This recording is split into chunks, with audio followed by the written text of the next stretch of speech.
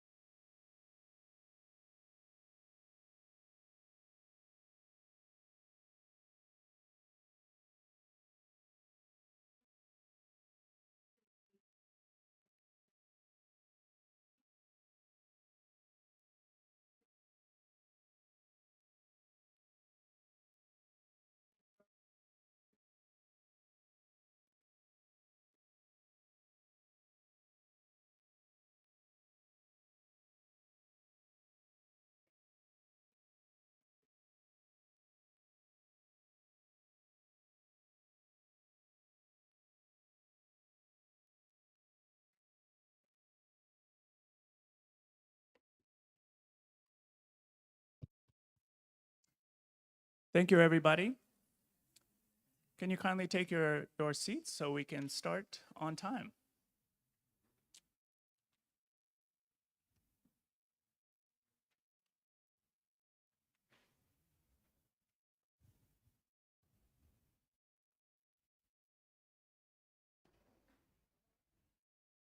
And good morning. Good morning and welcome.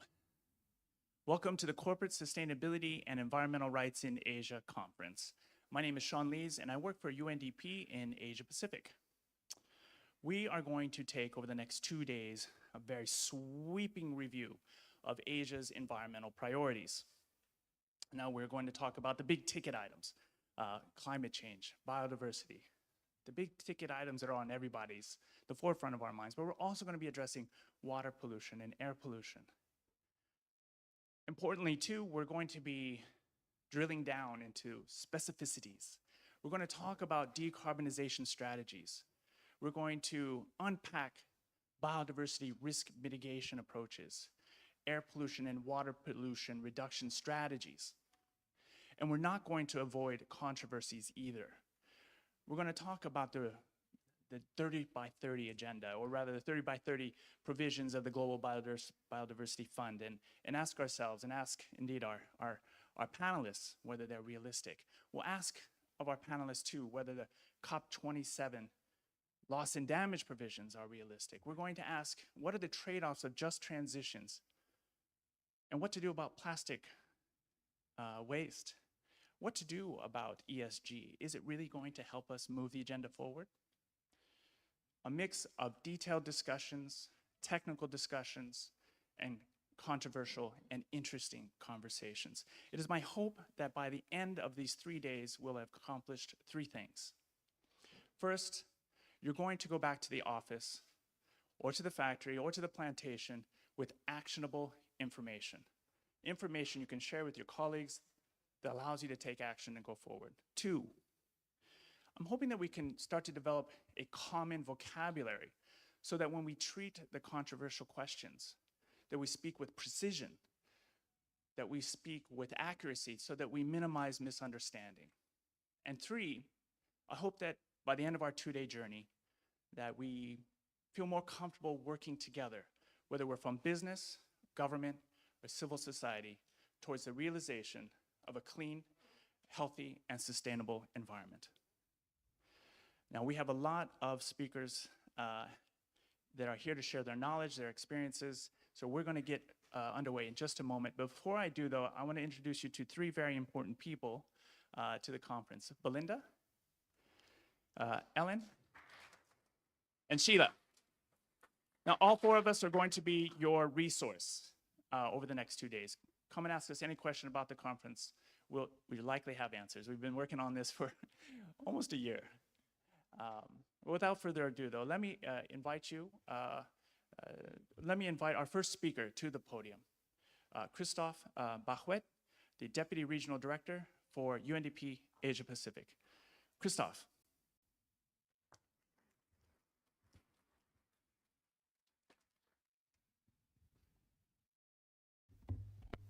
Thank you very much, Sean, distinguished representative from governments, the business community, development partners, civil society, academia, UN colleagues, ladies and gentlemen, very warm welcome to the opening of this conference, and many thanks on behalf of UNDP for attending the conference. Let me extend a special greeting to my co-opener, Dr. Dindo Campilan, the Regional Director of IUCN, and also Patricia Cameri-Botte, the Director of Law of UNEP. Very nice to have UNDP and UNEP together here today. Let me also greet the panel, and sorry, I'm not really facing you. Apologies for this. Let me just say that, for us, and as Sean mentioned, this is a very important milestone for us. It's actually part of a broader range of activity that UNDP has been developing with many partners in the area of business and human rights in Asia and the Pacific, with specific support from the European Union and the government of Sweden, which we really appreciate. And we've seen a lot of progress being made in many countries, starting with Southeast Asia, but then also South Asia in the area of business and human rights.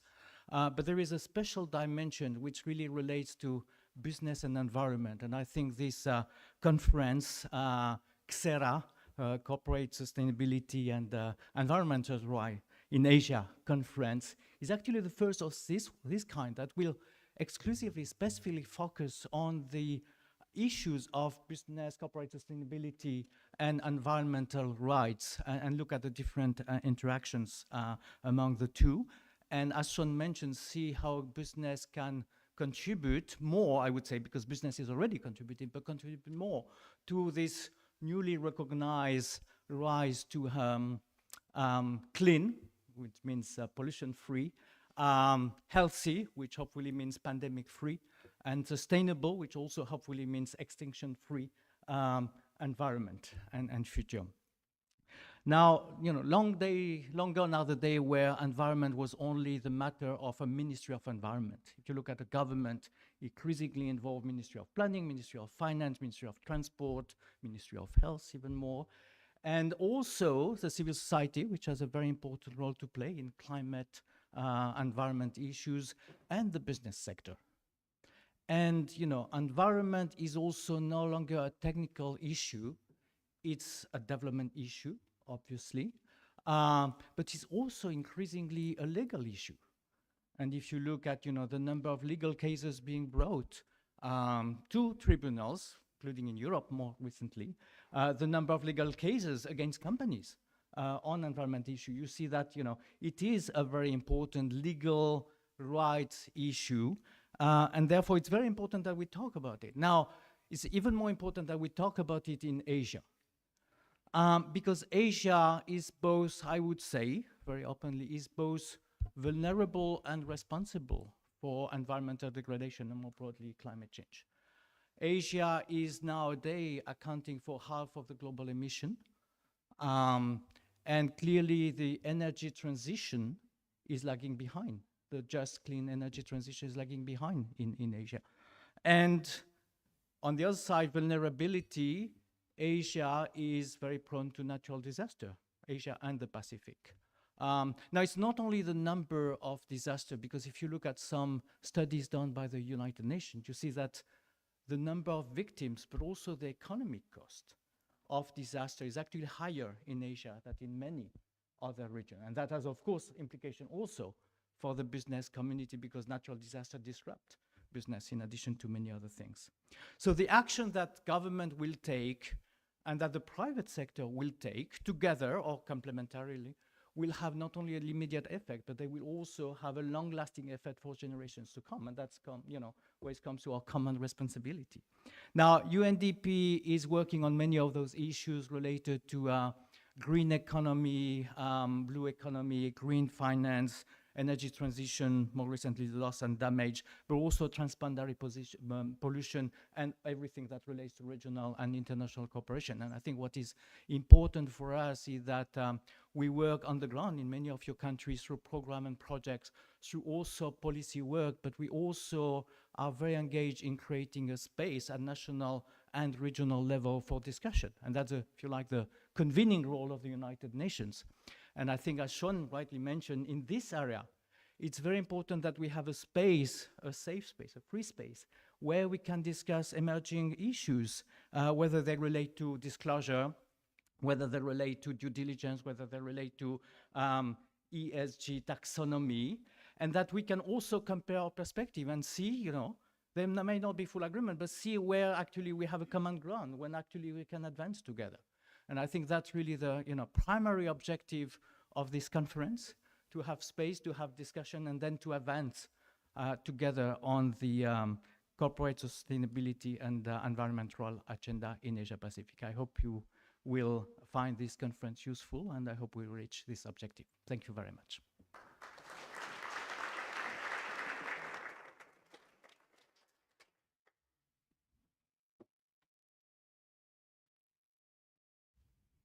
Thank you so much, Christophe. Now over to Dr. Dindo Kampilan, Regional Director for Asia and Hub Director for Oceania, International Union for the Conservation of Nature. It's a bit of a mouthful. Over to you, Dr. Dindo.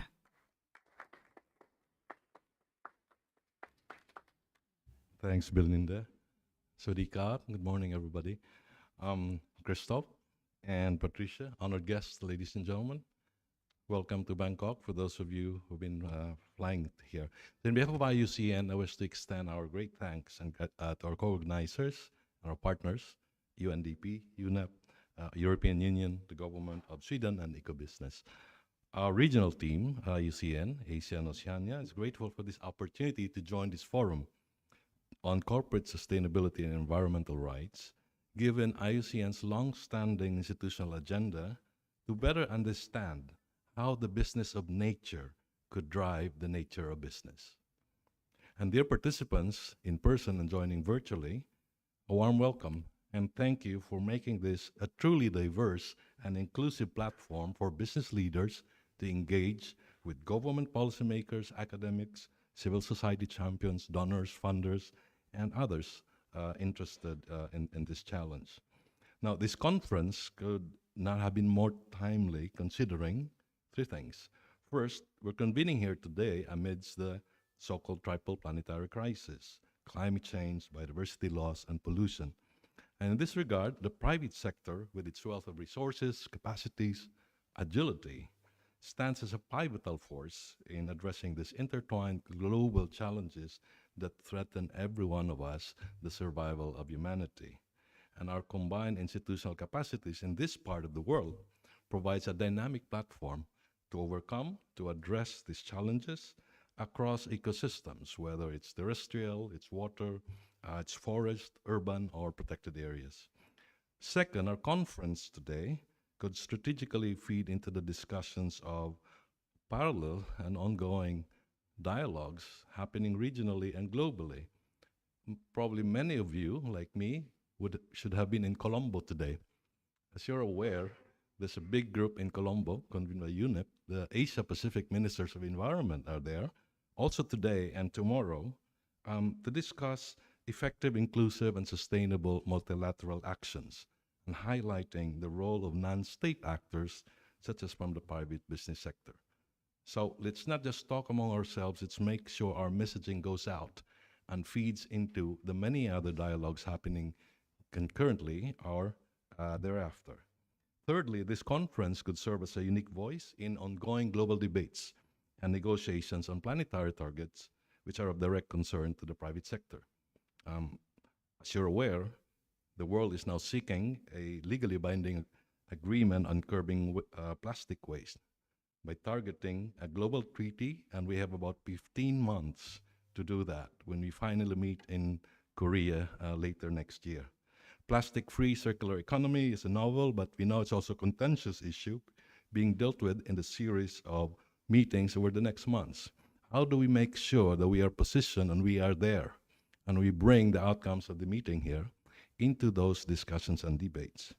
And of course, in a few weeks, the world gathers in Dubai for Climate COP28 in hopes of keeping the landmark Paris Climate Agreement alive.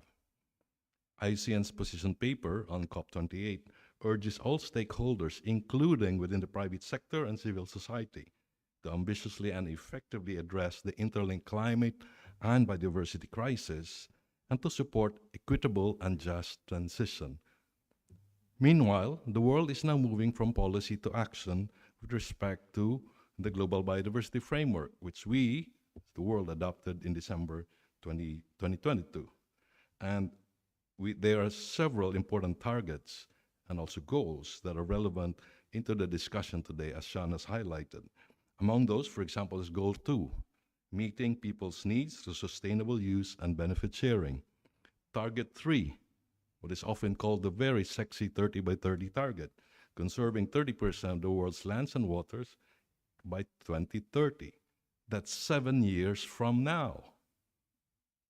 Let's all remember that. And this is most notable because these area-based targets go beyond protected areas. They include conserved areas, managed areas for other land use purposes, including those privately owned, such as from the business sector. That's a very big question overall, but I think that's something we could confront today. And also I'd like to draw attention to Target 19, mobilizing at least $200 billion by the year 2030, encouraging private sector to invest in biodiversity, including through impact funds and other instruments. At IUCN, we look back about 10 years ago when we launched our business engagement strategy, as we acknowledge the role of private sector in conserving nature and biodiversity. And since then, we have helped the world transform business practices across landscapes and seascapes. And there are many examples of these partnerships. I could just only cite 3: Toyota for Red List, Lacoste for Save Our Species, or Holcim on Green Building Standard, and maybe I would add Huawei for Tech for Nature initiative. And here in Asia, we have even more examples of that. I think in the last 5 years, We partnered with over 50 big companies, which resulted in impactful opportunities in program implementation, whether it's about biodiversity offsets, marine plastic pollution, biodiversity management plans, or nature-based solutions. And we will hear examples of this IUCN partnerships with my colleagues and partners around the room who will be sharing this in the various sessions. And of course, across the countries, we look forward to further growing our business engagement, whether in India with Hindustan Zinc Limited, or in Vietnam with NC Cement, in China with Ant Group, or here in Thailand with our Business for Biodiversity platform, led by the Toyota Group of companies.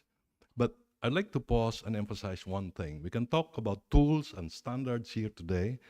I think as IUCN, what we have learned is that through all this, we have the continuing challenge of building mutual trust and shared value. Without this, all these talks about tools and instruments would be nothing and would not be sustainable. So what we'd like to highlight also today and in this meeting are examples of what IUCN would be showcasing in this meeting. The red list of ecosystems and threatened species, the green list standard of protected and conserved areas, integrated biodiversity assessment tool, or key biodiversity areas. I'm sure many of you are familiar with this IUCN global standards, but a prime initiative which you are sharing in this conference is not just to talk about this role that IUCN plays as a global standard setting organization. In fact, we are now building a more solid assurance scheme for credible claims, and starting with certification systems for nature-based solutions, NBS, and the Green List. And my colleague Lisa, somewhere in this room today, all the way from our headquarters in Geneva, who leads our global team for conservation management assurance, will be leading the IUCN delegation in this conference to elaborate on this.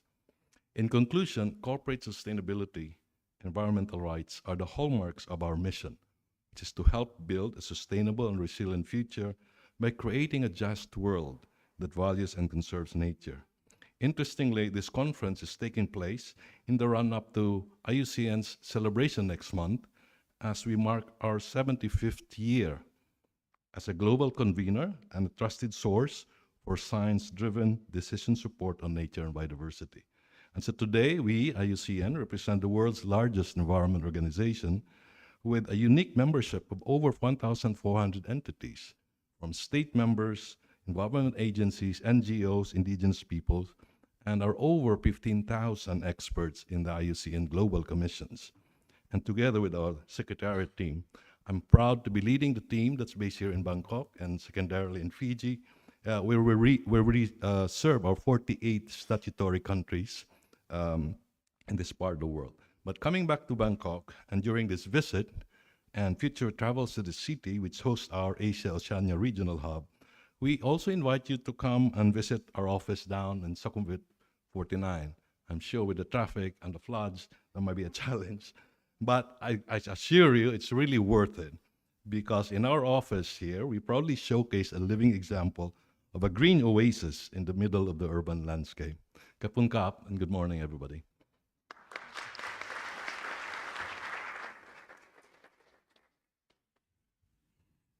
Thank you, Dindo. And I would like to quickly hand over to Ms. Patricia Kameri-Mbote, Director of the Law Division for UNEP. Over to you. Thanks, Brenda, Christophe, Dindo, colleagues, experts, and participants online and here. Good morning. I bring you greetings from Nairobi, and I'm really happy to be here. I extend my appreciation to our co-organizers, UNDP and IUCN, for partnering with us, and also the government of Sweden and the European Union for helping in organizing this very critical event. This conference provides us with a space for dialogue between representatives from the business sector, investors, policymakers, academia, and civil society on the role of businesses to promote and protect the right to a clean, healthy, and sustainable environment, which is a concern to all of us. It is no longer a question of whether businesses should be working on this. It is how we should work together in getting the right to a clean, healthy, and sustainable environment. As you are aware, the United Nations General Assembly concluded and adopted the resolution on the right to a clean, healthy, and sustainable environment in July 2022. And these followed a similar resolution by the Human Rights Council in 2021. And this was not the first time that governments were talking about the right to a clean, healthy, and sustainable environment, because about 156 states already have this right in their constitutions or national laws. And what this demonstrates is that countries are progressively becoming concerned to have strengthened environmental rule of law. And adopting rights-based approaches is critical for action to strengthen environmental rule of law and also to address the triple planetary crisis. We see more and more concerted efforts of nations to deal with environmental challenges that we face. And we've talked about the Global Biodiversity Framework, but I'm also happy to be talking right on the heels of the adoption of the Global Framework on Chemicals last week in Bonn. And also as the discussions by the ministers in Colombo, talking about sustained multilateral and networked inclusive multilateralism. This shows that we are all coming together and recognizing the need to come together to address the problems that we have. 2022 was the midpoint of the SDGs, and it was noted that only 14.4% progress had been achieved for all SDGs. And this, of course, affects groups that are vulnerable: women, children, indigenous people.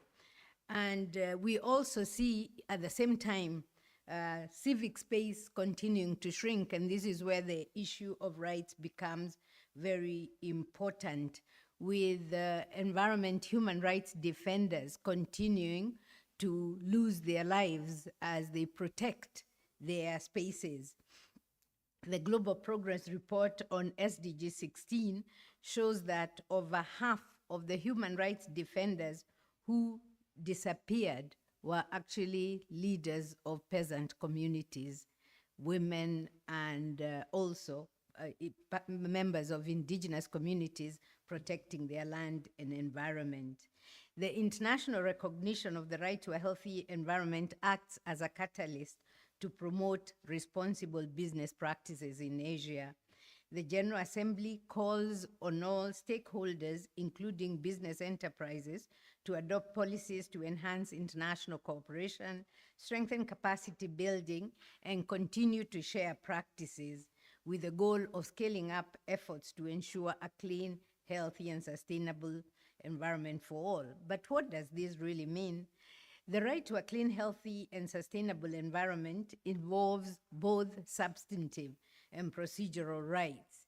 The UN Special Rapporteur on Human Rights and Environment outlined that the substantive elements include clean air, a safe climate, and access to safe water and adequate sanitation.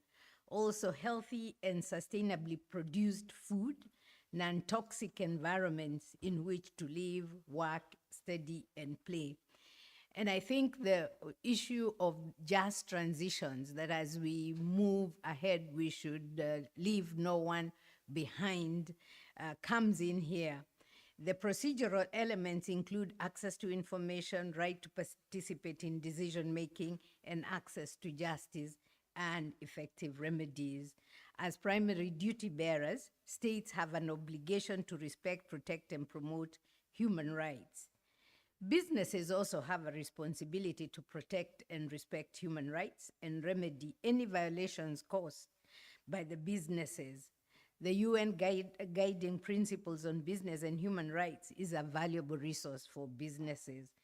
And businesses should actually provide access to information on environmentally impactful activities. I think the issue of environment with businesses shouldn't be conflictual. We shouldn't just be talking about litigation being brought against governments and against businesses. So while considering the situation, perspectives, and interests of groups, we must leave no one behind. Businesses should ensure that human and environmental rights are a fundamental part of their due diligence processes. Individuals and communities who are negatively affected by business operations should be empowered to raise their concerns and access remedies.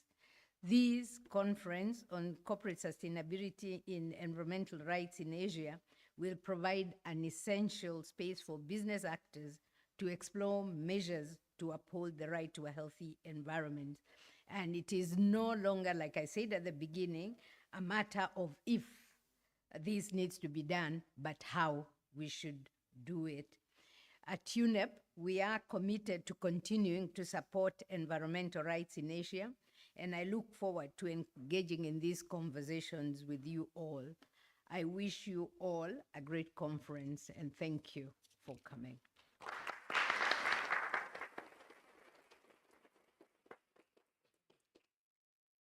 Thank you so much to Christophe, Dr. Dindo, and Patricia for those really, really remarkable opening remarks. I think it set the tone for the conference, and I think a task for all of us as we see the grandeur of what we have to unpack.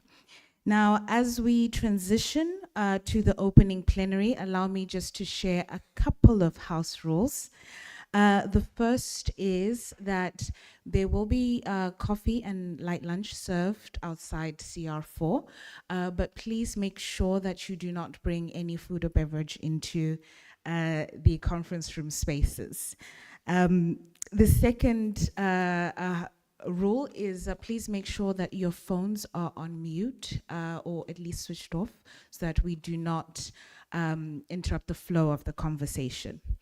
Now, with that out of the way, I'm happy to introduce Livio Sarandrea, our Global Advisor on Business and Human Rights and moderator for the opening plenary, aptly entitled, The Role of Business and the Right to a Clean, Healthy, and Sustainable Environment. Over to you, Livio. Thank you, Belinda, and a very warm welcome to all the participants and indeed to the speakers to this first session of SERA. Dear participants, the evidence is irrefutable. Climate change-induced environmental change, degradation, and biodiversity loss are no longer future threats. They are already upon us.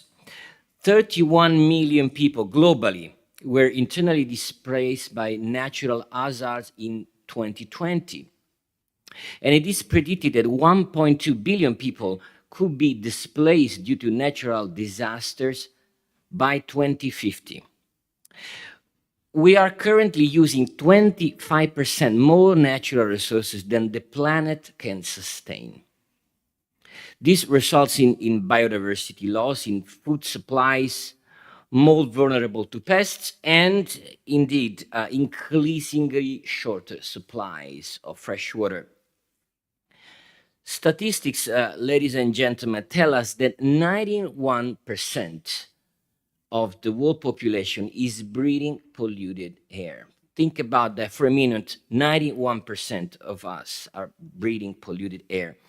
And according to WHO, each year, air pollution is responsible for nearly 7 million of deaths around the globe.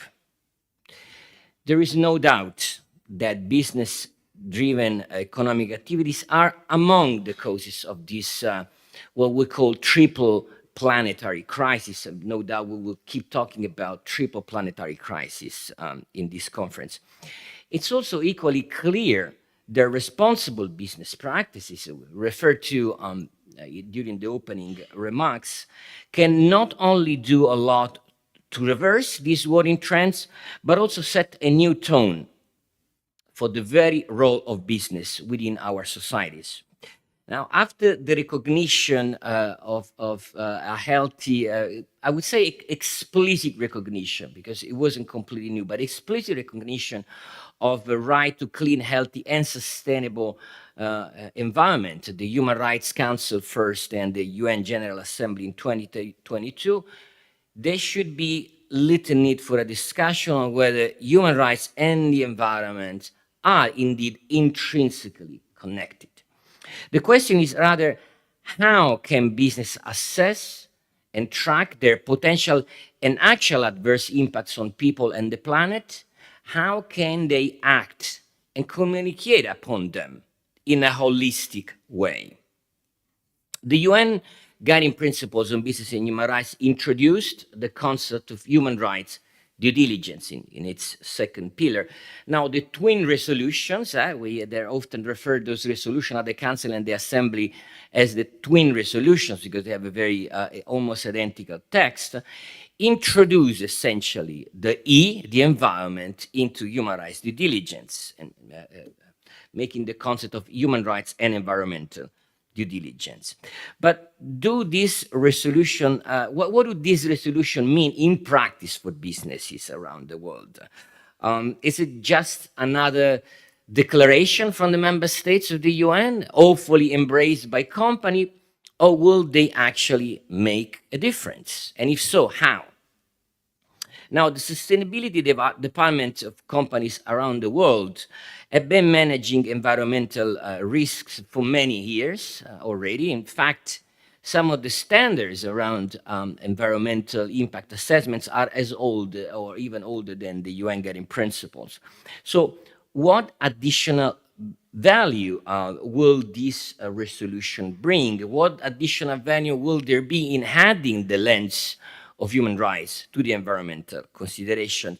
And perhaps more importantly, what should corporate governance for integrated human rights and environmental due diligence look like?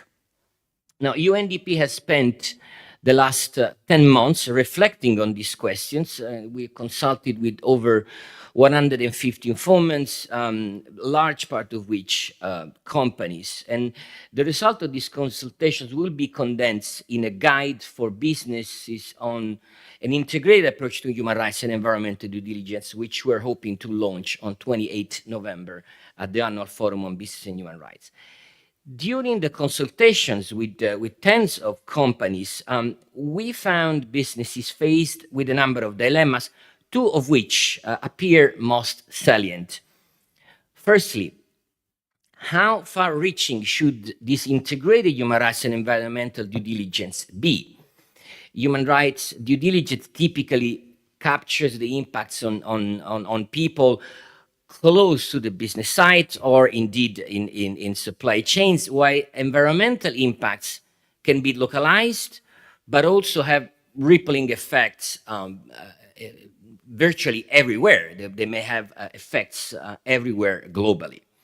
Secondly, the companies we spoke to are having challenges in identifying the affected right holders that they had to engage with. And here again, the environmental lens complicates the life of companies in a way, because environmental impacts can result, again, in impacts miles, tens of thousands of miles away. Some of the businesses we engaged with asked us, does human rights and environmental due diligence expect us, for example, to fly to the Pacific to consult coastal communities affected by the sea level rise? So again, a complex, an even more complex task for companies than human rights due diligence. Now, allow me today to expand this conversation to all of you, to the participants. I very much hope to engage with the participants after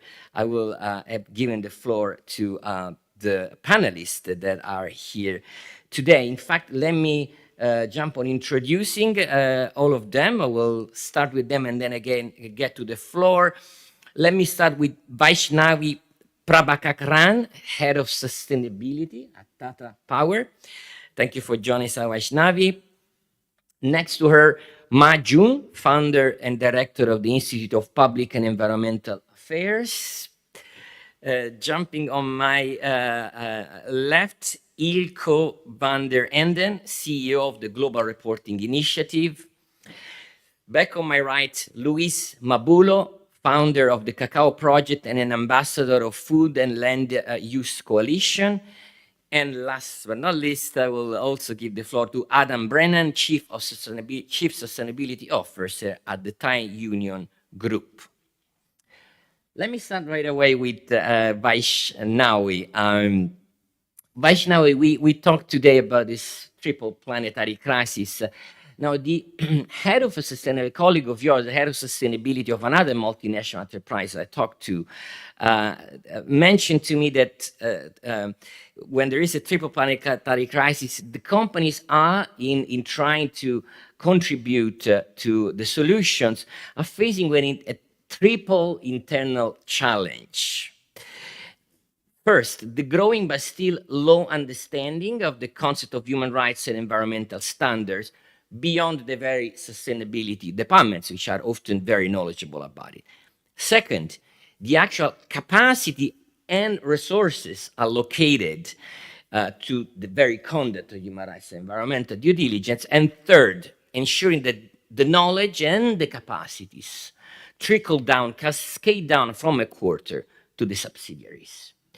What do you think about these statements? Would you agree? And how does Tata Power approach this challenge? Over to you, Vaishnavi.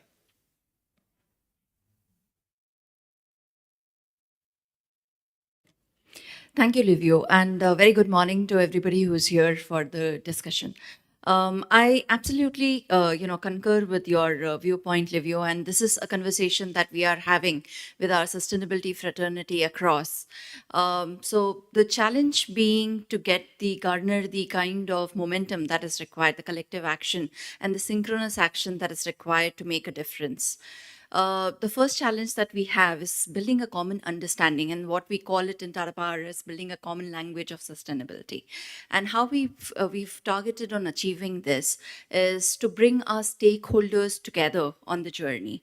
So there are some unique examples, and some of them that I would like to state is all our employees are part of something called a climate crew. So they are themselves taking the ownership on being change makers within the organization and beyond in the sustainability journey. We have 2,000 plus change makers who are working on this. We go beyond into the community. So we work with the school children who undertake the role of reverse parenting within society and within their own areas of influence. This is Club Energy, and that has also allowed us to extend our reach into 16 different states within the country, over 533 schools, and this is a decade-long property that we've been running. The second question that you asked about is on resource planning. I think there are two aspects that are important and which have benefited us. One is to bring alignment to global standards. So the Sustainable Development Goals form a bedrock to how we see sustainability performance within the organization. There are 70 plus KPIs, and this form, the bedrock of the conversations that are taken up. Other than that, I think sustainability needs to be an essential part of the strategy planning cycle. So these conversations happen both bottom up and top down. So during the strategy planning cycle, the issues that are being faced by each of the business entities are brought up, and power sector is right in the middle of this raging debate. So for us, sustainability is no longer an option, but a responsibility that we take very seriously. So there are all the issues that are brought forward, and then there's resource planning, which is absolutely critical to the success of any of these initiatives, is therefore enabled because it gets leadership attention and at the right time in the cycle of discussions that is there. So the annual business plan, therefore, is able to have both the people resources and the monetary resources that is required to drive successful implementation. The third is to, extend the reach. So we have used digital platforms, AI-based digital platforms, to make sustainability fun. It doesn't really have to be a doom doomsday scenario conversation always. So, we believe doing little things every day leads to large impacts. So we have used fun training sessions. We encourage our stakeholders to, take pledges, and we have a leaderboard, which, kind of makes it more competitive, but yet, solution oriented. The last but not the least is to make our leaders role models. So we take volunteering very, very seriously. And, our leaders, therefore, are, very key to the success of the sustainability journey. We have within the Tata Group Project Olingana, which is embracing sustainability, which allows us to have clear direction setting. Thank you, Vaishnavi. So a common language of sustainability is what I believe Sean was making reference at the beginning as one of the objectives for us. And indeed, integrating sustainability in the strategic planning cycle. I like the fact that you made reference to the leadership. Let me stay with you on that one more minute, because I think this is key within a company to instill a new language, and indeed to ensure that the sustainability is part of strategic planning cycle. What are any advice you can give to other colleagues of yours in other companies to instill that knowledge, that interest in the leadership, to have the CEOs, to have the boards leading on that? Do you have any suggestion that you would like to share on how you have been successful in that? 1 minute. Yeah. So I think the first aspect that has worked for us is to shift the conversation to opportunities and not only the risks.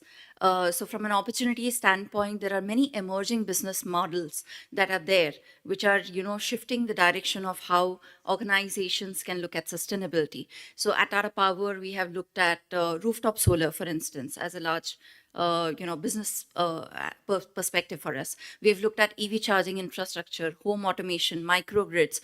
So when you shift the conversation to opportunities and what the business can gain from sustainability, I think that really captures the leadership attention. The second is to create more opportunities for conversations with thought leaders, because sustainability is a journey which cannot be, traversed alone. And, when various stakeholders combine their efforts, whether it is for resource planning, whether it is for taking nature-based solutions, then it really works well. And there, the commitments to SBTi, TCFD, TNFD, etc., that requires leadership to be part of the journey. The third is to bring a very, very strong framework for monitoring, and this, looks at not just the asset-based risk models, but also the transition risks. And so these three perspectives, I believe, have worked very well to get the leadership attention on the journey of sustainability. Thank you, Vaishnavi. Let me now turn on your left to Majun. Majun, you are a star of the environmental movement in your country, and in fact, beyond. You're quite popular in my own country as well. You've been tackling water pollution, air pollution, soil pollution. You did all this, you've been doing this for 25 years, perhaps even more, without that explicit recognition of right to healthy, clean and sustainable environment. So what difference you think will this explicit recognition make for activists like you? Thank you, Livio. It's such a pleasure, such an honor to be invited to speak at the conference. And I wish I were a star and had the star power to motivate and mobilize. And I wish, more than 25 years ago, we had that, we could have this resolution already upheld at that time, but we did not. So when I, at that time, thinking about how to address our environmental problem, how to help hundreds of millions exposed to polluted air, water, and how, sometimes in a very explicit way, sometimes close to their, in extreme cases, deathbed, and to think about how to defend the rights, how to I'm thinking about, eventually put it into a book called Citizen and Environment. And the first part is, as many of my fellow environmentalists, we believe environmental rights is integral part of the human rights.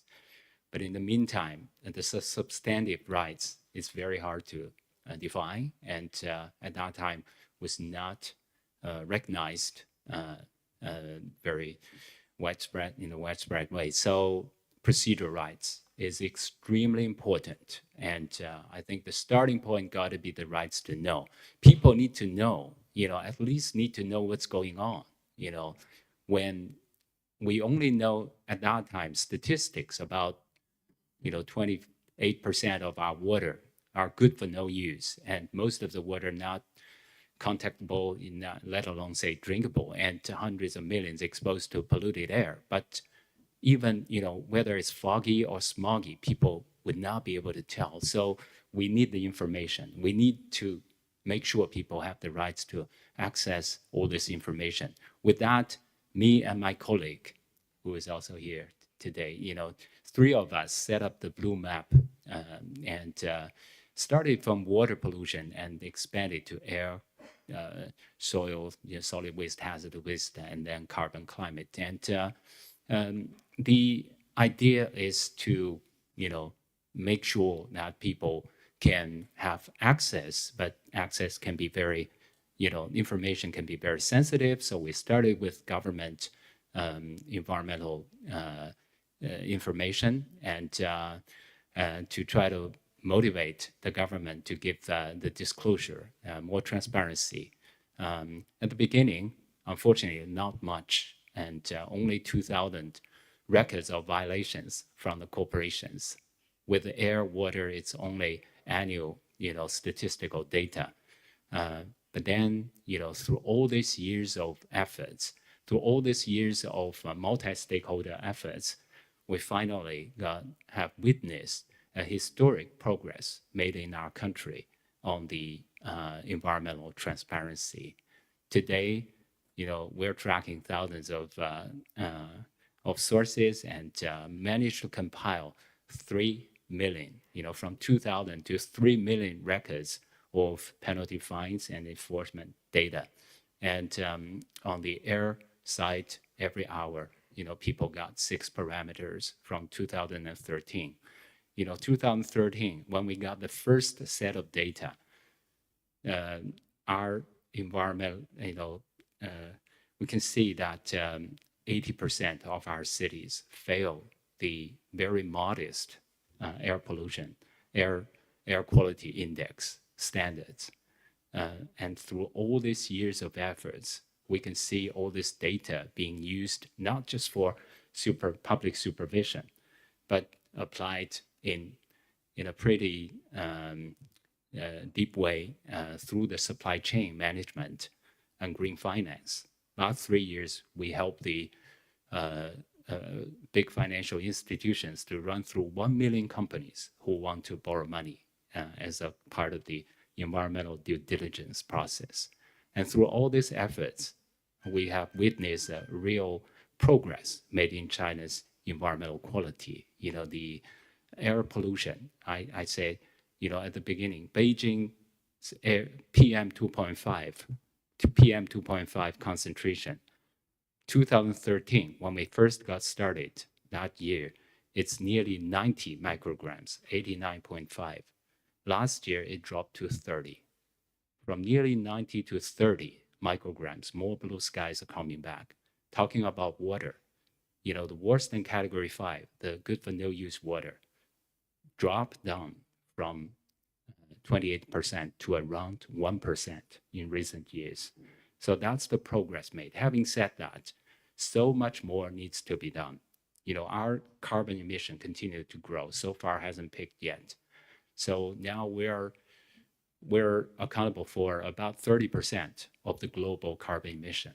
So how to make a deep cut of the 12 billion tons of carbon dioxide and then completely neutralize that before 2060, that's our challenge. And I trust that this resolution is going to be extremely important, because all of this are based on these rights. If we had the explicit rights earlier, then it would save us a lot more efforts, because we need to go, in many cases, in a very indirect way to try to approach the issue. For example, to go through those who care, who voluntarily adopt this principle, earlier. The reason we approach the supply chain, green supply chain, is because many of the companies simply would not recognize many of the polluters. So we approach those, we engage with those big brands who proclaim that they voluntarily adopt this, but in fact, in the vast and complicated supply chain, much of the pollution and infringement upon people's communities' rights have not been addressed.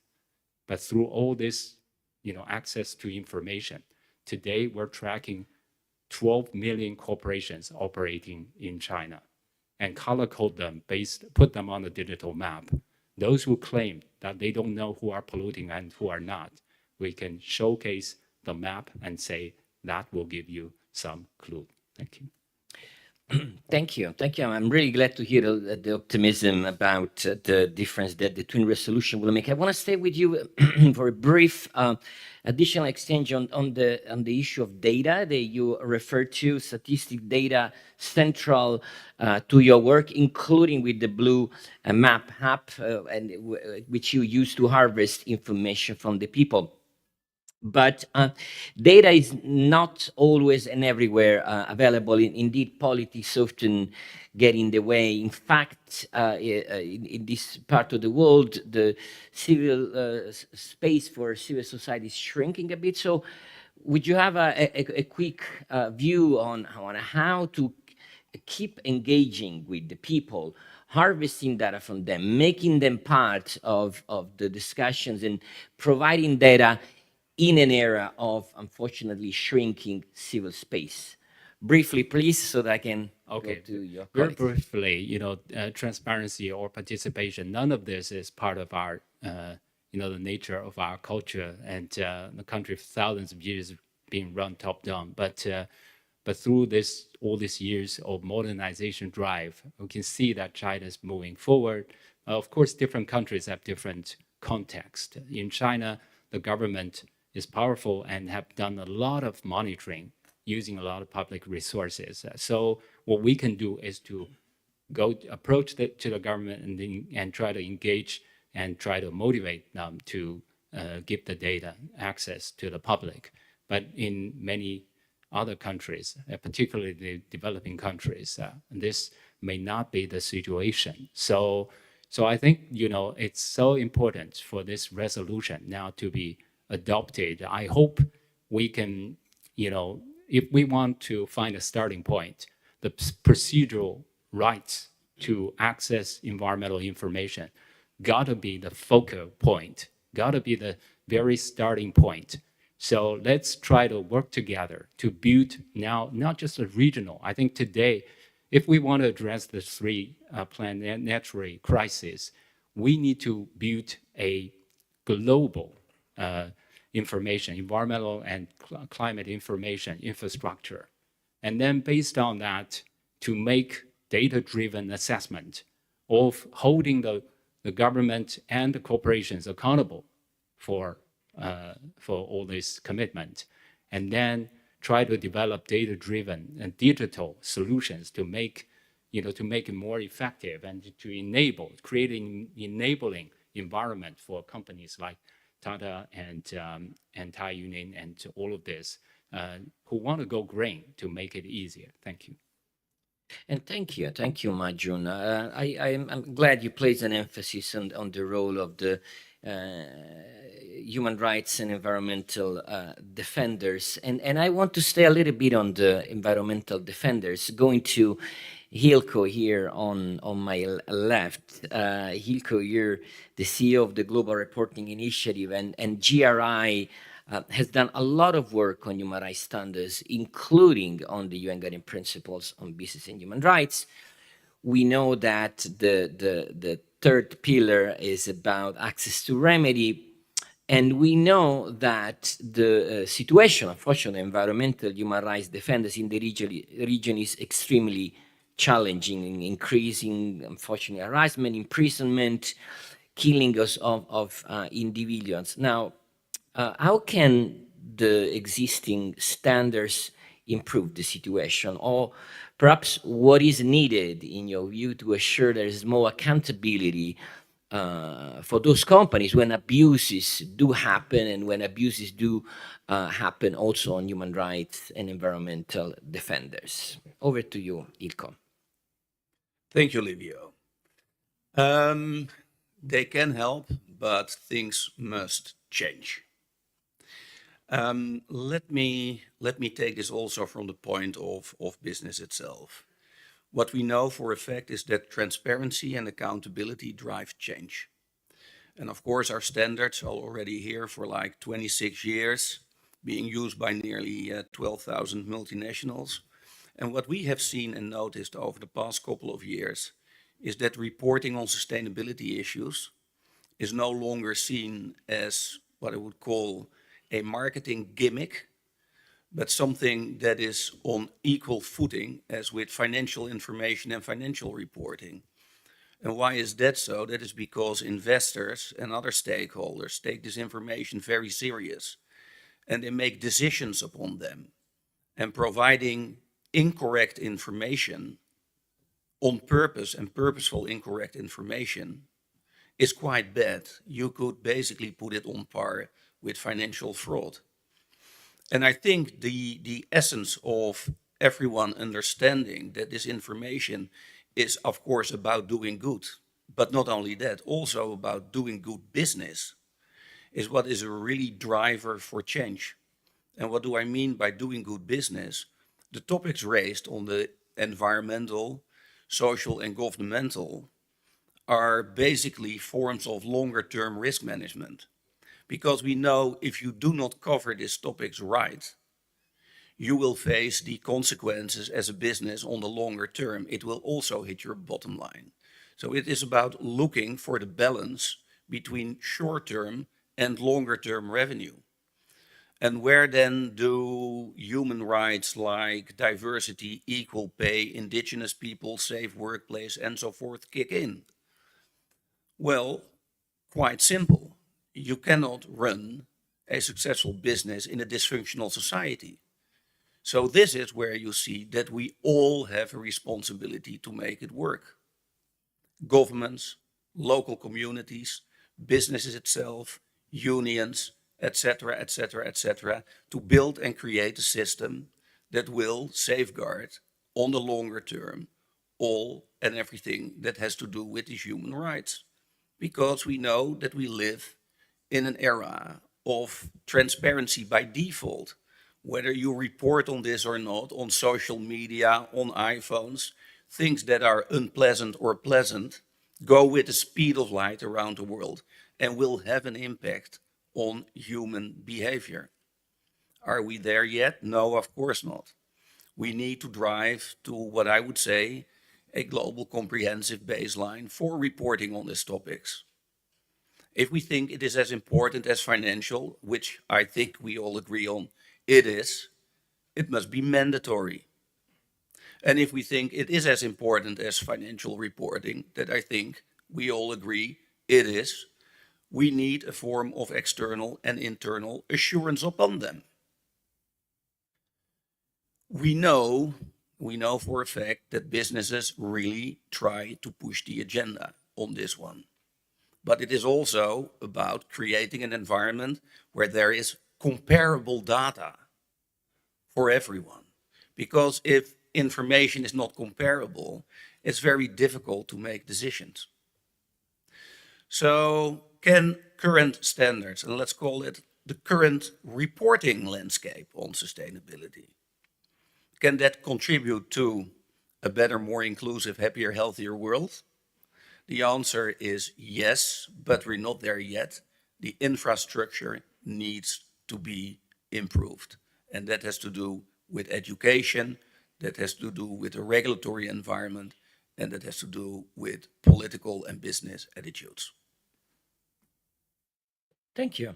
Thank you, Ilko. You have actually made a few points that I will want to discuss also with the next panelist. You made reference very appropriately, I think, Ilko, to the importance of doing good business. And one case that I run into recently doing some research, one instance of good business is the Cacao project that Luis here on my right initiated. So I'd like to ask her to comment on the importance of doing good business and doing that by engaging with the people that eventually are also the beneficiaries. So Luis, you are a chef, also a TV personality.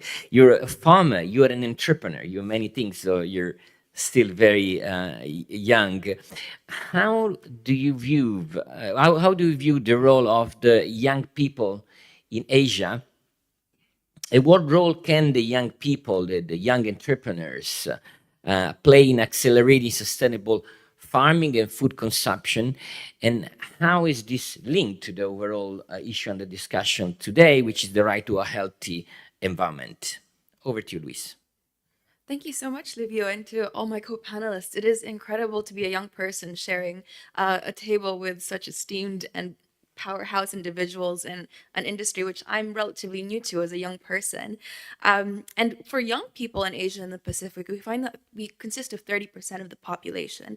And we have the ability to drive consumer demand and create market trends that would normalize sustainability. We have the ability to make these normative behavior on, say, fresh seasonal food, on making things more mainstream that are delicious, that are good for the environment, that are healthy. And we also have the ability to represent and lead innovations. In my line of work, I've led the Cacao Project, which engages with over 200 farmers in my rural municipality to help them build their own MSMEs. But beyond that, I've also worked very closely here in Bangkok with the UNEP, UNICEF, and OHCHR office to help build a principle and policy guidance on children's rights to a healthy, safe, and clean environment. And I think that's really important because young people are very representative of the population. But we're also set to inherit future generations worth of the impacts and externalities of this polycrisis that we're facing. And so we've heard a lot of the issues around our polycrisis, the triple planetary crisis, whether it's plastic pollution, whether it's the impacts of our individual behaviors or even corporate behavior on our planet. But we don't have, as you mentioned, the infrastructure yet that we need to build the right frameworks to actually solve them. So my generation comes in with these innovative solutions because we have the ability to build up capacities, upscale innovations, and maybe really reimagine practices.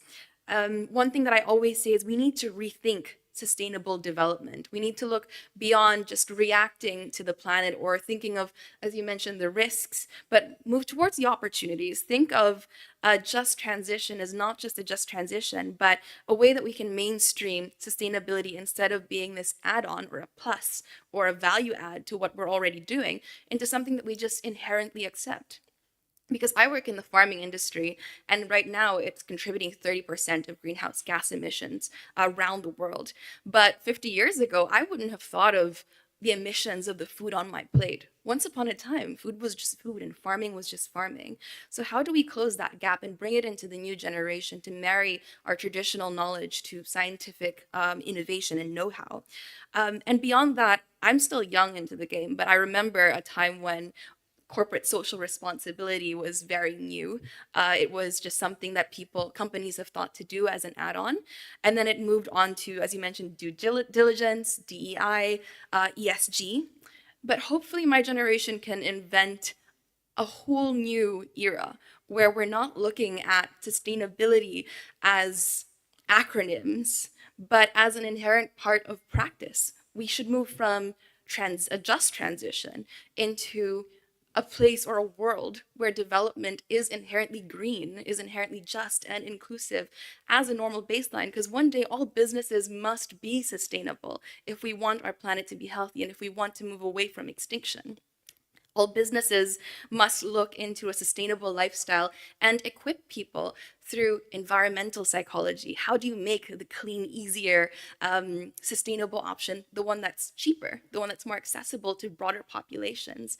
And I think my generation is the one that's driving the demand for that on social media through climate action movements and through our own innovations, whether that's youth-led interventions in policy spaces, such as the upcoming COPs with their youth pavilion, or even in their own initiatives like what I've done in my hometown, where we're working with our elderly farmers to bring their knowledge and their products into the mainstream through design thinking and through modernizing all of these different ideas that have existed in rural communities.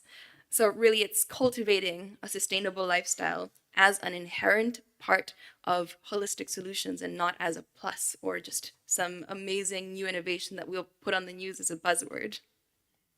Thank you, Louisa. I love you. Very inspiring, everything that you said. And indeed, I would recommend everyone to look even more in depth into what Louisa has been doing. Very, very inspiring. I love your optimism, your energy, your proactivity, your optimism. Is lovely to see that, especially coming from youth. I want to stay on the youth a little bit more and the role of consumers. I think consumers, and I think Ilko was making reference today when he said we're living in an era of transparency by default.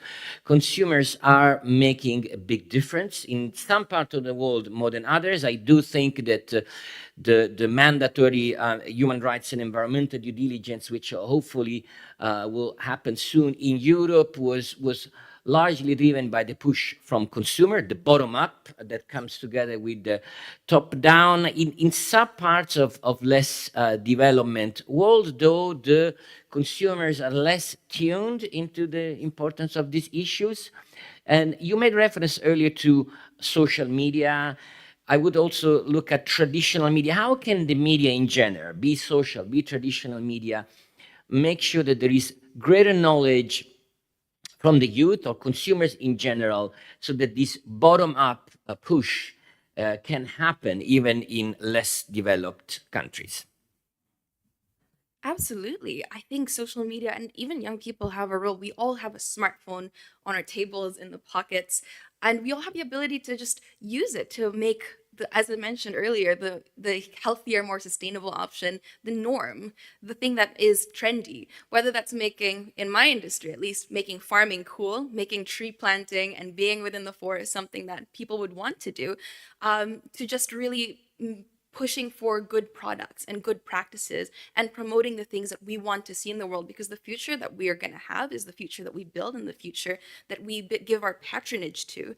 I recently did a documentary with National Geographic, and it was called Diet versus Planet. And oftentimes as a consumer, we're so far removed from what we see on the production side, from what we see on the corporation side.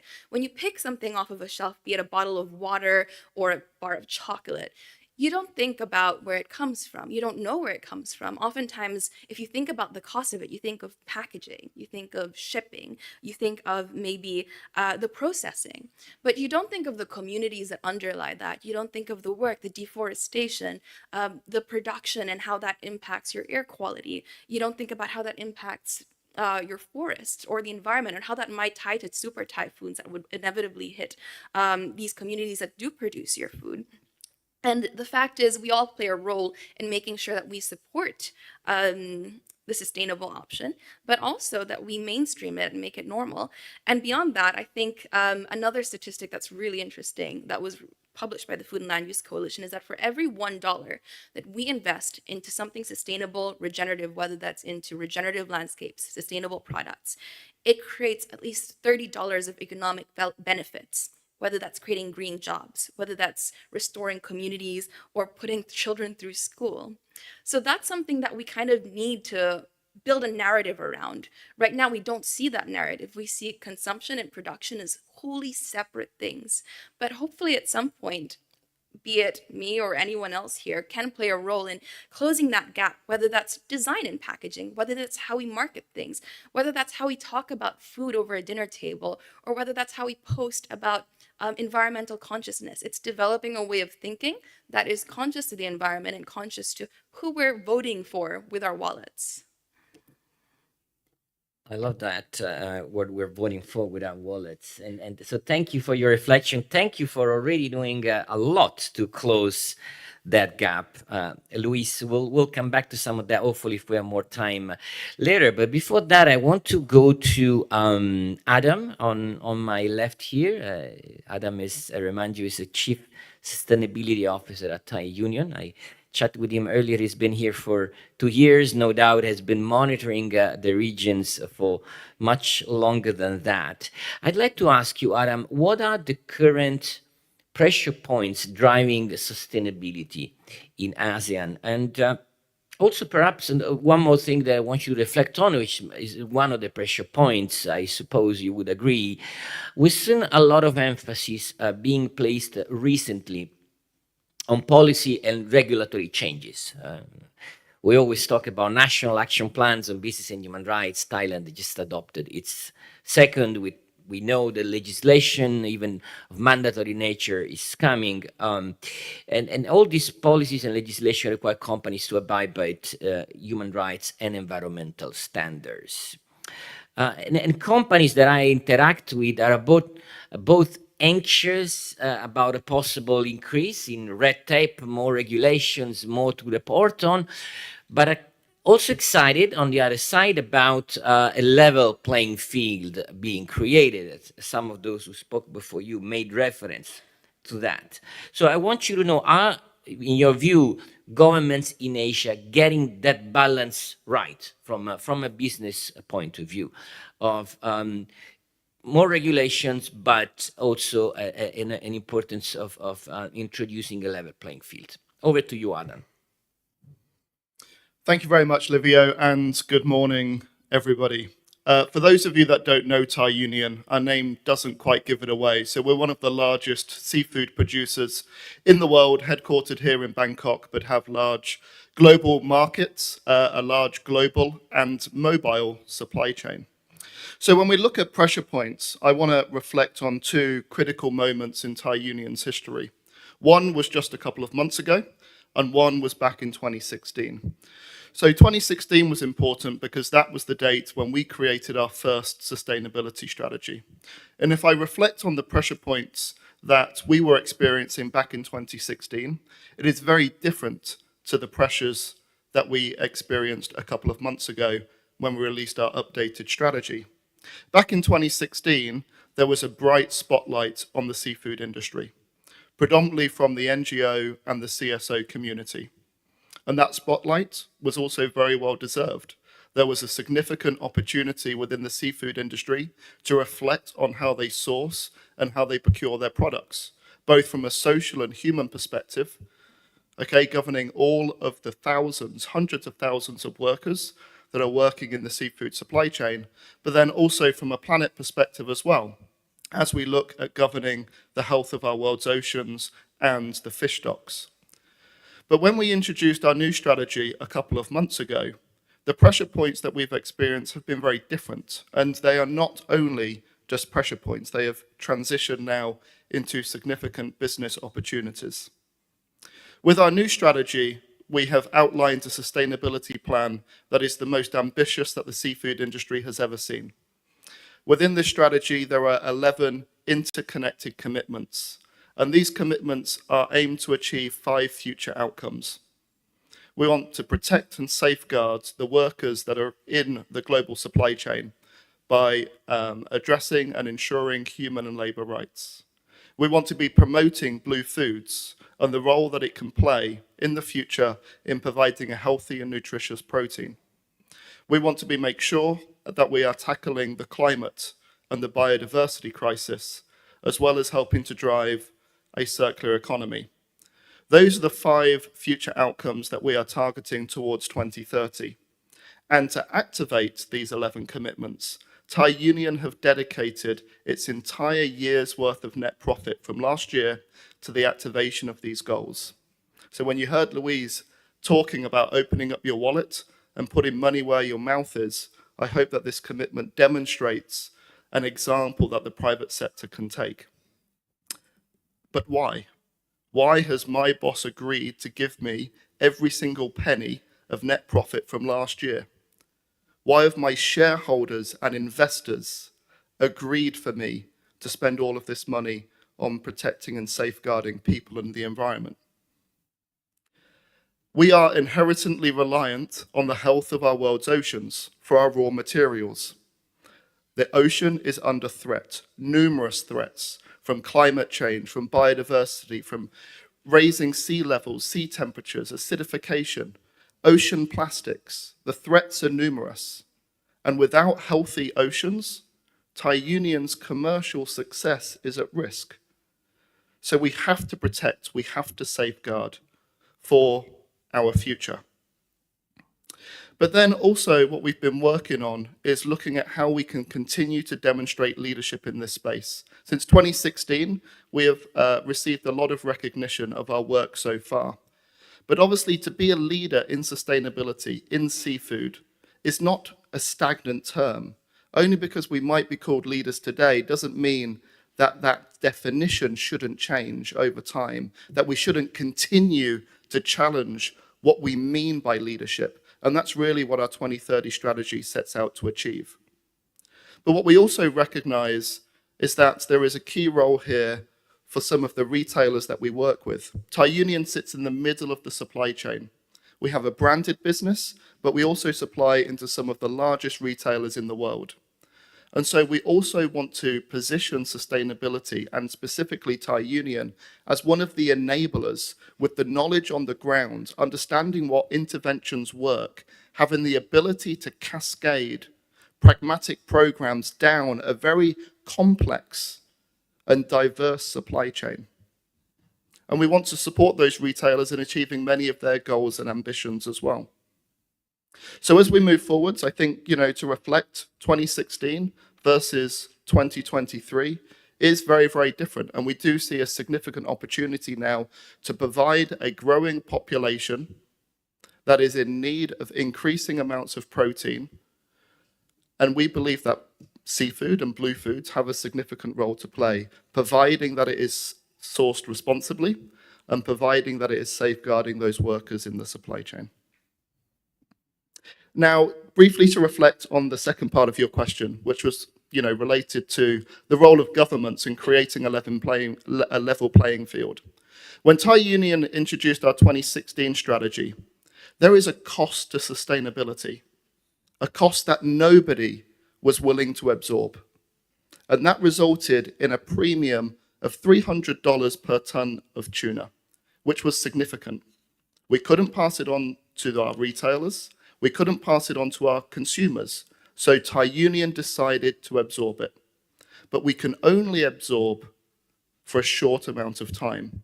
We have to create a level playing field. We are happy to demonstrate what leadership looks like. We are happy to talk about what works in the supply chain and what doesn't work in the supply chain. But we need to level up the industry. And we really have a three-pronged approach in doing that. The first is working with our competitors on a pre-competitive basis to share best practices, to demonstrate what works, to talk openly about what doesn't work, so that we can move collectively towards a better industry. We also work with our customers to demonstrate what best practice looks like. These retailers have the ability and a huge amount of leverage to cascade requirements down their global supply chains. We interact with our customers every day to talk about what we should be doing, what we can be doing, and what we need to stop doing. And so today, that premium that I spoke about has more or less become licensed to operate through those two multi-pronged approaches, but then also the increasing strength of policy and regulations, specifically in what we call the regional fishery management organizations. So pre-competitive collaboration, engagement with customers and their global supply chains, and then also working with governments to increase policies and regulations. And I was just at I was just in New York a few weeks ago, alongside the UN General Assembly, where we were talking about the role of the ocean, right? The ocean has the ability to play a role in decarbonization. The latest report shows that 47% of the annual emission reductions needed by 2050 can be played by the ocean. Okay, this is a new report from last week from the high-level champions on the ocean stewardship. Yet, SDG 14 is the least funded of all of the SDGs. So we all have a responsibility in this room to understand our interactions with the ocean and to recognize the role that it has to play in our future.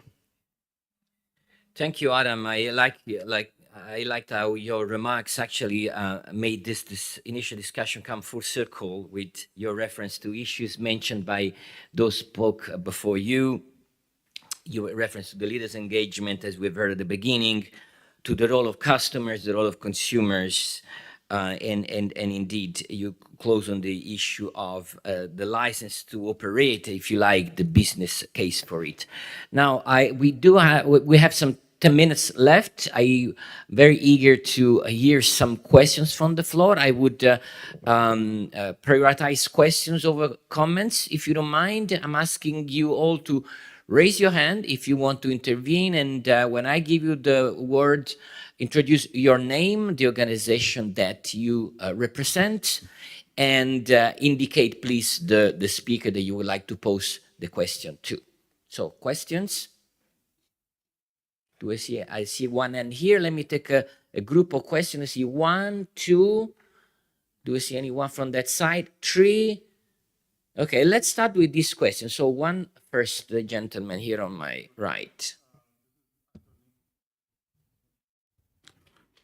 Good morning. This is Attorney Manish Jadhav, representing United for Human Rights and its mission's journey towards sustainable development, which is beyond 2030. My question is to Louis, that you have been working with Cocoa Project for so long, and how individuals can put efforts, how individuals we can create sustainability awareness among the individuals at grassroots levels, which can come from grassroots to up. And it will be the need. Sustainability won't be a word of fashion, but a need which have been felt. Unless and until there is a need created, we cannot get a ultimate goal being successful. So what do you think? Let me take the 3 questions and then come back to all of you. There was a question down there, if I'm not wrong, right? The second question there, then the third, then I've seen 2 more. Let's see if we can take a group of 5. The one down there, please. So my question to Adam and Louise, maybe. I'm curious, what does, I'm Dharna Nepal. I am from academia. I'm a PhD, I'm doing my PhD, so lots of questions. What does sustainability mean in a world where there is a lot more pressure to produce, because you have to keep producing more to sustain? And what does sustainability mean in that context? And especially in an industry, seafood industry. Is there ever a discussion that we cannot grow or produce at this scale? Is there ever a discussion about, we need to scale down production, or, that business as usual is not going to work? Thank you.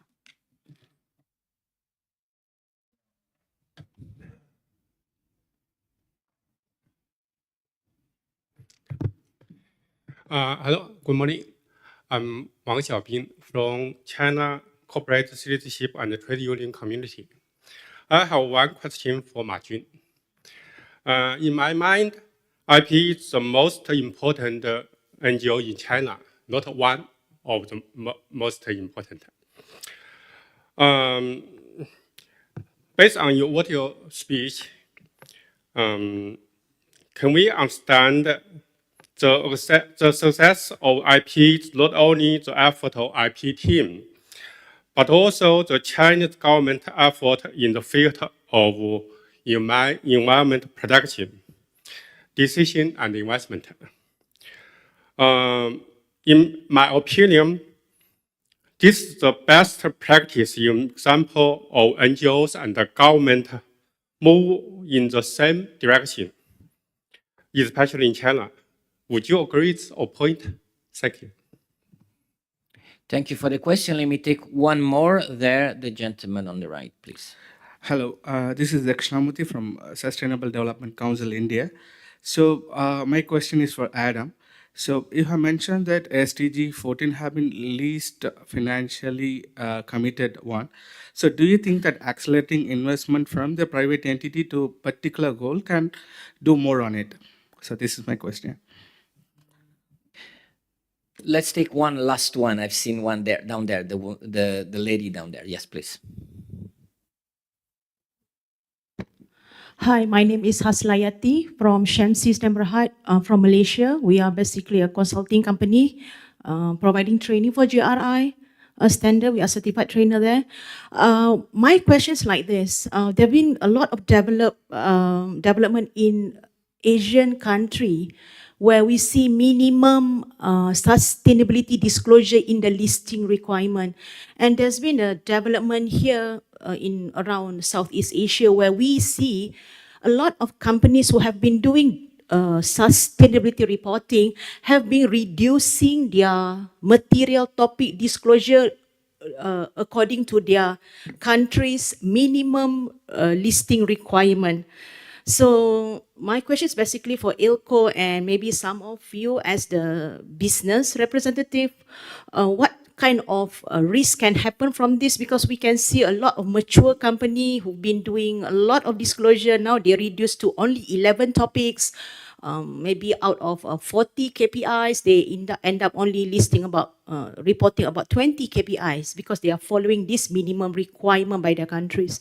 I see it as a risk because now you can no longer compare, but I would like to know what the panel advice and maybe opinion about this. Thank you. Thank you for all the questions. We have a very few minutes left, many very interesting questions, so I'll ask those that respond to be telegraphic. I'm sure you will make it. You have noted the questions that were posed to you. Let me start with the last questions and give the floor to Ilko and then Vaishnavi and then Luis, Adam, and Majun. I will ask you to close. So Ilko. The answer lies in a question, unfortunately. If you engage with business that, for example, currently reports under GRI, they have a good reason for doing so, to report wider on sustainability. So if in a certain country sustainability reporting is introduced that contains far less than GRI, and that would be the reason for a business to stop reporting GRI and only using the minimum requirement in that country, you may ask why. What was your initial idea and drive to report wider for a multi-stakeholder audience? And is it the legal minimum that is now driving your sustainability strategy and your risk management strategy? If I would be an investor, I would ask very serious questions about that one in a shareholders meeting. Thank you, Ilko. Vaishnavi, please. Yeah, so I think, it is important to acknowledge that sustainability disclosures are a mirror first and a window later. So organizations which have imbibed sustainability into their thought process, they therefore look at sustainability disclosures as an opportunity than anything else. I think, when you're on the journey and we've been aligned to GRI standards, we've looked at integrated reporting, and in India, we have business responsibility and sustainability reporting. We have been ahead of the curve, and that has allowed us an opportunity to identify areas of improvement and take that as a feedback into what we've been doing. So I believe it is very strongly entrenched in the ethos of the organization on how they approach sustainability disclosures. Thank you. Luis. Certainly. So I'll answer the first two questions that were posed. And the first one is about grassroots knowledge and kind of communicating climate change and environmentalism to smaller communities and smallholder farmers. One thing I've noticed is that, for example, the word climate change doesn't exist in my language. We don't have the word sustainability. But when you speak to the farmers, what they understand is delayed harvests, droughts, typhoons, and they know what that is. They know that we're seeing less harvests in our soils because of unsustainable production. And we need to communicate it in a way that is based around rural knowledge systems, that we can do something about it, and whether that's planting better, diversification, or even land stewardship. And doing that for your children and for future generations is something that strikes to the heart of every community and everyone can resonate with. And on the second point, looking at, I think it was the pressure to produce. What is the definition of sustainability in a world that is designed differently? Because inherently the system was not designed for sustainability. Food systems, its ultimate goal is trade. And what we need to look at now is how we can localize these systems and build food sovereignty within communities, which is the objective of my initiative. And many initiatives around the world are looking at it. It was highlighted in the pandemic with COVID-19 and lockdown borders that we needed to start localizing systems. But beyond that, we also have to look critically at how we're producing. Right now, we're extracting. When we farm things, we're taking out nitrogen from the soil, we're releasing carbon dioxide. But now we're trying to pilot or even just bring forward regenerative agriculture. How can we start producing in a way that stores carbon in soil, that can sequester carbon and help cool the planet just a little bit? So it's really finding ways that we change the narrative and the way we look at production systems in the first place and the way that it's structured in our respective communities around the world. Thank you, Luis. Adam.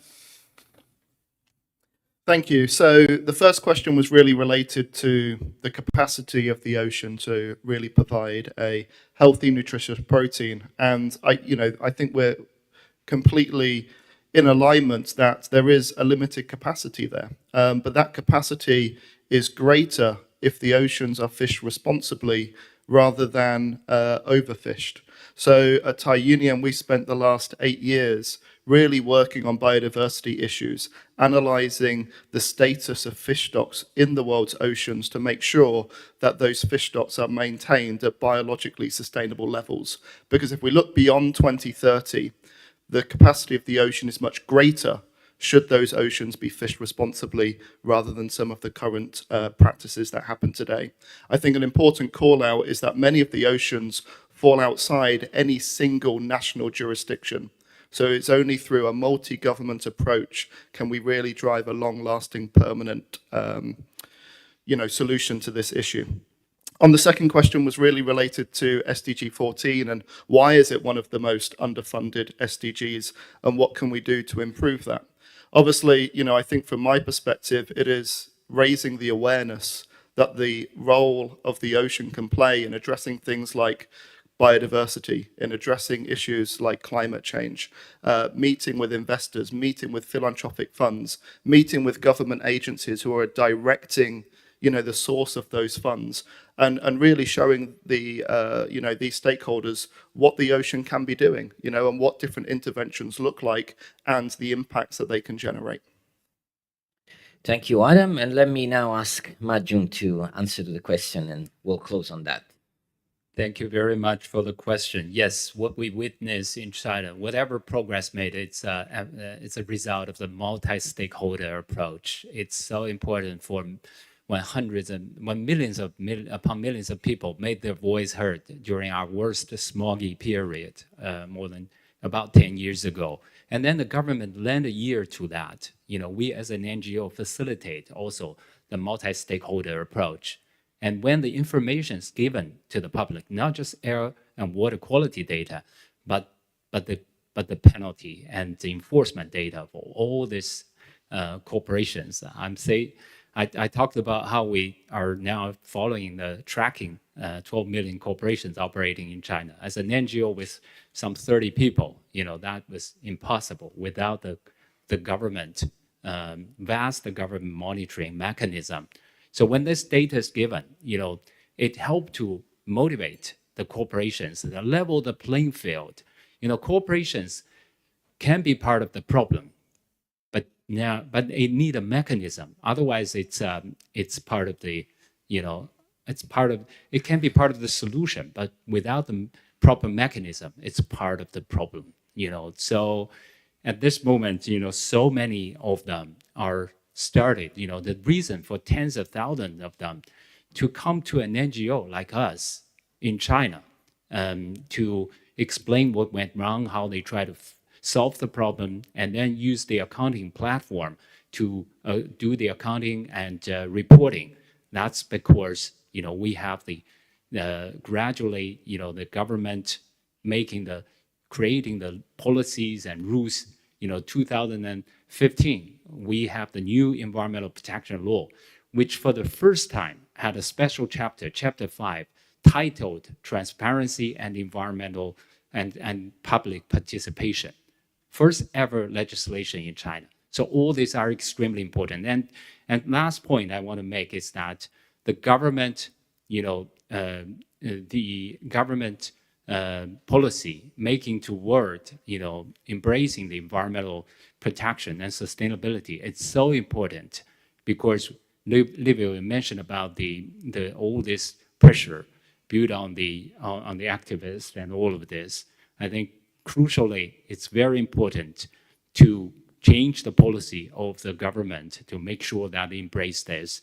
And when they started doing that, it's just not just making it easier, and less risky for the activists, but also provide all this infrastructure that can hugely enhance the efficiency. Today, we mentioned several times about the 30-30, commitment on biodiversity.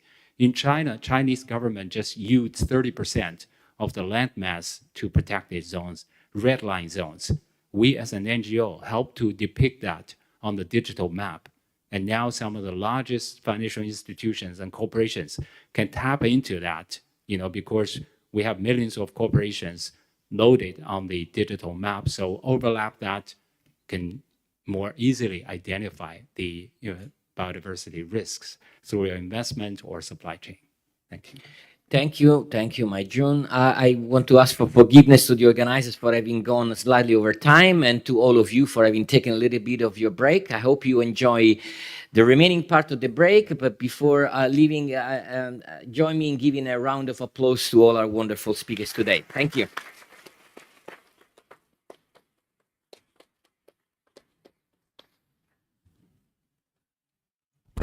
Thank you so much, Livio, and thank you so much to the speakers for a great session. Just a quick note, please feel free to have coffee just outside, and please be back either in conference room 3, this room, for the clean air session, or conference room 4 for the just transition session. Thank you.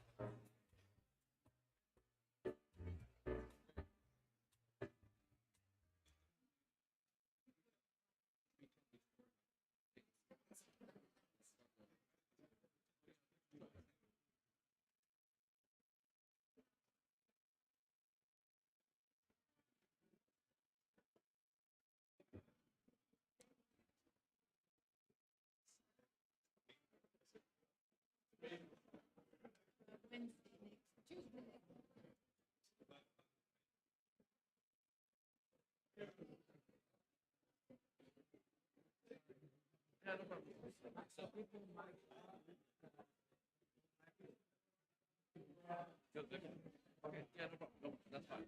Look, I've been trying to that I work in sustainability. I run a nonprofit. So we share a lot of, when I'm just in Shanghai, I've never been big. We have a lot of friends like Lisa, Rafer, many similar friends. So I'm going to start a video series about China's sustainability because like I came here yesterday, I was like, oh, China doesn't care. We don't understand what's happening.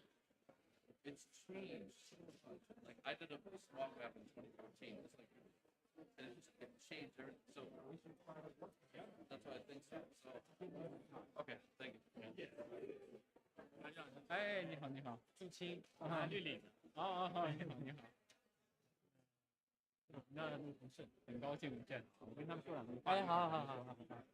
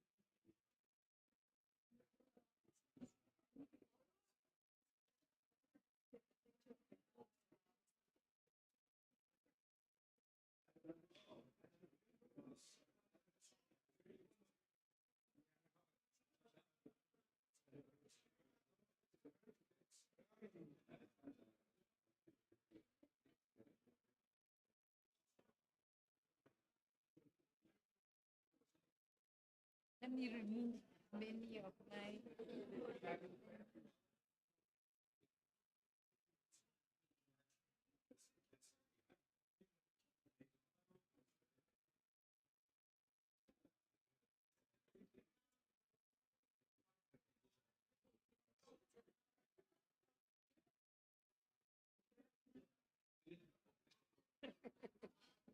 Ordering in France.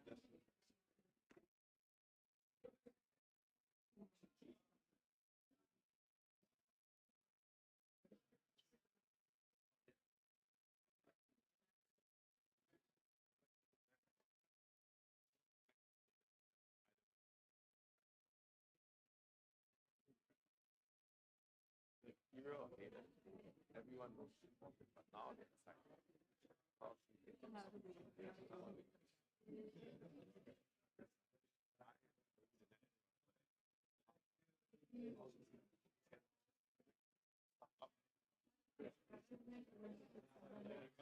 Hello, how are you? How are you? Thank you.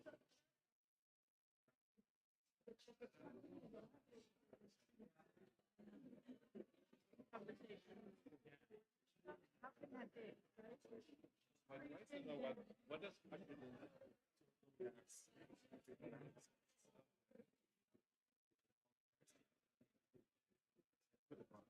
Do you focus on specific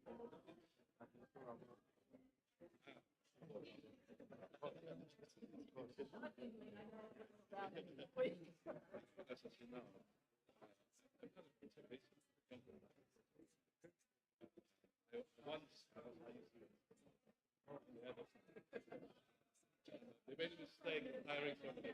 No, seriously. Still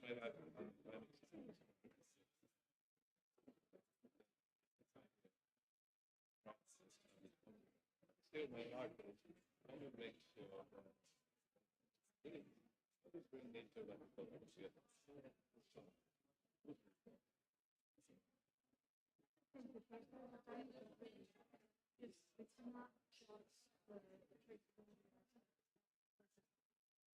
It's not just the coming out of a rubber net.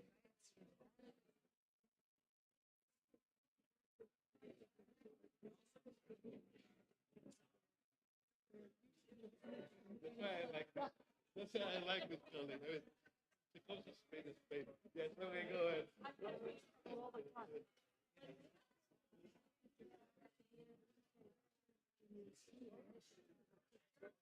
That's interesting. So you do the whole thing.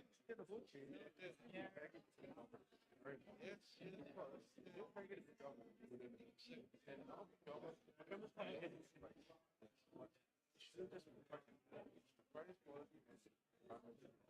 so, which, could you give examples? Which countries?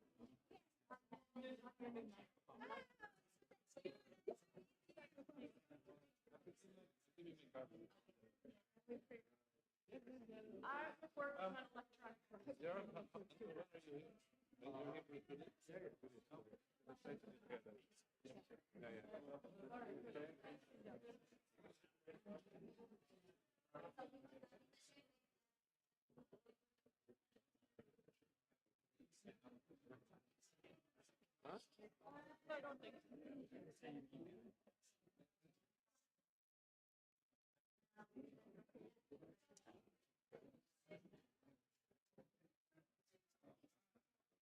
I don't think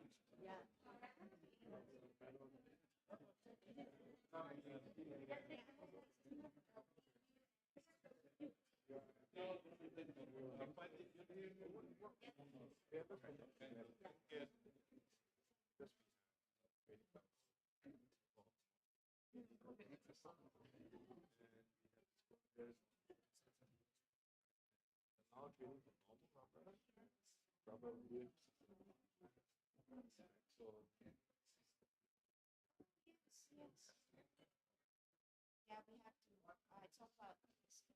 Yeah, cover disclosures. Yeah, and not just disclosures, but reliable, accurate. very good. Yeah. Language.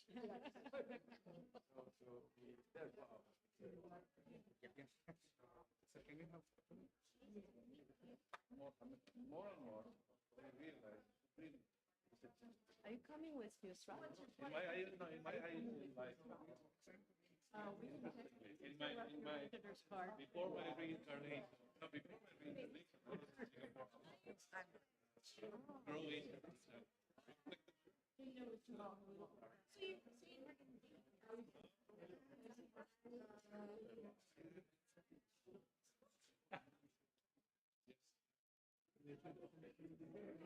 Sorry, how do I give you?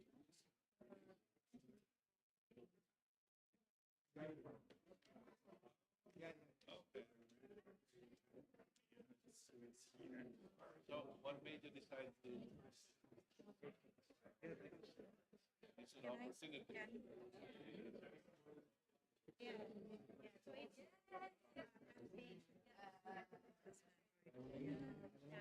So how about I take your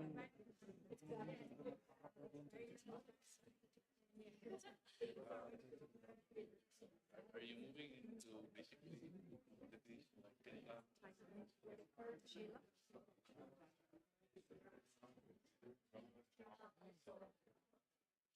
I spent years working on things I almost gave up. It's also very tricky. No, but well, first of all, how you get this business model. Yeah, basically that's all service provider. Yeah, but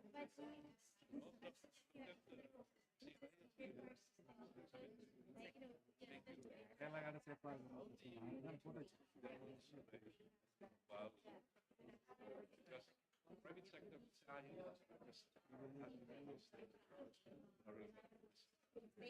since in Europe, afraid the demand. it's fast.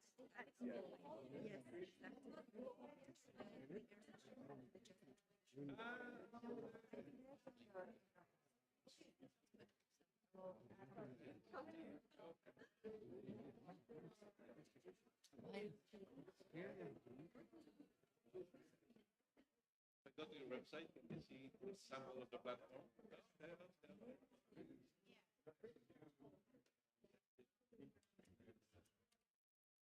No, this is really an example. Yeah, that's fine. WhatsApp, what do we call it? Line. Yeah, WhatsApp. Yeah, no, we got to. No, if you have, I wish there was a time to go and visit our office. I wasn't joking. We have green oasis in the middle one. And when you come down here, so it'd be great to really meet our sweet. It's crazy because I from countries from Fiji. So I just actually came from Fiji. But then we have presence in the countries. We don't have the borders. We work a lot there with more of the nature conservation. Singapore Park, Singapore Park, the one that's managing all those parks. They're emphasizing. Yes. They're the ones that. But anyway, so we have a team sitting here across the system. So we have people working agriculture, forest, areas. And then we have an Indonesian people.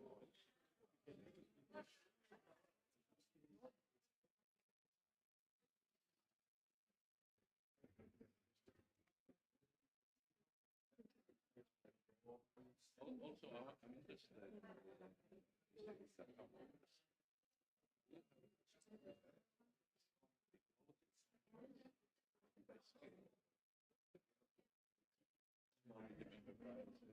so, do you think it doesn't work for the medium?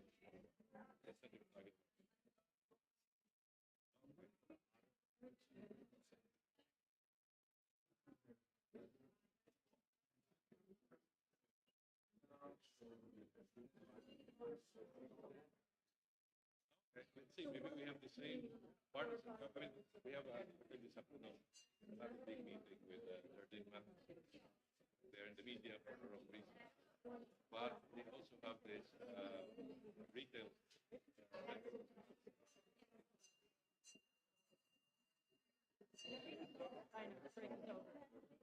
No, but let's give it that. Sure.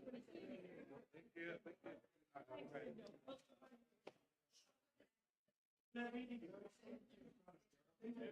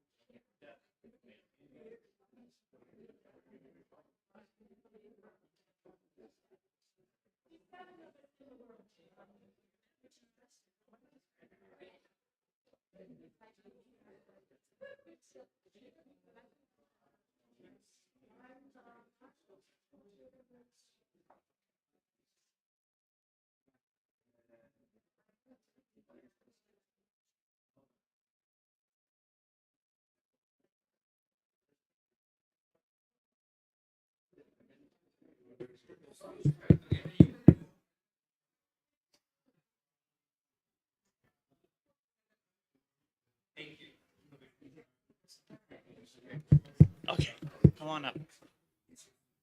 We'll be starting in about 30 seconds. Did you get your yeah? Did you get your iPad? Yeah. Okay. Okay. Good. Thank you very much. Thank you. Where did Ma go? Ma Jun was right here. She probably went to the restroom. There he is. There he is. Come.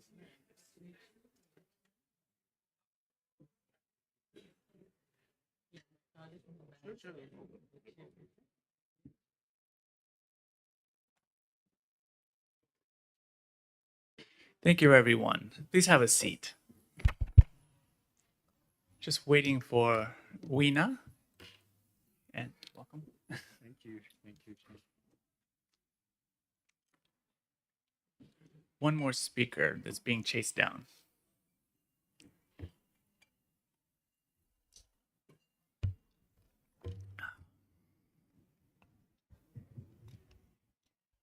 Good morning, everyone.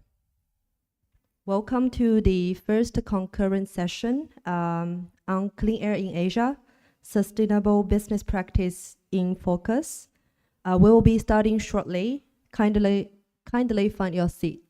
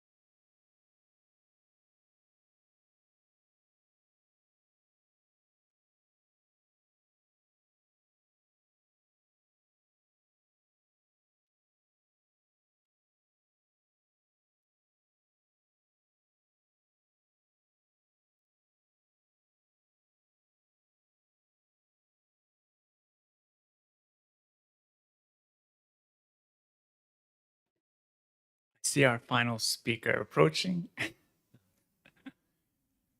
On this side, yeah. Well, this is not Weena's first time in this room, so she's very accustomed to the place and the space. And welcome, everyone. I'm going to go ahead and let Sheila. Did you want to say a few things before we get started? I don't mean to take your MC role, please. I think very short one. I just want to share a very interesting story. Because last year when I first moved to Thailand, the first question I was being asked by a lot of the colleagues is that, have you got your air purifying machine? Here is in Bangkok, you should be aware of that. So I was kind of made a joke with him. I said, well, I come from Beijing, right? So that was kind of a joke. But honestly, I was very surprised after spending 3 years in Cambodia, and then I went back to Beijing in 2021. And as Mr. Marjun mentioned, it was like really a blue sky. And I believe in Southeast Asia, there are also a lot of the movements going on the policy level in terms of the clean air. in the clean air space. So I think today I'm here also with all of you to learn about what's going on in the space and what are the practical role that we could adopt and what's the role of business in supporting and strengthening the clean air space for everyone in Asia. So the floor is yours. Sean, over to you. Thank you, Sheila. I really enjoyed that little story. I hadn't been aware of it, so it wasn't me that said you need an air purifier. But in any case, indeed, thank you everybody for being here today for this session on Clean Air in Asia, Sustainable Business Practice in Focus. This is not the first time that we've had this conversation, unfortunately. This is at least the third, fourth. I think we probably have a conversation in UN conference facilities here in Bangkok. It feels like once a month, at least. It's not the first session. It won't be the last until changes are made. In a survey that we conducted with UNEP in 2020, we noted that air pollution was considered the first environmental priority among respondents, first by a long shot. Being in this international setting, I assumed it would have been climate change, but no, air pollution by a long shot. And that's because it affects everybody and everybody, well, not equally, certainly substantially. Also, it's not going away, the subject, in part because it's a product of heated political tensions. Even now, Indonesia and the Malaysian government are trading accusations, harsh words against each other over transboundary haze. You saw that in the headlines this week and last. But indeed, at the same time, even as the conversation becomes more heated some places, sometimes, governments are talking more openly about air pollution. They're actually using that word in rooms like this, informal settings where representatives of governments are making statements. And that may not sound like a big deal, but it is a big change according to my colleagues at the UN Environment Program. And one reason they might be talking more openly about it is because citizens are growing increasingly frustrated by lack of progress in some sub-regions of Asia, but also because governments and business see a wider range of solutions available, whether they be regulatory solutions or technological solutions, what have you. So we're going to talk today about the promising ways in which civil society and business can work together to address pollution. And we'll take those ideas to government when given that opportunity. We're going to also ask about the tools at our disposal. I mentioned the regulatory and technological advancements. We're going to also, thirdly, talk a little bit more about specific countries, notably China, India, and Thailand, the experiences of each countries, what things that are happening in those countries or have happened in those countries can be transferred to other settings. Yeah? So those are the three big themes of today. And to help us explore those ideas, we have, again, Majun, the founder and director of IPE, Archana Walia, the India Director of Clean Air Asia, Winarin Ludinatonda, co-founder of Clean Air Network in Thailand, and Gerald Tan, the CEO of Agridence. Thank you for joining me, everybody. Now, Jun, we've already introduced you in the opening setting, so opening plenary rather. So I'm going to reduce my introduction here and just point out a couple of things that I thought were fascinating reading your bio and doing my own research about your background, your journey. The maps that you originally published online were about water pollution, and you worked closely with local government to get the data you needed to get started. And almost immediately, though, you created what I think it wasn't, I don't know if it's your words or the journalist's words, but you created a blacklist. Companies that refused to make changes or companies that were, in fact, polluting waterways tremendously. And your work, though it was risky, the work eventually paid off. The story is well known. Water pollution, then air pollution, then followed water pollution. And of course, we're all enamored of the famous blue map that's helped to drive down the rates of pollution that Sheila's speaking to in places like Beijing.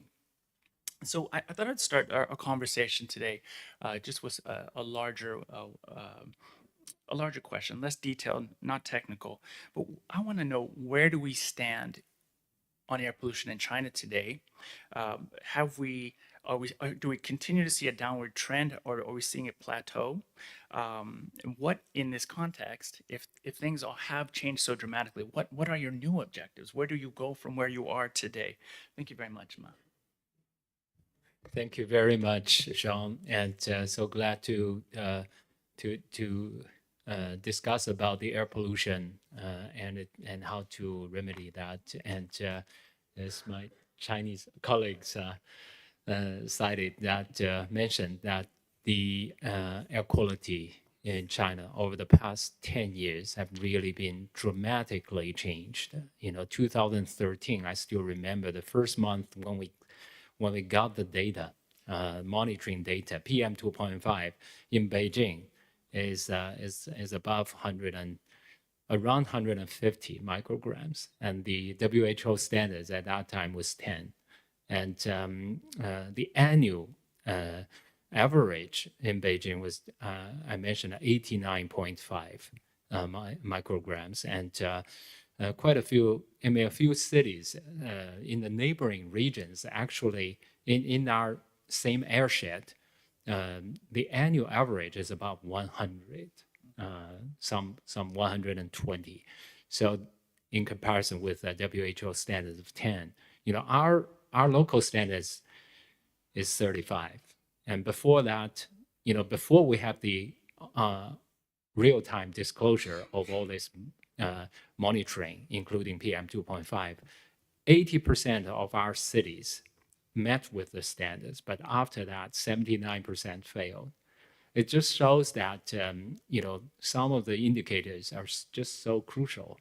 And real time, it's so important, hour by hour, instead of the annual, daily average. Someone can use a pencil to change something. And so at that time, of course, people realized that this is not foggy and this is smoggy, it's pollution.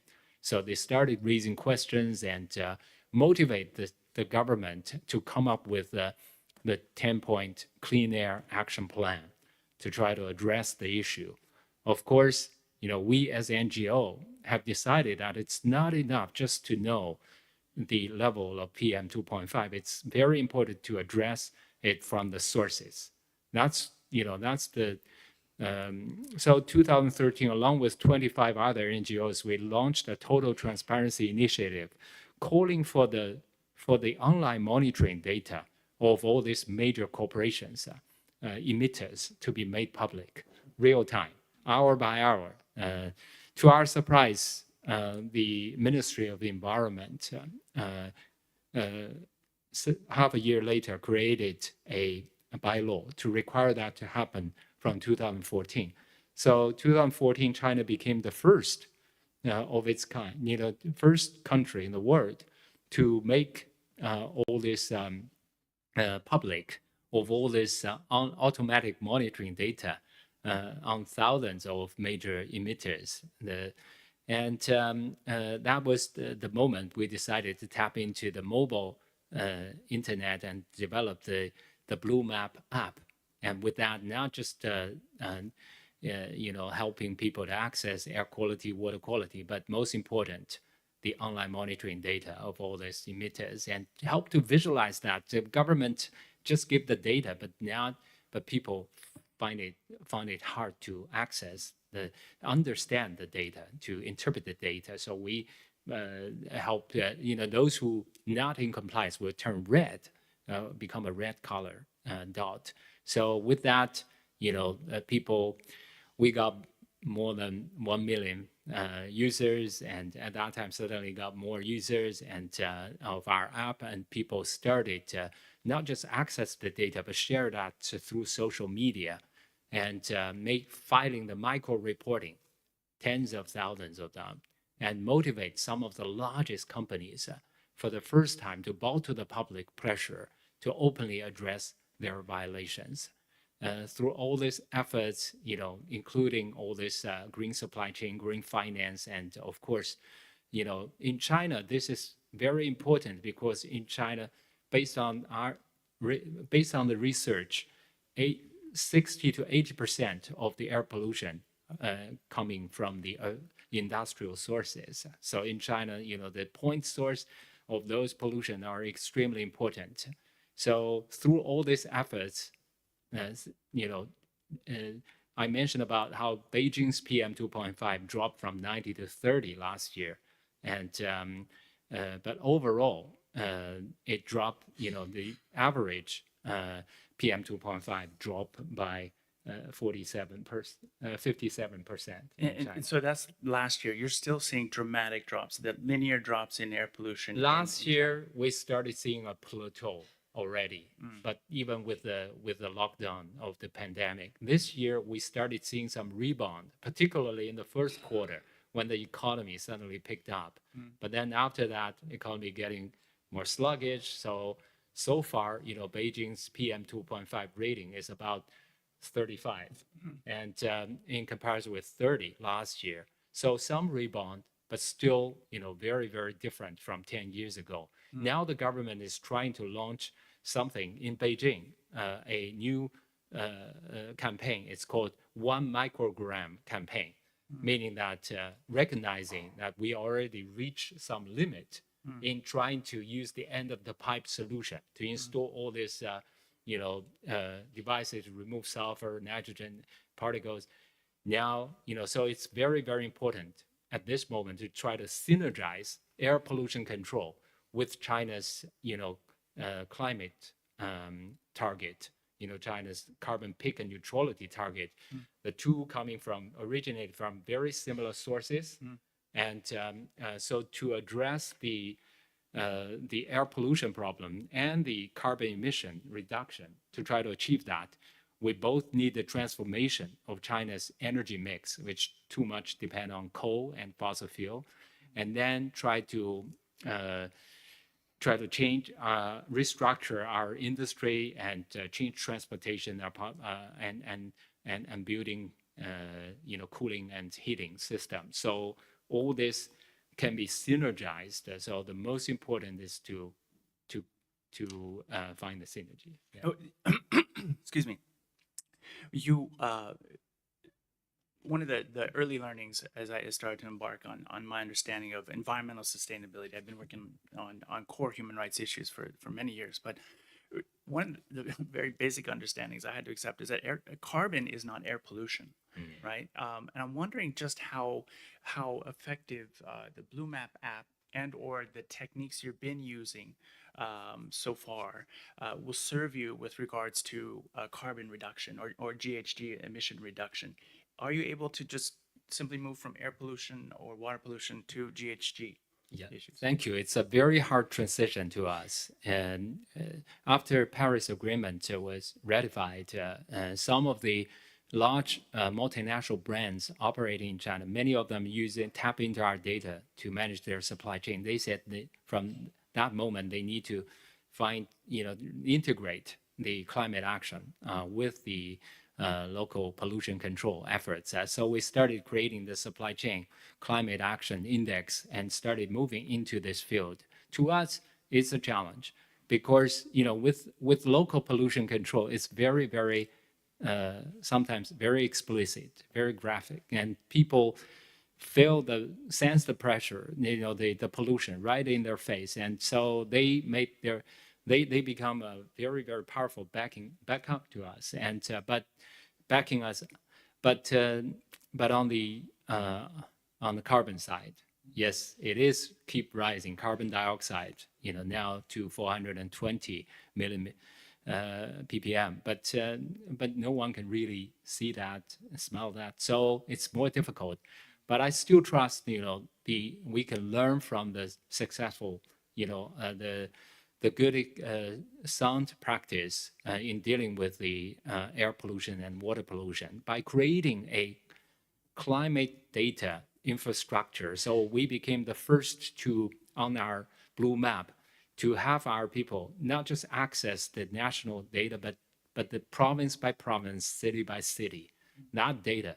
I think it's very, very important. Color code the map and then come up with that, because regional data is very important. 3 of our provinces equal the total emission in Europe, 6 equal the total emission in America.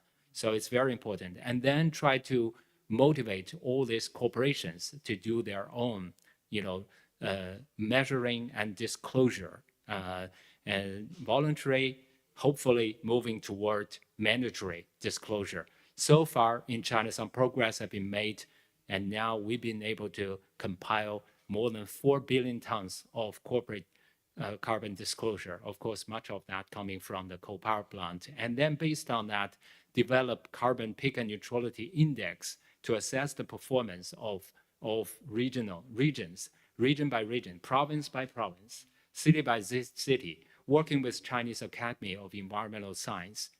Just tap into the sound experience when we, in our transparency drive, we continue to assess the performance of 120 cities for 10 years and witness the change. And this time, to create the accountability, but also best practice sharing, through data-driven assessment is very important. The last point is about, digital solutions also. I want to come back to you later about motivating companies using the data and going and taking the approach you are, city by city, province by province. But I'd be remiss if I didn't ask a third and very important question to you. Is all of this great work you've been doing with your colleagues in China, is it very China specific, or are there things that can be transferred, lessons that can be shared and adopted by other regions, South Asia, Southeast Asia, etc.? Yeah, I hope so. In the previous session, I mentioned about the different countries and different contexts. I've been very, very privileged to have the chance to be invited by Vinara to have a discussion with the newly elected mayor of Bangkok, to have some discussion. And through all this traveling in this region, I understand the regions facing many of them, similar challenges. I was a bit surprised, I have to say, the air pollution level in some of the South Asia and Southeast Asia regions. And I do trust that some of the solutions could be could be used here. For example, the creating this environmental information platform. I think it's that infrastructure is extremely important to motivate the government to disclose whatever the information they monitor. All this information is important. I mentioned it's even going to create bigger space for the environmental activists, and also help to bridge the gap, close the gap of the capacity gap, because all this monitoring, you need really high level, very, very significant, sophisticated machines to do that, and they can be very costly and beyond the capacity of NGOs like us. So it's very, very important to motivate the government to do that. And in the meantime, all this assessment, index assessment can be applied in other parts of the world, and the digital solutions. I think that's the very, very, we developed something called eco chain. Before, the brands need to spend 2-3 days to try to compare their list with our list manually. At that time, we only have tens of thousands of records. But today, we're talking about millions of pieces of information every day. So how do we do that, with real time? So we created something called eco chain. It's a little bit like blockchain. So you can, whenever there's new information, you got push notification on your cell phone, and on the carbon side, digital accounting platform. If we factor in the emission factors of the power grid or others, in different other countries, it can be easily adapted to be used in other parts of the world. I'm very happy to see some of the leading brands already started motivating some of their local, their suppliers in this region. Many of them did, they relocated from China anyway, and to come back to our platform to make that voluntary disclosure. I'm really eager to try to find a way to working with local partners in this region, because we're facing another round of redistribution of labor globally. Thank you. Thank you. And I'd like to also come back to more of a discussion on this eco chains and its transferability. But let's take a hop across the Indian Ocean and talk about this theme of motivating governments. That's been super key to your success, being able to, in fact, effectively motivate the Chinese government to be on board with your initiatives. Archana, you have deep experience in the energy sector. You also play a very unique role now as the director of Clean Air Asia in India, and in a country where everyone's super excited about its growth prospects, not least of which, of course, is the Modi administration. It's picking up dramatically. The economy is picking up dramatically. So too is coal production to power that growth. How is the government, from your view, reconciling its growth agenda with its 2019 pledge to wage war against pollution? Good morning, everyone, and thank you, basically, Sean, to you and to UNDP, UNEP teams and the organizers for inviting me and having me here to share my perspective. So a very, very complex question, I would say, but I'll just give my take on, how we view things. So India declared its war against pollution with a pledge, and it coincided in 2019 with the launch of the National Clean Air Action Plan. The National Clean Air Action Plan is basically to desire to reduce the particulate air pollution. It was set for a 5-year term, and the mandate or the aim under that plan was to reduce air particulate matter, which is one of the greatest threat to the human health, reduce it by 20 to 30% in next 5 years. So we are talking about 2019, that takes us to 2024. In 2022, the government basically raised its ambition and set the target at 40% reduction of the plan, which was not to say that when this call was made that we had already reduced 50% of our pollution, but definitely the ambition was raised. So I think that pretty much lays the intent and the seriousness of the Indian government to reduce the air pollution. And also, if you go back in time, India's air pollution has been taken actually, the laws and the regulation and the policies came in much ahead of many other countries, which started, we had the Air Control Pollution Act of 1981, we have the air quality standards, we have the vehicular emission standards. So if we go by it, so I think that if we were to even reduce 50%, 25% of this particulate matter, we would gain a lot, basically politically, we would gain a lot socioeconomically, and more importantly, the human health.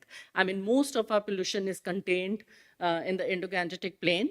So under this plan, also it was required for identification of these non-attainment cities, 102 odd, which was to develop their own clean air action plans and identify the sources of those pollutions and take mitigation measures. I think when government set that intent and the seriousness, most cities basically had to respond, and very specific action started to be taken. So, but then I think we cannot deny the fact that the economic growth and the industrialization and the increased urbanization requires more energy, and those energy needs have to be met. It's people's aspiration, it's the businesses for their establishment, for their growth, so we cannot really deny the fact.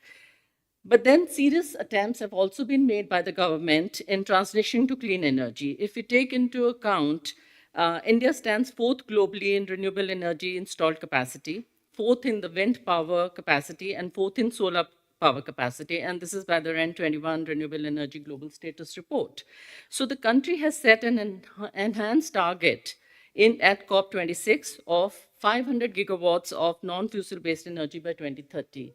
Even if you look at the current figures from 2013, 2014 onwards, if you look at the overall generation capacity, there has been an increase of overall 9%, and out of which 8% growth has come from the thermal power, and 19% growth has come from renewable energy sources.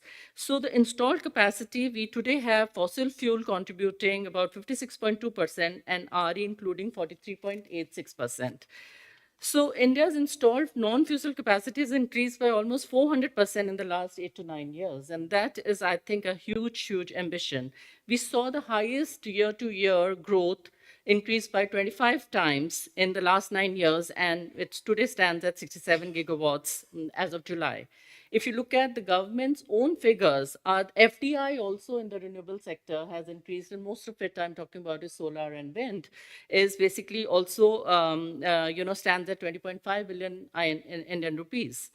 So we can state that the war against pollution is definitely going to continue with the ambition that the government has set. And, I think the cities and the state and the, local governments geared up to basically address those without compromising on the growth potential, which is happening through a very, a set of issues like even cleaner coal production. We're going for supercritical thermal energy. So much as half of our energy needs are still met from coal, but we are looking at cleaner coal, we are looking at supercritical thermal power stations, but we are also transitioning through renewable energy capacities towards cleaner coal. So I think through a combination of all those factors, I think we are addressing both the economic growth potential, where India is now, as per the government, set to be the third largest economy in the world, without compromising on the air quality that the people believe or people breathe. You dropped a lot of important statistics, a lot of big trends, a lot of positive information on our audience today. I want to know, with regards to your work as Clean Air Asia, though, what is it that you've done to make these changes happen, and what might be some lessons for other organizations like yours that are working in similar situations? So yes, so India is a very, very large country. We're talking about 400,000 square kilometer area and a population of 1.4 billion. So all issues related to air pollution or cleaner energy or climate change issues is not going to be very straightforward. It is very, very complex. So on one hand, I think the government, through its national policies and programs and commitments at the COP conventions, at the global conventions as well, is very clear and very, very set. So I think we've got the frameworks and we have an enabling environment. But then we cannot take away the challenges in addressing the air pollution issues. For an organization like ours, I think we work a lot with the government at the national level for formulation of the policies or for addressing the gaps in the policies that exist. We work a lot with the subnational governments at the state level, and we also work with a lot of cities. So one approach that we've been taking for a few years, and which was the need of the hour at that time, was to work with the policymakers and with the practitioners at the municipal level, at this urban planning, city planning level, to create the capacity and the understanding to kind of understand all these complexities. I mean, as I've worked for the longest time in the energy sector, and now I'm kind of, deep down into the air pollution sector, I even see that the communities and the, people who are engaged in kind of working with the government is very, very segregated. So, how do we, so one approach that we've started to take is also to look at air pollution, emission, and climate change energy issues in a holistic and integrated manner, which is the need of the hour. But the other thing that we do is to, one, look at there's a lot of now monitoring and data collection that has started to happen, because every city, when it makes its action plan, you have to identify the sources of the pollution. Source apportionment studies are being done. That data could be, you have to kind of vet it for quality. So that's something that we do. So we do bring in a very scientific and a very evidence-based approach to working with the governments. I think it's also important to align our work with the priorities of the government, because, all of it cannot be done. There are capacity issues, there are resource issues. So while doing that, I think it is important to prioritize and align our work with the governments that we work with. And then I think it is very important to get deeper down into the sectoral issues because the different sources of pollution. So we are engaged, say, for the Delhi government to work on the clean construction work. Construction is a big sector in India. 70% of our, infrastructure is still yet to be built. So there's a lot of pollution and dust and emissions that come from the construction sector.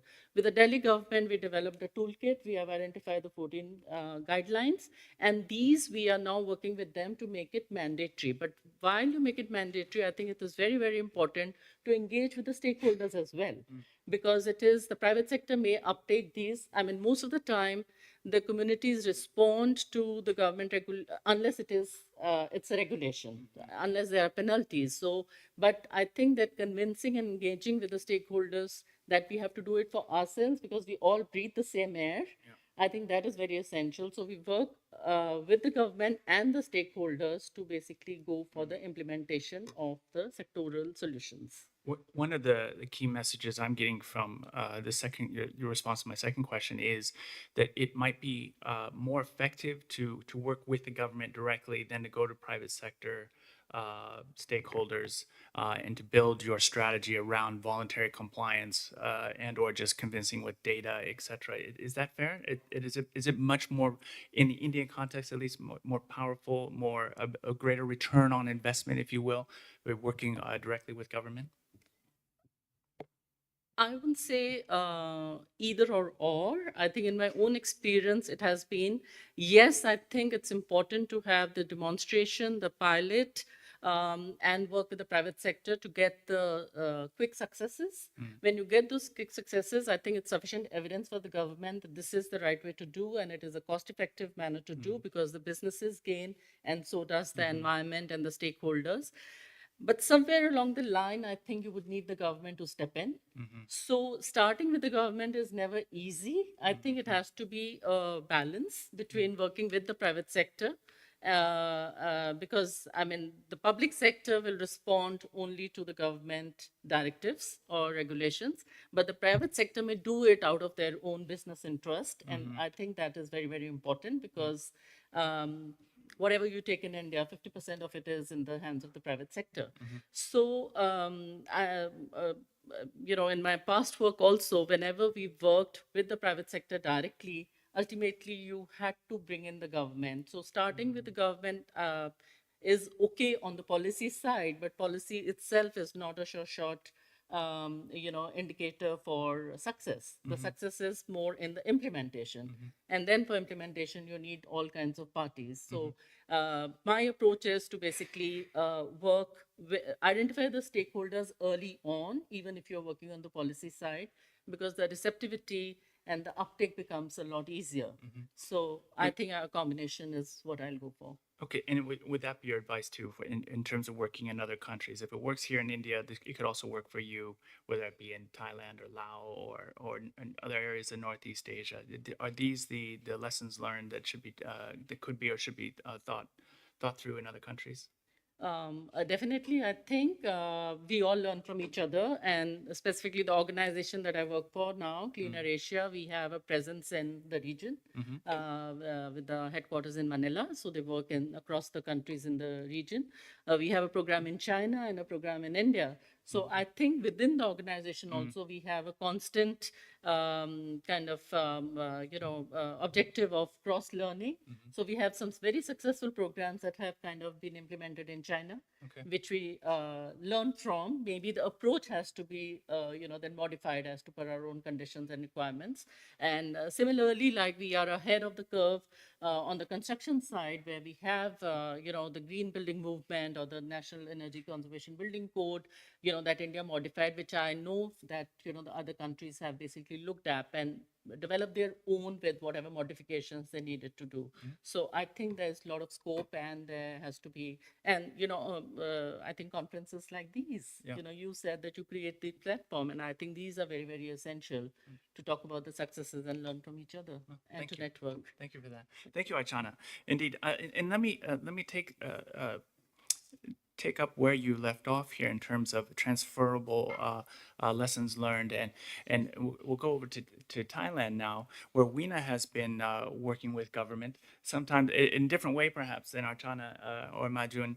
WINA, you've been working for you co-founded, in fact, the Thailand Clean Air Network, a citizen-led think tank and advocacy group, and you're instrumental in developing a citizen-led draft law on Clean Air Act that you submitted to the Thai Parliament, I believe you said 2 years ago.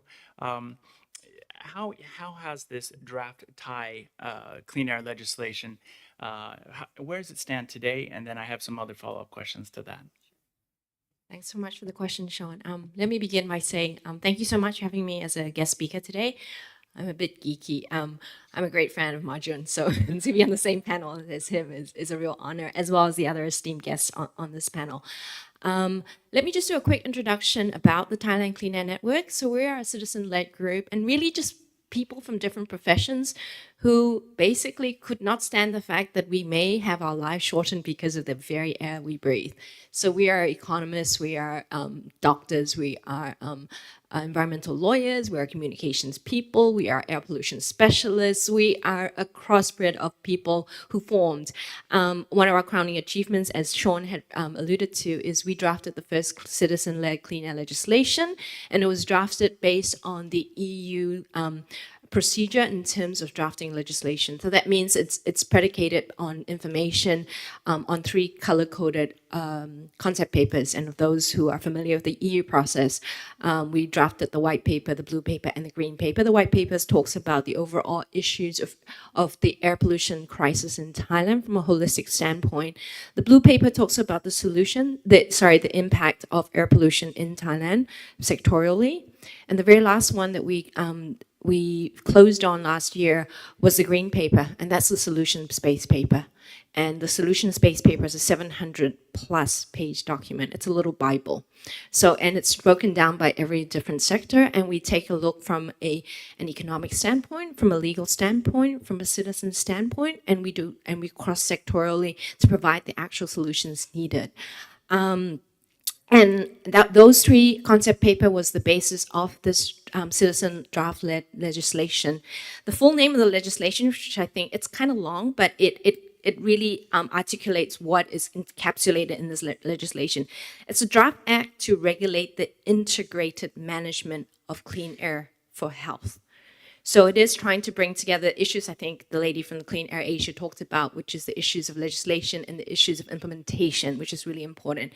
And integrating the management of that is really, really critical. So it brings together the issues of environment and public health, because you cannot have good health in a dirty environment. And those are critical. And the fact that a lot of the responsibility related to air quality in Thailand is too dispersed. I think that's the case in many, many different countries as well. And to pull that all together, and a co-management aspect of it, which is bringing together co-management of citizens. So all of us, we take off our hats. It doesn't matter whether you work for government or private companies. We are all citizens and we're all breathing this air. And all of us have different skill sets that we bring to the table on an issue that's so complex like air quality, because it's something you don't see with the naked eye. And so bringing citizens together is something that's critically important in here. And the way that we've done it is that citizens are involved from the regulatory standpoint, policy making, regulation, and also implementation. So hopefully that addresses a lot of the issues that comes with legislation, where how do you ensure that it's actually followed through?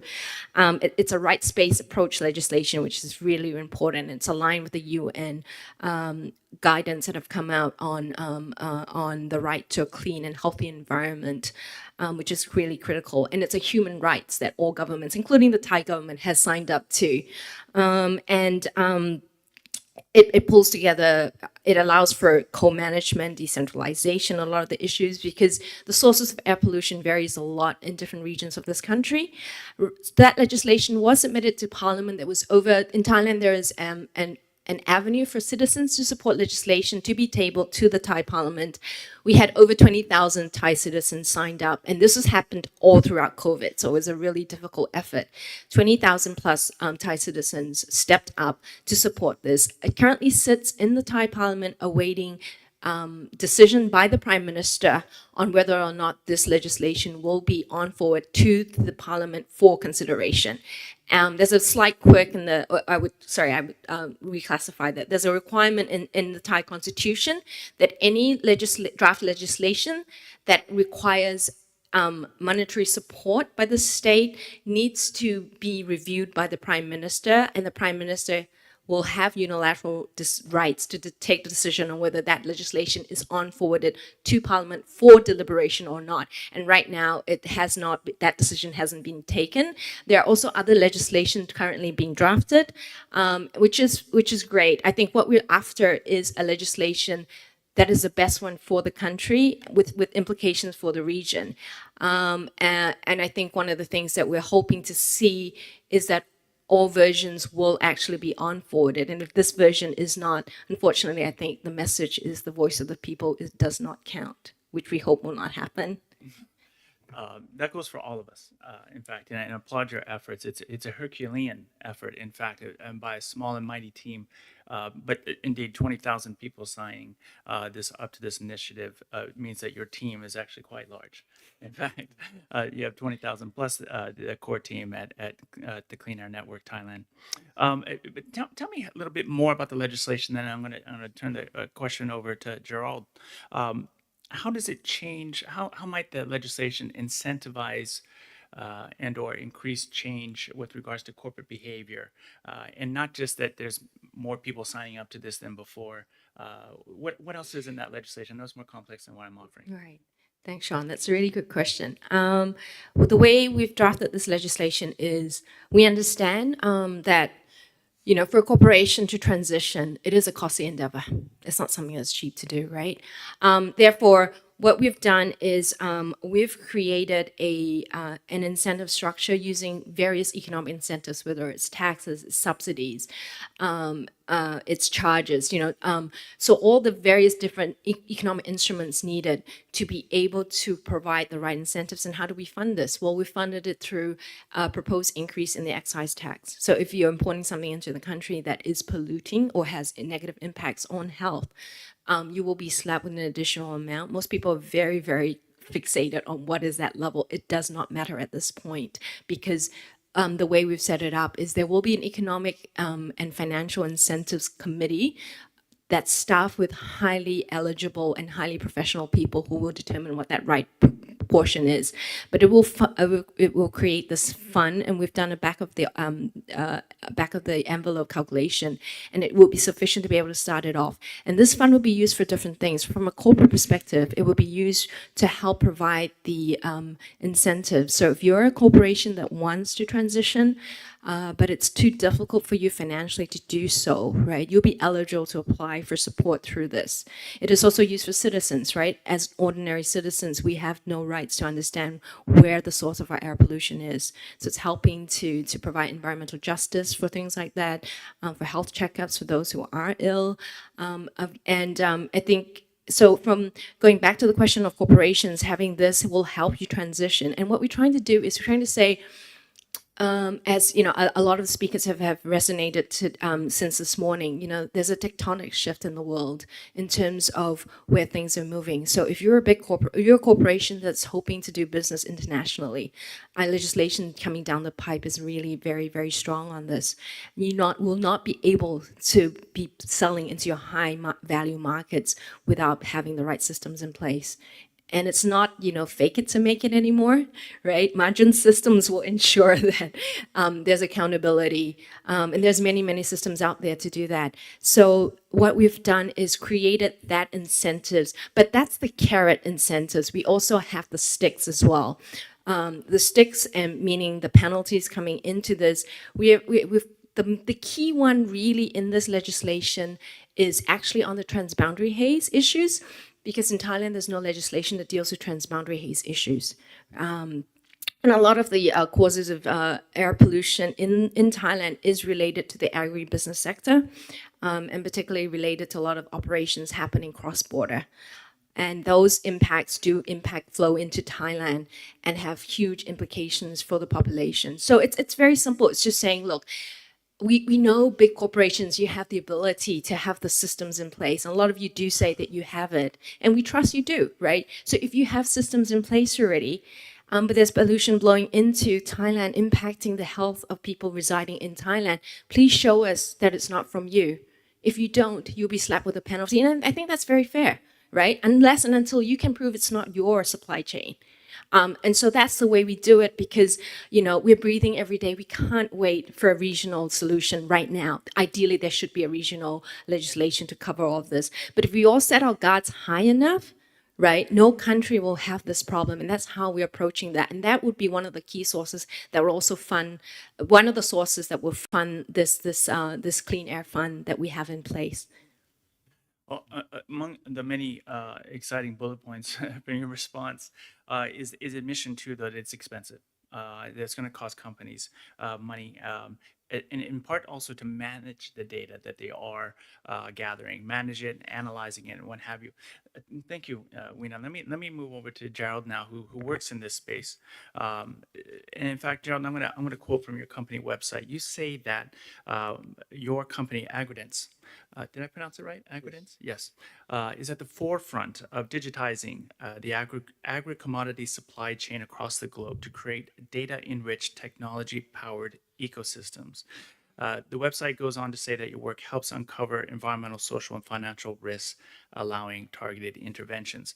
The website kind of stops at that. So I want to dig deeper. Let's be more specific. What kind of data do you actually offer to uncover the environmental risks, such as air pollution itself? And what do you mean by what does it mean by targeted interventions? Can you be specific? Can you unpack that for us? Sure. Thank you, Sean. Good morning, everyone. I'm Gerald. Thanks to organizers for having me. It's really nice to be on this panel.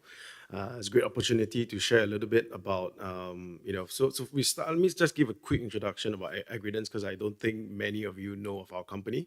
So we we have a B2B trading platform for agri-commodities. We started with the trading platform for the physical commodities. So actually that is the genesis, and back in 2018. So we're backed by a large exchange and a large bank. So if you think about the kind of environmental disclosures that goes on, what is the genesis of that? So all this sustainability disclosures, all this is coming on, and we have a platform that allows the tagging of all of this information to the procurement, the actual procurement and the actual trade that goes on the platform, right? So let's go backwards. So we start at the trade, where the physical trade takes place. The physical, commodity in our case is natural rubber, and we're moving to palm oil. So natural rubber is traded on our platform. This natural rubber, it comes from a tree, right? So we provide traceability information all the way from the tree through the agency network, through the production process, all the way to the tire manufacturers. So tire manufacturers are the main customers on our platform. So when you think about the sourcing location, so trees, we need the location. Once we have the location, we can then cross-check and go through different risk layers, which we already have on our platform. Like, for example, the Hansen tree cover lost. We use that to cross-reference and look at historical perspectives to see if this particular land was experienced deforestation or not, right? So that really gives a lot of environmental risk layers, whereby we can see the actual impact of your procurement, right? So I think it's something different for us that we bring to this conversation, is that we are very much a commercial platform at the start, right? But with the commercial side, how do we then bring in also these disclosures? So our platform assists our clients to make these disclosures, and at the same time, we provide possible incentives for them, right? So like, if the banks or financial institutions require disclosures or want to provide green financing, you can access these data on our platform, right? So let's talk about the targeted interventions, right? So I mentioned having the understanding of the environmental risks based on the location, the geolocation of the sourcing data. Once we can see, first we need transparency, right? So our platform provides for transparency of the supply chain. Once you can see the location, you can then look at many different factors. And what is the main factor affecting that area? Is it peat? Is it as a HCV, HCS, what is the different type of environmental risks. And once you identify that, you can then have your programs, your extension programs, targeted programs there. So what we also do is we work with like program partners to implement specific interventions at that location, because it is a very local thing, right? The concepts are quite global, but when you look at it, if you want to implement changes on the ground, it is a very local issue, and you need local partners, right? So what some of our clients do is that, they have discovered the issue on the platform, and then they say they want to create a intervention program or a traceability program, and that's what our platform helps, right? To collect the data and to have targeted interventions. And thank you, Gerald. So your traceability strategy, it rests a lot on local partners, historic data you mentioned as well, geolocation. But I'm still led to believe that traceability in palm and rubber is very difficult. And I imagine the smoke from clearing a forest is even harder to trace. And tell me a little bit about traceability. What are some of the trends? Is it actually getting much more sophisticated? Are you able to actually produce data that has that level of integrity that consumers and other businesses are looking for? Okay, great question. So just a small bit of personal sharing. I came from the natural rubber industry. So previously, before running Agridence, I ran a family business, which we had manufacturing plant, we have a plantation and a trading office. So I can really understand the natural rubber supply chain. And I would say that it is for using the platform, it really goes to look at, like, how would I say it? To explain to customers that there will be difficulties getting the data, right? That's number one. I don't want to say that it's easy and it's done, right? That's number one. Number two, when you go to the ground, you have to go to the ground.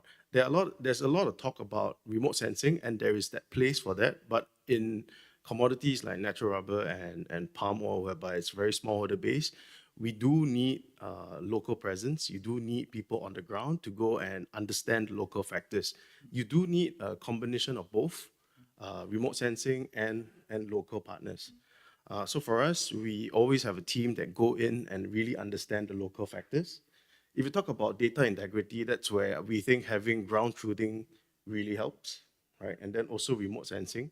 So if you talk about like fire or clearing, that is something that we do monitor using remote sensing. But on top of that, we also look at the pollution or the emission from the different factories and different locations. We have a greenhouse gas calculator on our platform. So based on the factory location, we know the emission factor. And like I said, again, we have the trades done on our platform. So technically today, you can, on our platform, not just choose the cheapest price, but you can look for product that has got lower carbon emissions, right? Because you need to quantify that. Interesting. Yeah, and that's the value that we think we need to let procurement teams out there start to consider, not just buying cheap, right? But when you buy cheap, what are the different consequences that are not being priced in? I'd really like to see that platform in place sometimes. So thank you for sharing. It's really interesting work you're doing, Gerald. And indeed, fascinating work being done by all our panelists. I'd like to preserve the rest of the time for questions for our audience. May I ask for questions? We have a gentleman here, and third. Please, sir. I come from Pune, India. Can you please state your name, your organization? I am Manish Jadhav, representing United for Human Rights. We have been working against the RFD, the riverfront development going on in Pune, where 10,000 trees were slaughtered, where course of action on course of the whole river, Mula and Mutha, was they are trying to change, where a corporate company is involved. The name of the company is HCP, designed by Bimal Patel, and also the local corporation, Pune Municipal Corporation. What what shall we, as an activist, as an environment lawyer, do when the environment violations and infringements are taken or done by the corporates, like this big company, multinational company, HCP, or the governments? And how can the UNEP, the United Nations Environment Program, the United Nations Development Program, intervene into this kind of violations if they are taking? And you can find, I have two important paper cuttings where you will find that there is lots of violation. And not only this, there are thousands and hundreds of material available on internet. The facts and figures have been given, how the air pollution, how the biodiversity of so many years have been affected. Some of the trees were beyond 100 years that were slaughtered, that were killed in this process. And therefore, how this platform will help in implementing or stopping this kind of violations. Thank you. I'm going to ask you, which person on the panel did you want to answer that question? Clean Asia. Okay. Yeah. I might have guessed, but thank you very much. And try to answer with the air pollution lens in mind, if only that, because I do appreciate the question and the concern. We share your concerns, but this is a panel about air pollution, so we'll answer it in that context. Bob, I think you had a question? Yes, I do. Thank you.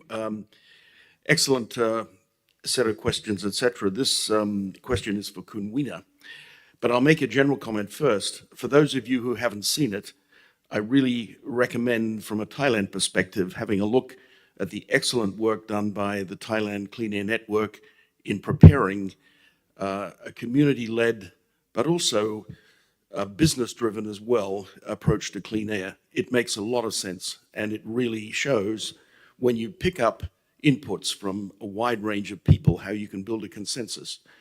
The material that the organization has put together is really worth looking at. But I have a couple of questions. First of all, sadly, there's confusion. Believe it or not, I heard a comment the other day to say that Thailand's clean air target was 2065. Now, for those of you who know, that's actually Thailand's net zero GHG target. So the conflation between clean air and climate is just an example of the kind of misunderstanding that goes on. So that's one thing. But my main question is about agriculture. Agriculture and agricultural practices seems to be a root cause of problems of clean air. Apparently, it's less about transboundary haze and much more about agricultural practices domestically. In the new Prime Minister's statement, which had a lot of handout policy, there was one very cogent point where he referred to looking at root causes of clean air. Surely agriculture is exactly on point. So I'm wondering what could be done about dealing with the agricultural issues as relevant to clean air. Sorry about the long question. No, Bob, could you say your first, last name and where you're I'm sorry. My name is Bob Fox. I represent the European Chamber of Commerce in Thailand, as well as the Joint Foreign Chambers of Commerce in Thailand. Thank you. Thank you. The gentleman here in the front. Your name? Hi, this is D, representing Inno Community Development Organization, and labor rights organization in China, India, and ASEAN countries.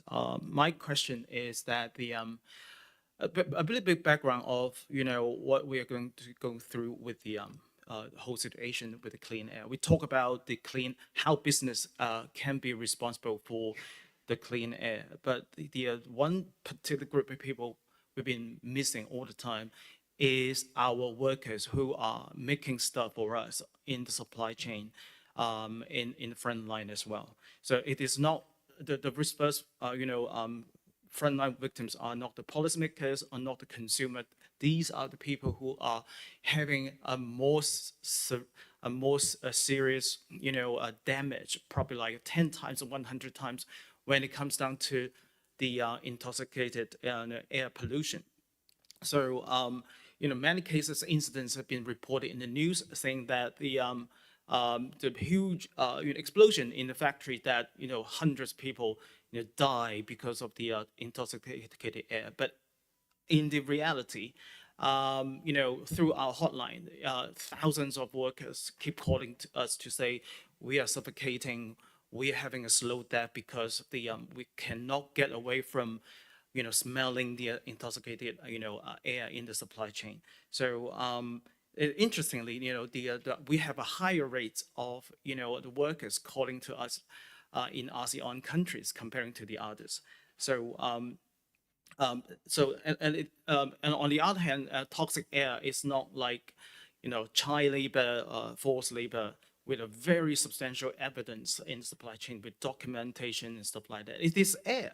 It just come and go so easily. So sometimes the employers and the international buyers are dodging these questions all the time. So my question is how global communities can work together to help with our workers assert such a environmental justice. The question will be, directed to my big brother Margin and also the India Director for Clean Air Asia, Mr. Anachi Walia. Sorry. Thank you for that question. Let's go ahead and answer those and then take a second set. Yes? So first is Archana.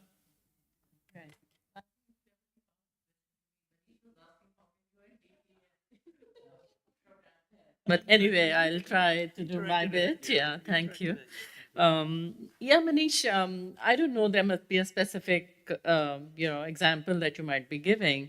I mean, in my view, and I live in Delhi, NCR, there is a huge regulation, very, very strict regulation for cutting down trees. And it requires an environmental clearance. So I'm sure that the business that you are particularly referring to must have already taken the clearance. And it's when that process goes on, that's when I think you need to kind of look at the development needs and weigh it against the environmental impact. So I cannot react to the specific issue that you have about, cutting down trees in a very large area, but I'm very well aware that the government is very cognizant. In my area, it's even difficult to trim down a tree, even if it is cutting down your sunlight. You need a specific permission. So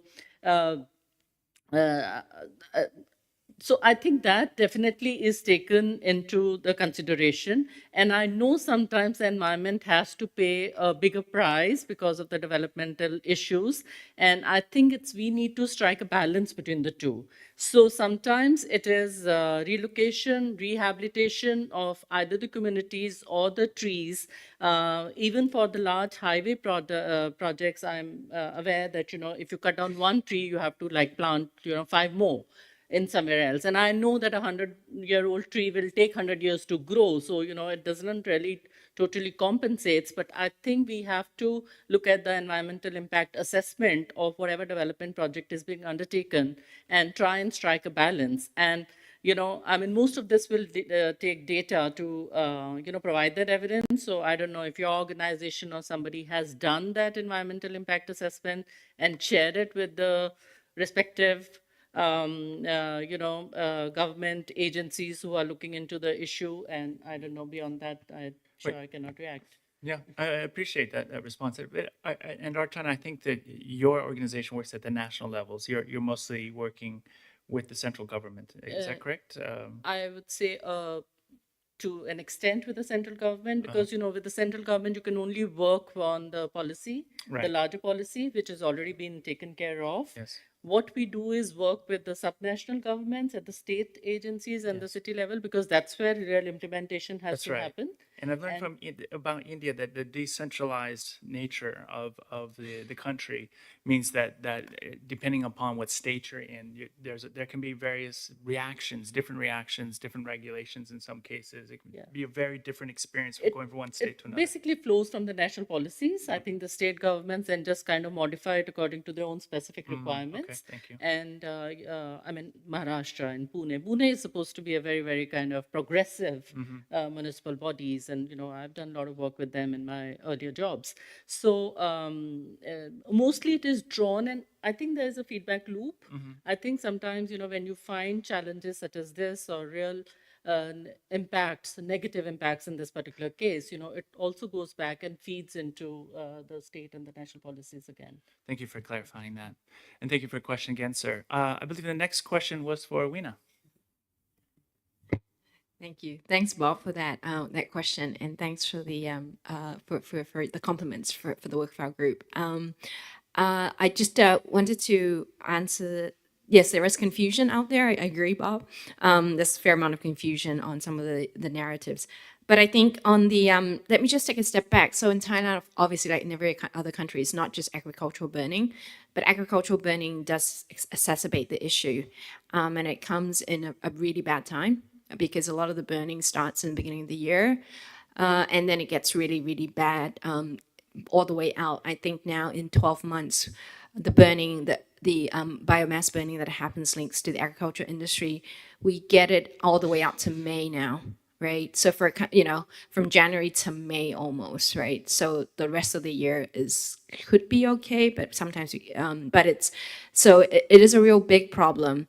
What are the sources? We've got agriculture, we've got industry, we've got your vehicle, we've got urbanization, which people talk about. The general was talking about trees. Those are huge issues as well. The way the city's built up is also a big part of it. The way you do waste management, big part of it. Energy source, massive part of it.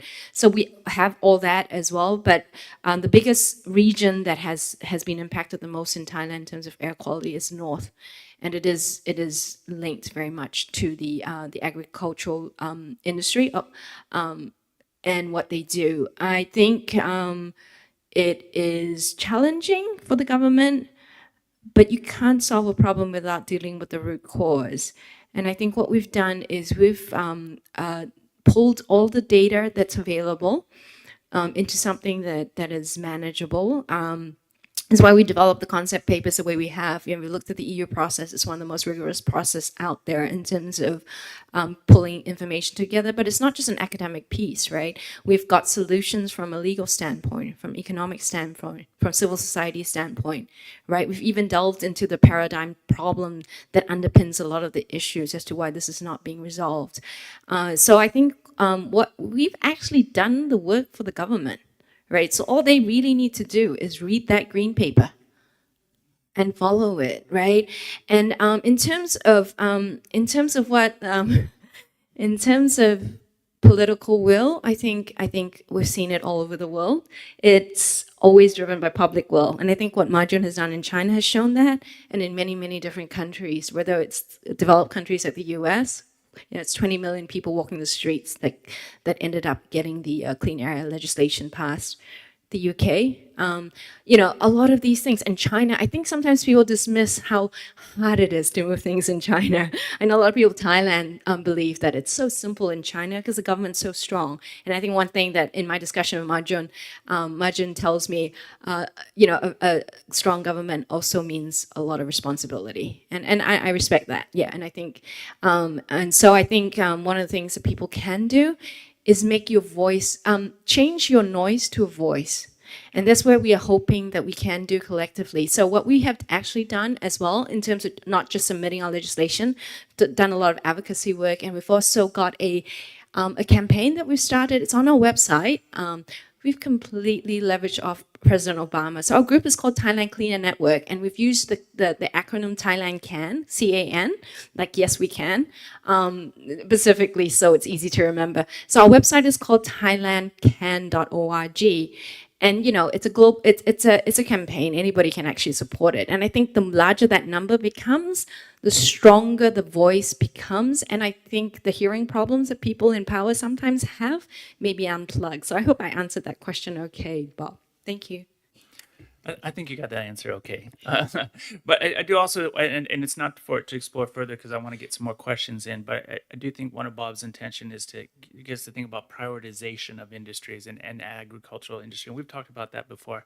And maybe you can expand on your perspective again later through another question. Let's take 3 more questions and we'll wrap up from there. Vaishnavi, and then, oh, I'm sorry. Marjun hasn't actually answered the question from the gentleman here. Please forgive me. Thank you, Sean. Forgive me. Thank you for my very respected Chinese friend with this question. I think today when we talk about air pollution, we're facing very, similar challenges, and the solution got us started from, the source analysis, and then because we need to address the air pollution, we can only address that from the sources. So source analysis is very important, and then try to understand who should be held accountable for that is equally important. Only identify the sources, but who gonna drive that sources to change behavior, and who gonna pay for that? And all these are questions. So when it comes to, you raise a question about the occupational health and safety issue. And it reminds me of my early experience, as working for the environmental consulting firm, and developed the, 2002, developed the first set of EHS plus labor standards for supply chain management, code of conduct for a major IT company, and then took that to go to the factories to try to do the auditing. And then I saw in those, particularly in the clean room, it's supposed to be dust-free, and all this haze, all the chemicals, and those ladies, young ladies, migrant workers, just all in white, and then try to work within that in that room, and then because they want to keep it absolutely dust-free and don't want to spend money for ventilation, so they just the level of haze is, of chemical intensity is really high. And I, as a male, I couldn't question them, because they all suffer from diseases that only my female colleagues can really document that in an easier way. And then this gave me the idea that if we want to but working for a consulting firm, when you're paid by those powerful companies to do the audit, it's a bit difficult for you to really try to take your standing on that. So that's why that's part of the reason I left the consulting firm and set up my NGO organization. And 2010, when we are in our heated debate and a discussion with a leading global IT company over its supply chain management, we got only one sentence of response. As Apple, we don't disclose. It's our long-term policy not to disclose our suppliers, and so we have to get into the details, more details, on-site investigation, following, waiting at the gate, following those workers into their dormitory, into the eventually into the hospitals. And stories are sad. They were driven to use hexane, that chemical, because it's dried up much faster than alcohol in polishing. So that's why they are driven to use that. And then the workers suffer. Some of them even got disabled in some way, and they got numb. They collapse. When they try to get off the bus, and their father, her father had to carry her, all over China to try to see the doctors, and eventually understand it's occupational disease caused by that. So that's what I mean is that for that supplier, which is the tier 4 suppliers, to try to build all this chain of evidence, it took efforts. And then eventually it's paid off, because you can only hold the real powerful brands accountable for that, because they kind of feel that it's not my legal, and it's a different legal entity. I'm not responsible for that. But as those major brands, they did not manufacturing even a tiny component of the product. So never, but they got all the, most of the profit. So if you don't hold them accountable, then there's no way to drive down to the sources. I mean, so that's why, all this source identification is important, but also, create responsibility and accountability is even more important in some way. And we can, as NGO, I very much respect your organization, or your hotline. But in the meantime, if we can approach, engage the other stakeholders, the shareholders, the investors, the consumers particularly, they need to understand this issue. Sean, you asked me about how in today's world, how we engage the public, in addressing climate issue. We created a little function on our Blue Map app called Take a Picture to understand the embedded carbon of whatever product based on the emission factors database, life cycle assessment, LCA, methodology. And we hope to motivate, to drive the major corporations all measure and disclose their product level carbon footprint and create a catalog. So, with AI technology, we can easily identify not just what kind of product is this, but also even the very, very specific, model of that, and then come up with something quite specific. So I hope to engage the consumers eventually to help address not just local pollution, occupational health and safety, but climate issues. Thank you. That sounds like an amazing tool. Is that the sources tool that you were talking about earlier? I'm sorry, my notes are all Yeah, source is called EcoChain, but EcoChain. But this is a different one, but linked to that. This one is more like taking advantage of AI and LCA and try to help the consumers better understand. Okay, great. We look forward to seeing that launch. Can I Yes. just add example, as this question was also partially targeted at me. So I just want to kind of share that when we are looking at the sectoral solutions or addressing the sectoral, pollution challenges, this working with the communities or working with the people who work in those sectors is part of the solution. So just an example, when I was talking about the clean construction guidelines that we established with the Delhi Pollution Control Board, the workers, the whole premise of that is basically because the construction workers are the directly affected, the most vulnerable communities. So we don't have to work directly with them. All the measures that are taken so that their health, negative impacts because of pollution can be addressed. And I think that has to become part of your monitoring, because this also kind of, in a way, impacts the business, because the productivity increases, the expenditure of the companies on the health of the construction, the health issues, because taking care of the health issues is part of the corporate social responsibility. So there's a whole lot of investment that goes into providing those basic health amenities to the construction worker. But if you kind of reduce the negative impacts due to the pollutants from the construction sites, then in a way you are also, looking at the business interest of the community, and you are increasing the productivity. So we have included this as a central kind of integrated approach to basically addressing the larger pollution. And similarly, as we are working in the small and medium enterprises, which is like a huge sector in India, contributes significantly to the overall pollution, but there's a whole community that works in these clusters of, the medium and the small enterprises and the neighborhoods of those. So, the health of those communities has to be center stage to the solutions that you are providing. Thank you. Thank you. I'm sorry I really messed up that question and answer period there. Well, I do want you to speak, but also I already prompted Vaishnavi, and we're at the end of our time.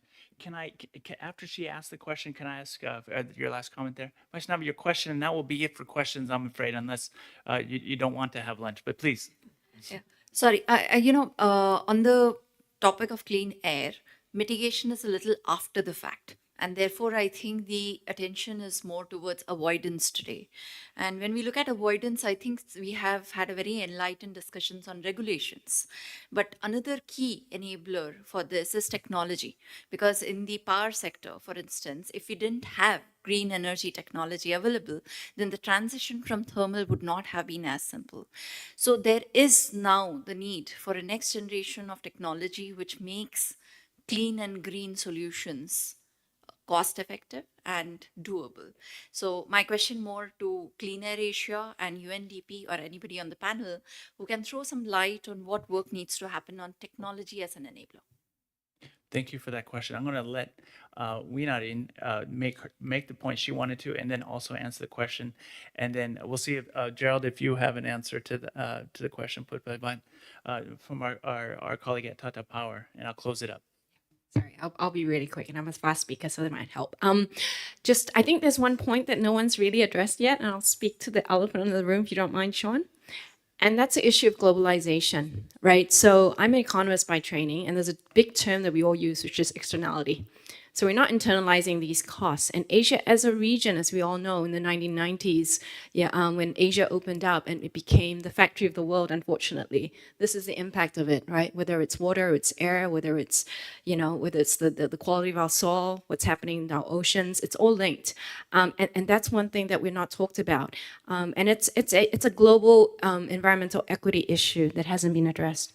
And I think globally, I think the global north needs to also step up, because based on the figures, specifically on the clean air agenda, the money that is dedicated to fighting clean air is dismal. Okay, so I think the figures from the Clean Air Fund is of all the climate finance around, and only 2% is dedicated to fighting clean air. Only 2%. And I think regionally it's pretty low. Thailand is dismal. Okay, the ministry that gets the lowest allocation every single year is the Environment Department. The Pollution Control Department gets the least. So of all the talk about sustainability, of all the talk about BCG, the money isn't there. So how can the issues be resolved, right? And I think that's something I think as citizens or as individuals who need to breathe, that's where we need to get governments to be more accountable, and we need to get businesses to be more accountable. They say they have a good supply system. We believe you, please show it. Please show us, be transparent, show it on your website, please, because we'd like to see it too, right? And you can then be held to account, and you have the social license to operate, which is important, because your citizens, it's a term called corporate citizenship, and that's really, really important in this world. And I agree with you on technology. I think the other point that I was also discussing on the clean air agenda too, is sometimes a lot of the issues becomes tail of pipe issue. So instead of dealing with not polluting in the first place, the focus has been on what technology can we use to reduce the pollution that we're getting out. And have we looked into maybe it's a lot more cost effective on a macro level to not have polluted first than to find this technology to resolve. But I'll leave it to the other experts to address that. Yeah, and in fact, I'm going to cede my summary remarks I was planning to make and give it up to our panelists, 15 seconds each for a response, either to that question and or anything else that they'd like to close with, if I may. Majun. Technology is extremely important, and as we try to prioritize on the energy security. Coal, it impact our energy transformation. But in the meantime, the vast development of the solar panel technology have motivated and promoted, enable China's solar power to grow, in the first 7 months by 47% year on year. And last year, it's already very, very significant growth. And now it's not just centralized, but it's rooftop solar panels, and which can clearly create synergy with global SDG because it's rural residents. So I think this is very, very powerful. E-vehicle, battery, and all this development, I think will be key for the green transformation. Thank you. Thank you. Please, Archana. Yeah, absolutely right, Vaishnavi. So, when I was talking about our sectoral solutions, I think the solution basically is on cleaner technologies. So whether we work with the MSMEs or we work with the construction sector, the technology solution is the most important because either they are dated or they are inefficient. So, efficiency also means cleaner. So in a way, when we work with MSMEs, our approach is within the enabling environment, within the policy environment that exists, what kind of technology solutions exist or can be provided. But this is just half the battle won. Even if you can identify the technology solutions, you need the resources to get those technologies, and most of it cannot be imported all the way. So it is like, make in India. We have that thing, but to make in India also requires a whole kind of 9 yards of provisions that need to be provided and encouraged.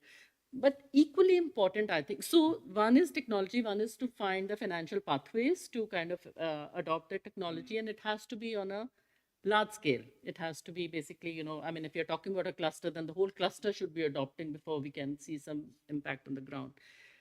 Added with it, and equally important, I think, is also behavior changes.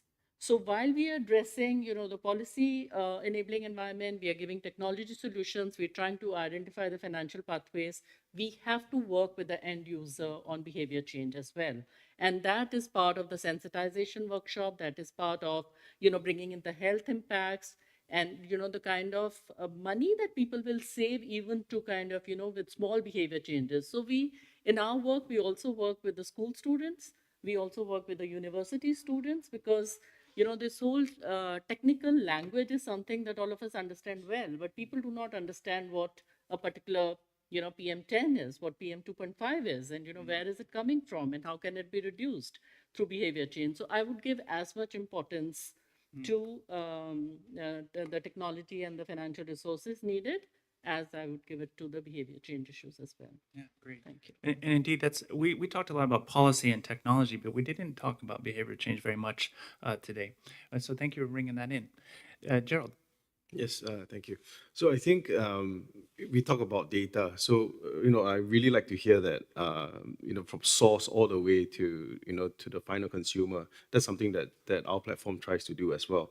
But I think the issue about data, everyone knows data is important, but where we are today is that data is in silos.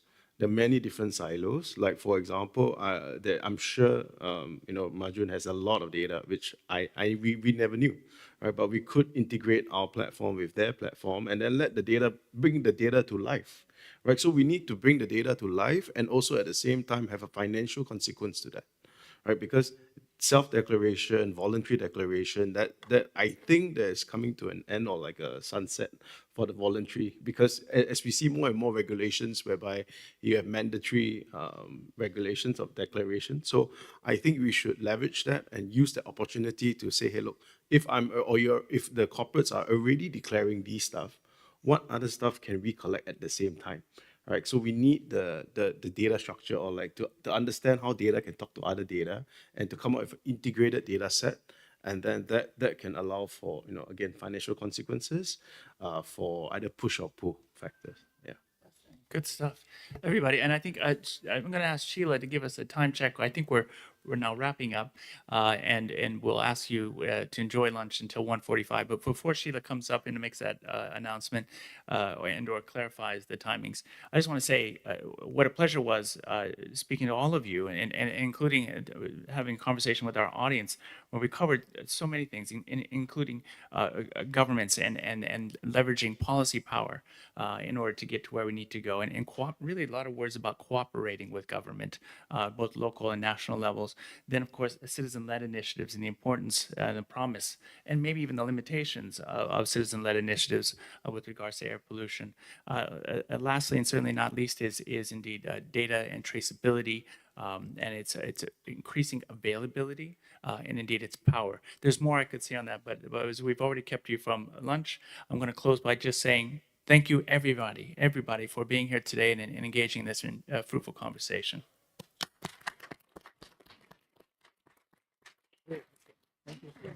Thank you everyone for joining. So we have prepared a light lunch just outdoor of the conference room 3 and 4.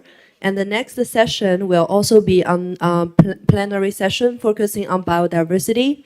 It will start around 1:45.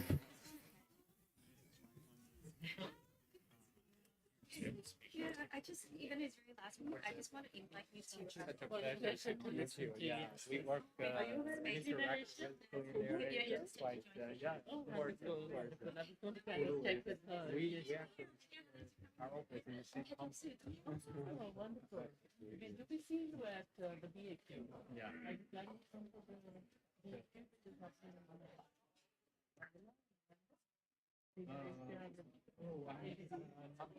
Not sure. One day, yeah. If you visit China, yes, we're in the same company. So it's always photo.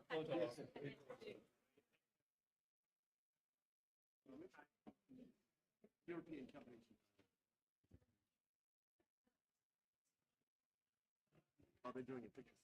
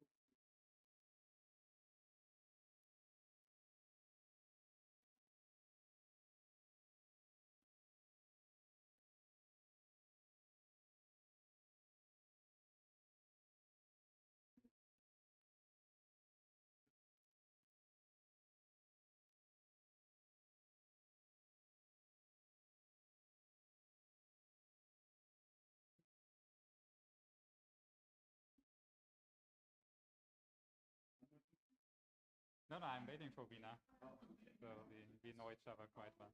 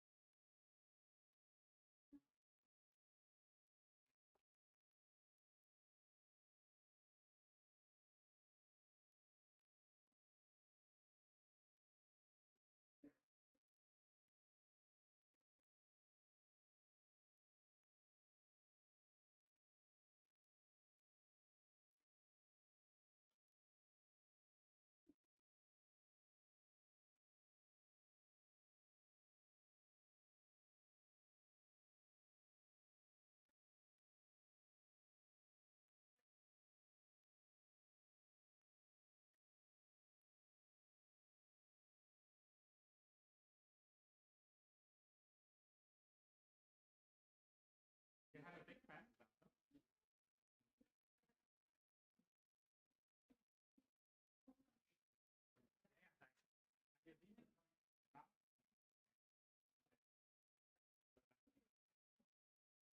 Good statement. Oh, did I? Not prepared. No, no. Okay.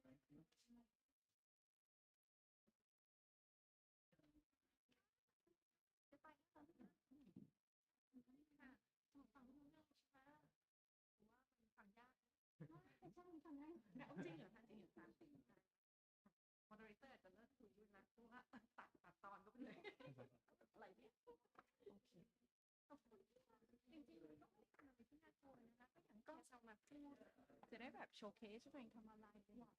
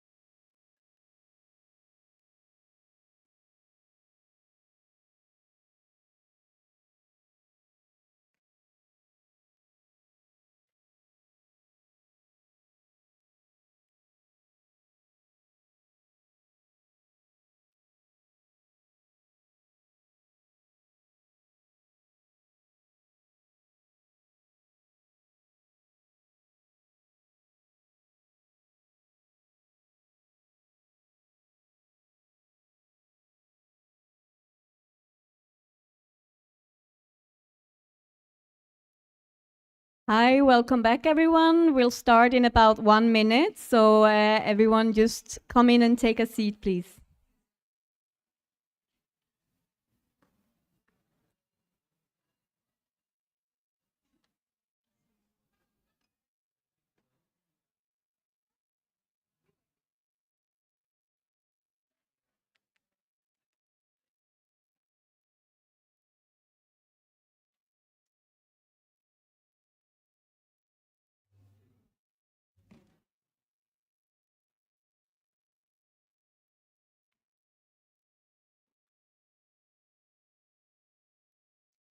Okay. It looks like we have our panel in place. So welcome back, everyone from lunch. My name is Ellen. I work for the UN Environment Program, and I'm one of the organizers of this conference. Very happy to see you here with us today. I hope you enjoyed the lunch and good networking. I had some really, really interesting conversations, and yeah, I look forward to see what more we can discuss this afternoon. I also joined the session on the just transition in the other room just before lunch, and that was also very, very interesting. I really look forward to continue and see and engaging the audience as well. We had a lot of questions, so we hope that if you didn't get a chance to get your answer before the break, maybe you will get the chance now. So yeah, for this afternoon, we're going to start off with the panel on the new biodiversity framework and what it means for Asia. So I'm just going to go ahead and give the word to Sean. Please go ahead. Thank you. Thank you very much, Ellen. And indeed, thank you for joining us again in the plenary room. I didn't make this comment at the beginning of our event today, but indeed, climate change and biodiversity are sort of the twin pillars of our SARA event. That's short for Corporate Sustainability and Environmental Rights in Asia Conference.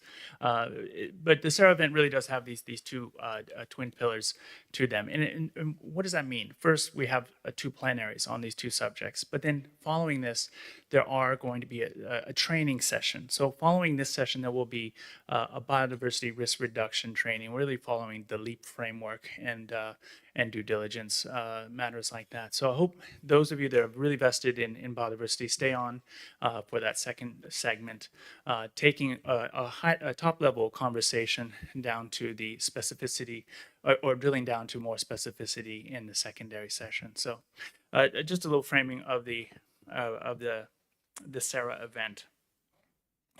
Again, thank you for being here. And as many of you already know, the Kunming Montreal Global Biodiversity Framework was agreed in December of 2022. That framework consists of 23 targets to be achieved by 2030. Some of those targets include conserving 30% of land, sea, and inland waters, restoring 30% of our degraded ecosystems, and reducing harmful subsidies by $500 billion a year. There is also importantly target 15. This is a target of very special interest to the business community and indeed of our SARA conference, as it provides that states should, quote, take legal, administrative, or policy measures to encourage business to regularly monitor, assess, and transparently disclose their risks, dependencies, and impacts on biodiversity. It's as difficult to say as it is to implement. Well, in any case, to help us better appreciate the implications of Target 15, what it means, but also to understand the implication of the GBF, the Global Biodiversity Framework for Asia in general, I have with me a star-studded cast of biodiversity experts and activists and representatives of business here with me today. I'm going to start with Joseph De Cruz, CEO of the Roundtable for Sustainable Palm Oil, otherwise known as RSPO. Pallavi Kalita, who is the Advocacy in Asia Lead for Business for Nature.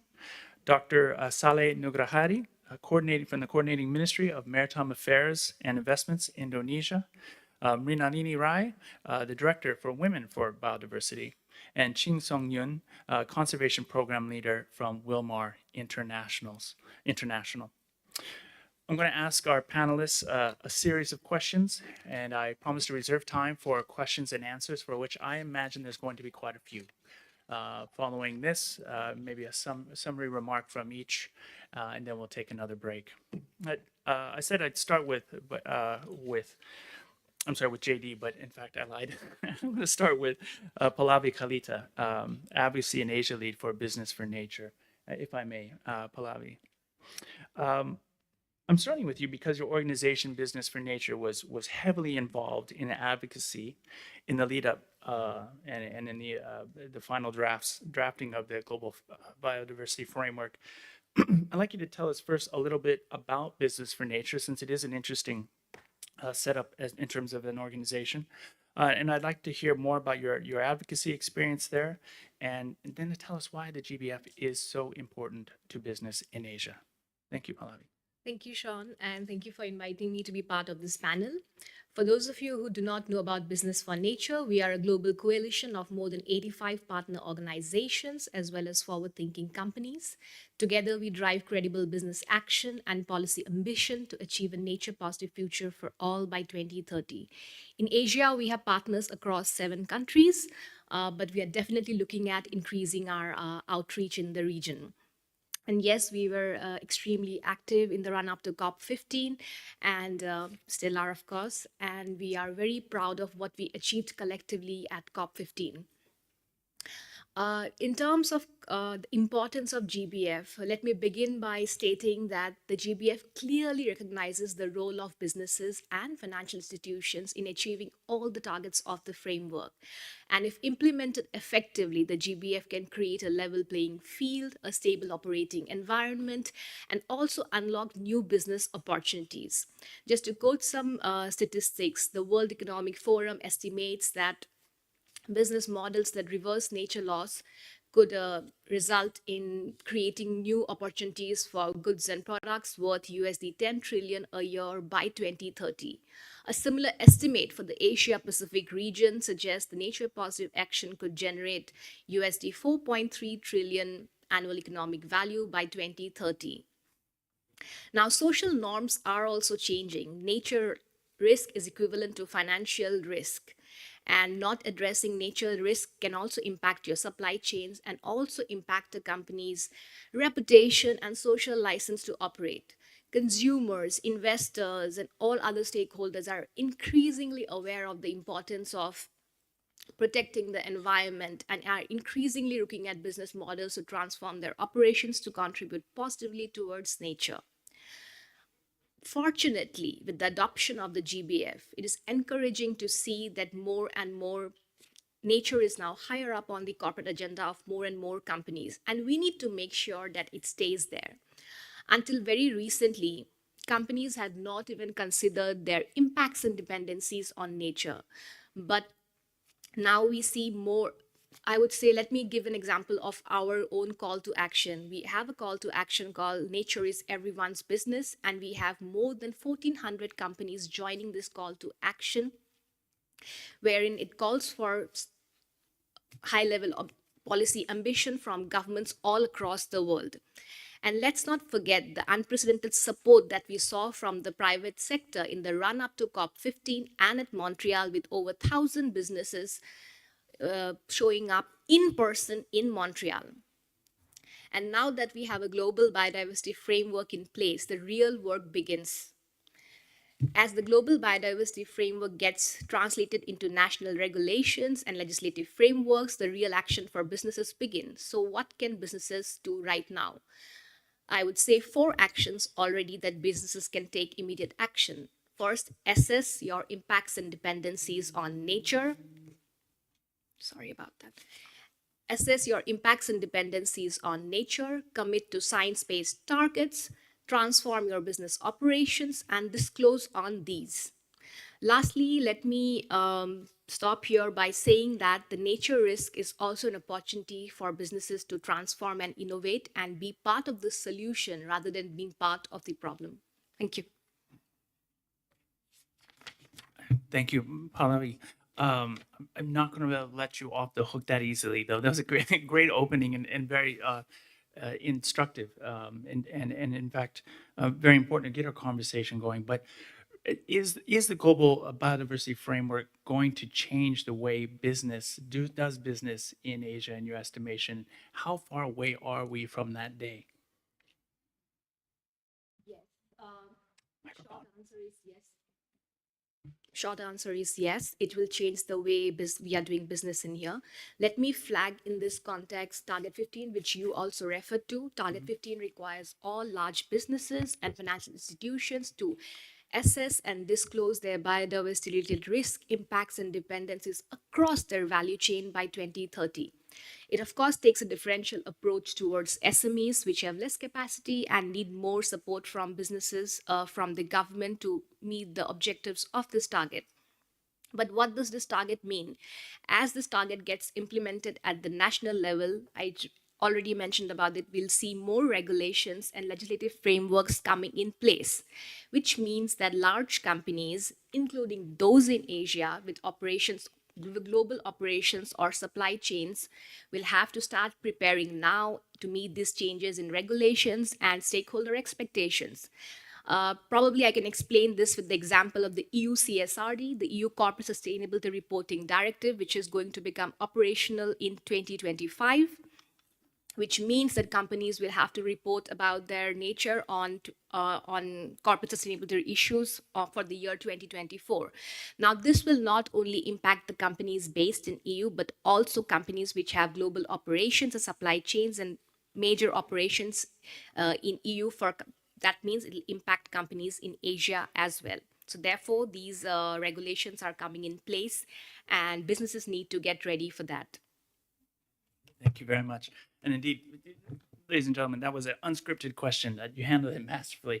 I want to move on to another one, though. When I talk to companies, one or two of them have said, or I should say two or more of them have said, Sean, we're just getting senior management to buy into decarbonization, and now you want me to undertake biodiversity risk mitigation. This is really complex stuff. This is going to take me a long time to get the resources I need to do it.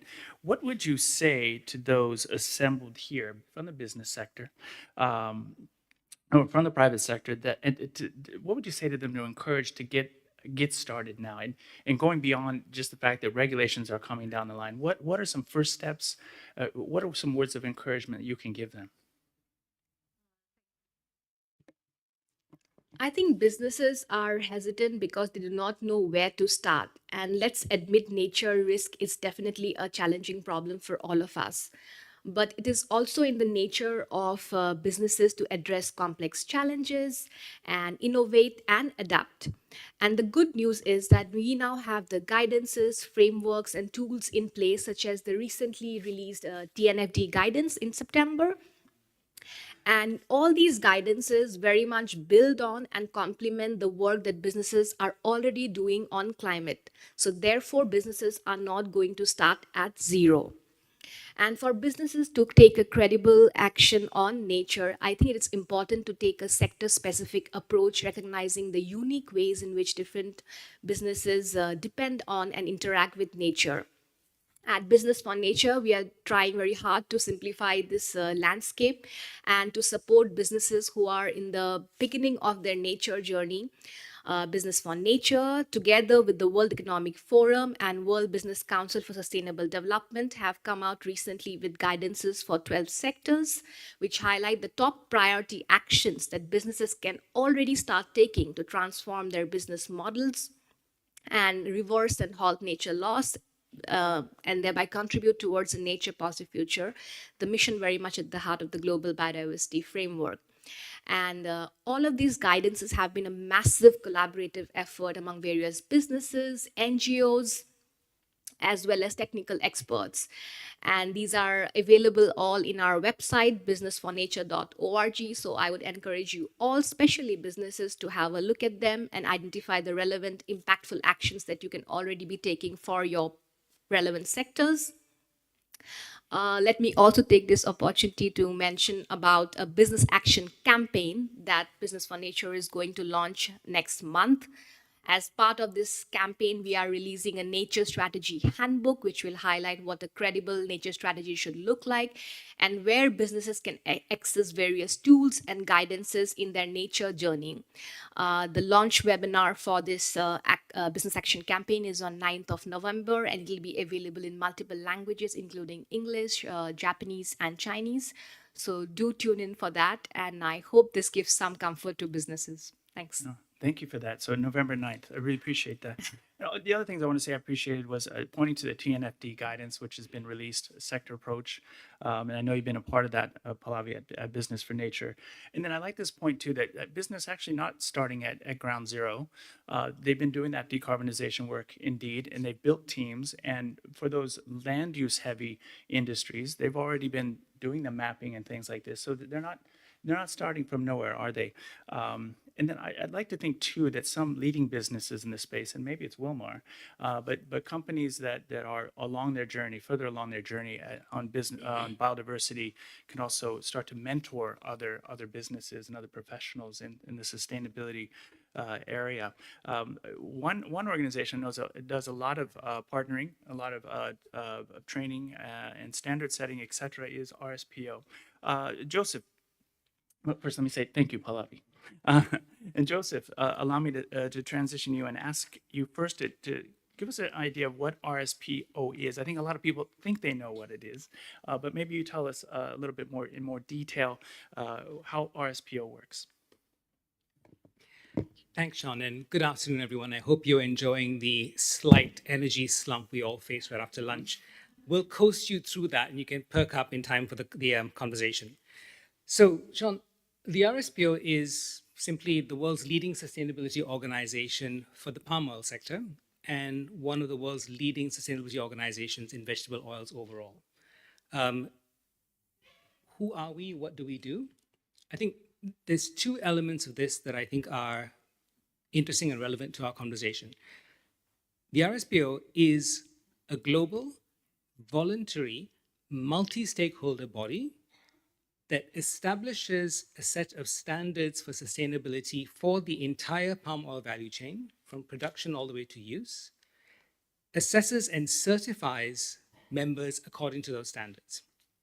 So we not only create, in an aspirational sense, an idea of what a sustainable palm oil sector should look like, we run independently audited and verified third-party certifications that allow members to demonstrate compliance with those standards. So yes, for the 20 or so % in the room who are wondering this, there is such a thing as sustainably produced palm oil.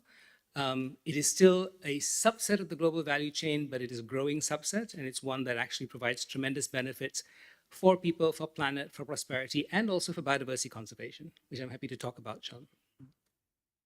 Thank you. Thank you very much. But I want to go into something rather controversial. Please.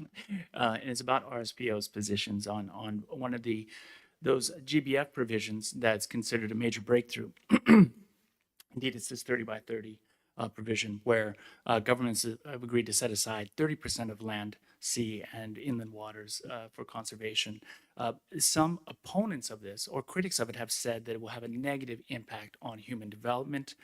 They warn that 30 by 30 could lead to displacement of indigenous peoples and of local communities, of course. They say it could restrict access to important resources like food and water. And I know separately, you have been very vocal about the need to balance the rights of smallholders to the right to livelihood, the right to health, the right to a number of different rights linked to the right to development. I'd like to know what's RSPO's position on 30 by 30. Thanks. So first of all, I think from the point of view of the global challenges we face as a civilization, mandates, aspirations like 30 by 30 are extremely critical. So as a sustainability organization, this is not something we reject at all. But as I find myself saying a lot in these conversations, Sean, the devil is going to be in the details. Do we set, as policymakers, as governments, as countries, do we set programs and aspirations against 30 by 30 that exclude people? Or do you find ways in which you can set aside biodiversity conservation areas that work with communities and with society? So 2 points I'd like to make in that context. Number one, if you look at the way in which the RSPO fraternity addresses this issue, as part of our standards for sustainability, we require the custodians of land under palm production to identify and themselves conserve any high conservation value forests within their landscapes. So we have right now, and I haven't pulled out today's figure yet, but something in excess of 600,000 hectares of land around the world conserved within production areas by plantation companies and smallholders, completely separate from any nationally managed protection areas. So are there ways in which we can work with local communities to protect and set aside biodiversity conservation areas? Absolutely. There's a lot of work your colleagues, my former colleagues in UNDP, are doing along these lines as well. But I'd also broaden the question a little bit, Sean, beyond just 30 by 30, which is the headline, and talk about the broader GBF. Because there are also a number of other targets within the GBF that companies within the agriculture supply chain can and should support, like Target 7 around reducing the global rate of pesticide use by half, and by reducing nutrient pollution by half as well, and Target 17 by reducing global food waste. So when you look at the global aspiration around biodiversity conservation, I think it is very important that we also ask and challenge actors within these production supply chains to demonstrate how they can also contribute to the full range of targets that are being set by the global community. Interesting. It reminds me of our argument about the SDGs, that we shouldn't be taking a siloed approach to any one particular SDG, that they are integrated. And that if you look, for example, in your example of the GBF, if we're to look at Target 7, I think you mentioned, and the others, you might actually come out with similar outcomes where you are conserving more land. We need not call it 30 by 30 and come up with rigid, we may not have to come out with rigid rules or standards in that regard. We could, did you want to follow up with that?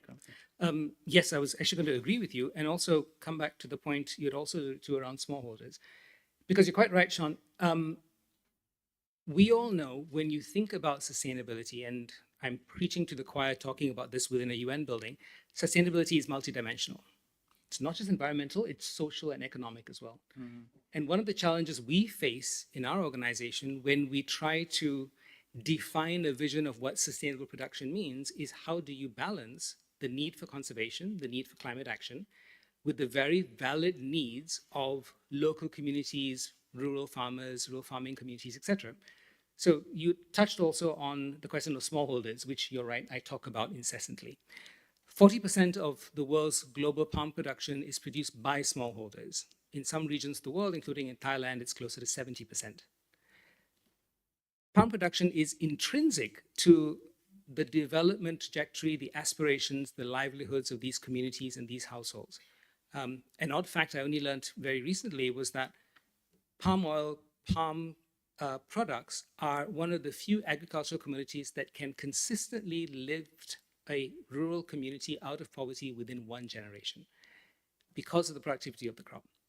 So the challenge we face is when we think about what does sustainability mean for the future, how do you balance those very immediate and central local needs with global requirements? And the answer, certainly in my mind, is you need to be able to understand in a particular context what matters the most. And I'll give you an example to wrap up here. When you're talking about biodiversity conservation, and I'm talking to a large global producer like our colleagues in Wilmar, it's entirely acceptable for me to say to them, you have a global obligation to protect as much as you can because you have the ability to do so.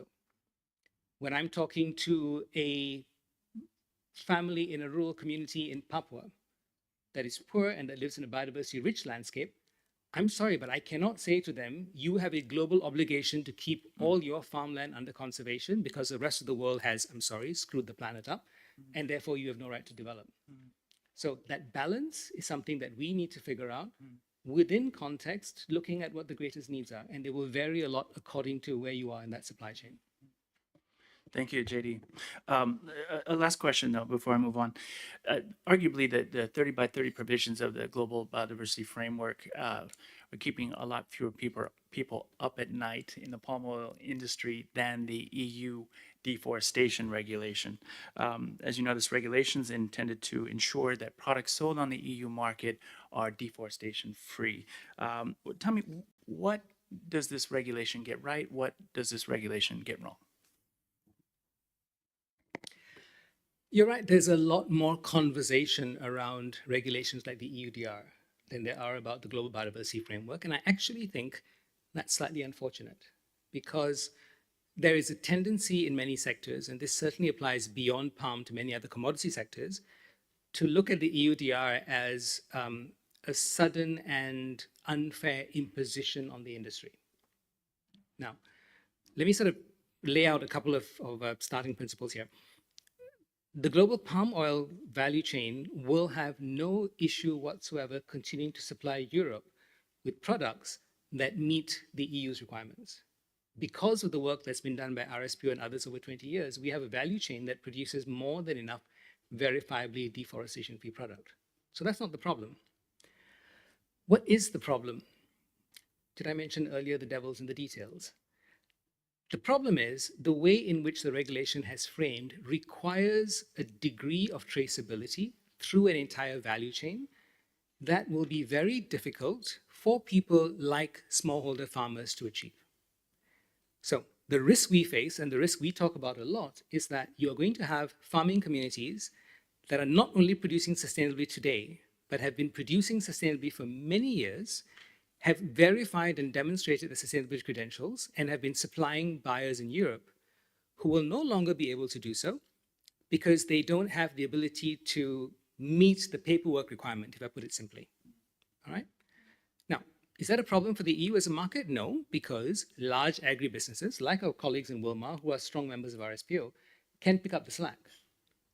But I come back to the social impact. You're now saying to farmers on the ground who have demonstrated, who've put in the effort to produce sustainably, I'm very sorry, because we have framed our paperwork requirements in this way, you're no longer able to sell to one of the world's most important markets. We're shunting you out and declaring you not part of a sustainable market. And from a sustainability point of view, Sean, that is tragic. So that is the kind of outcome we'd like to avoid by ensuring that we work together through multi-stakeholder processes to come up with smarter regulations that meet our aspirations. Thank you, JD. And in fact, just to clarify too, the EU deforestation regulations applies, I think, 5 different industries, not seven different industries, not just palm oil. Thank you for your thoughts on that. Let me talk to one of the world's largest palm oil producers then. Let's turn the conversation to our friend Yun, who also is a former UNDP employee at UNDP Malaysia. Yun Wilmar International, as you know, being one of the largest palm oil producers in the world, takes a lot of criticism for the entire industry. So I want to say first, thank you for being here. It's courageous of you to be here in a multi-stakeholder environment. And I know that you're ready to answer the questions that might come from our audience today. One of the questions I have that's of immediate relevance is about Target 15. Let's go back to Target 15 for a moment. How is this, in your words, going to shape Wilmar's sustainability practice? What are the biggest challenges a company like yours face in meeting the ambitions under Target 15?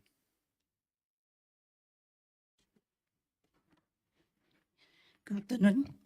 Thank you very much for inviting Wilmar to attend the conference today. Wilmar, as the leading palm processor and merchandiser, we understand our responsibility to drive positive change in the sectors. And over the years, we have made significant progress in improving the sustainability of palm oil and addressing this environmental and social issue in our value chain. And our commitment to the no deforestation, no peat, and no exploitation is the foundation of our sustainable palm oil approach.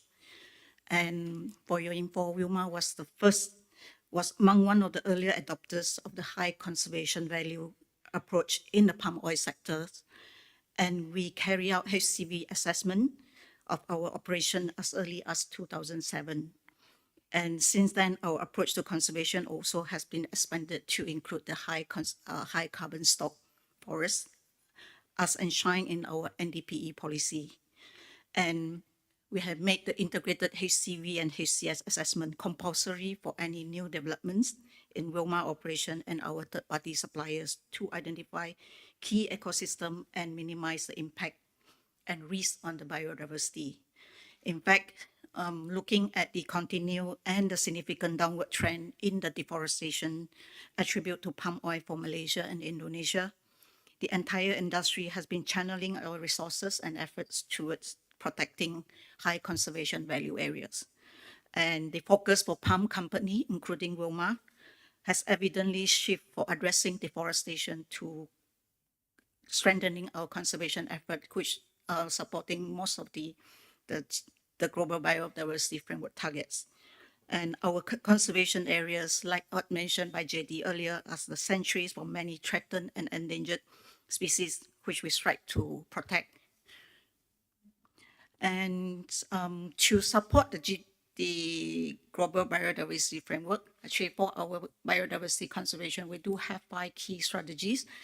The most important thing will be the safeguarding biodiversity, including especially the rare, threatened, and endangered species, and building ecosystem resilience, because most of the conservation areas, HCV area within the plantation landscape are fragmented. So we're looking into the connectivities and how to improve the degraded areas and the riparian zone, to enhance the biodiversity value.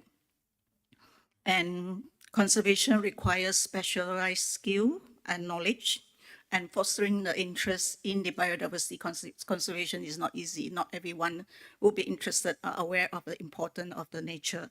So the engagement and capacity building is also one of our key strategies for our staff and the stakeholders. And smart partnership and collaboration also is one of our key strategies to achieve a win-win situation in order to address the targets of the global biodiversity framework. And all these are to ensure the effective management of the HCV areas within the plantation landscape itself. And just now, JD also mentioned that it's about more than 600,000 hectares, and this area have not been recorded as an official protected area in most of the government legislation. In terms of implementing the targets, Wilmar, we do not foresee much challenges in supporting the global biodiversity framework because we do have a well-established dedicated team working on the ground on conservation of forests and biodiversity throughout our global operations, especially in Indonesia and Malaysia. And we also actively manage, monitor, and preserve and rehabilitate our conservation area. And we disclose all our effort and relevant data in the public available reports, such as sustainability reports. However, we do acknowledge that there is still a lot of work to be done to assess and disclose biodiversity dependency, the impacts, and the risk to reduce the negative impact under the target 15s. As you may be aware, most of the palm oil companies operates in the high biodiversity value area, especially Indonesia and Malaysia, which is mega diversity countries. And company may struggle to balance the needs for agricultural expansion with the imperative to protect biodiversity-rich area, in addition to industry and DPE policy requirement and pressure for development under the national poverty elevation programs, because palm itself actually help a lot of smallholders and community in their livelihoods. So we foresee some of the potential challenges.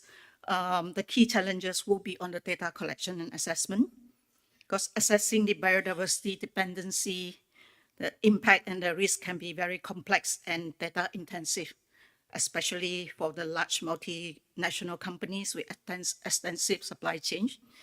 And when we're looking at the biodiversity risk, it's actually need to look at the sustainable land use planning and the conservation practice within the existing operations and the supply chain itself. And this can be logistically and financially challenging.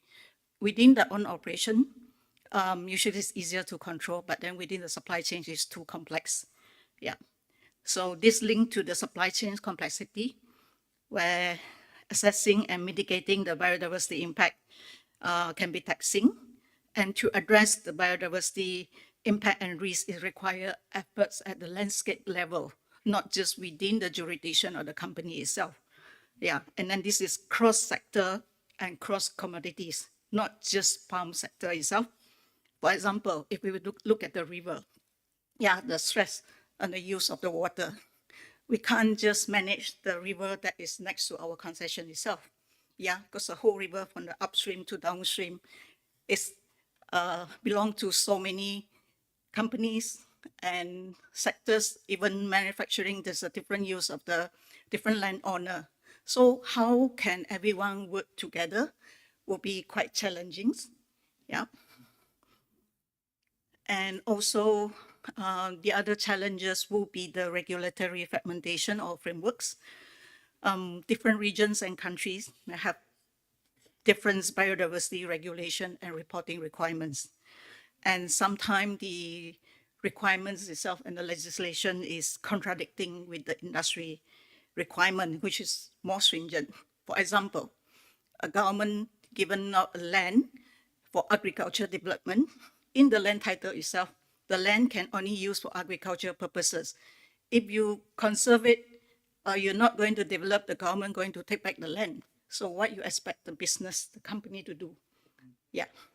But in the industry requirement, under the NDPE requirement, they need to do the HCV and HCS assessment in order to protect all the key ecosystem, key habitats within the concession. So it's contradicting.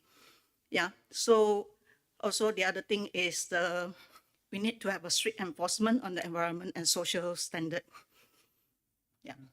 I can appreciate, thank you for your response, and I can appreciate there has to be so many different challenges when it comes to land use. There always is in every country, but especially in countries like Indonesia and Malaysia, which indeed have large sections of high conservation value, HCV. In case those of you didn't catch it, that acronym means high conservation value. They have so many of these sectors demarcated as HCV. But one of the challenges that we spoke to today, and I think it was with Gerald, where I said, traceability is a real big issue in palm, in rubber, other commodities. And then I think you said, you mentioned, you didn't, in the beginning you said, we don't see too many challenges with Target 15, in part because you have people on the ground. Gerald said something the same, to the same extent. You need people on the ground to give integrity to traceability. How large, do you have large teams on the ground? Can you give us a feeling for the size of these teams that are they're working on traceability and other matters? Just to further clarify, just now I mentioned we have team on the ground will be more on the conservation, the HCV management. Okay. Yeah, when it comes to traceability, where it involves the where the area where we don't operate, yes, that will be a challenge because we don't have, for example, when there's a deforestation recorded, it actually, most of the time, although we have the technology to support our deforestation monitoring, but the alerts still need to be verified. It's not just based on the data because you need to know who is the landowner and then what's happening on the ground. And most of the time when it comes to actual verification, it can be just the area that detected as a deforested area. A land clearing actually is a rubber plantation. Yeah. Let me move on to some of the sustainability reports that are out there, if only because they are a really interesting read, and you're used to reading them, I'm sure, with your tongue, your lip bitten or your tongue bitten. If you read, for example, a chain reaction research or a Sustainalytics review of many palm oil companies, they'll often have a positive thing to say and then something almost as negative. Really striking differences sometimes in these reports. So a question I have, and I know that others have as well, is when and under what circumstances might we expect the whole industry to lift its sustainability performance definitively and not have this sort of checkerboard type look to the review of these firms, of these sustainability firms who are giving Wilmar a positive check here and a negative there, when will we see these problems finally flesh themselves out? And again, as I said, the lifting of the entire industry to a new baseline level. Will the the GBF, the Global Biodiversity Framework, help us with that? I think palm industry is one of the most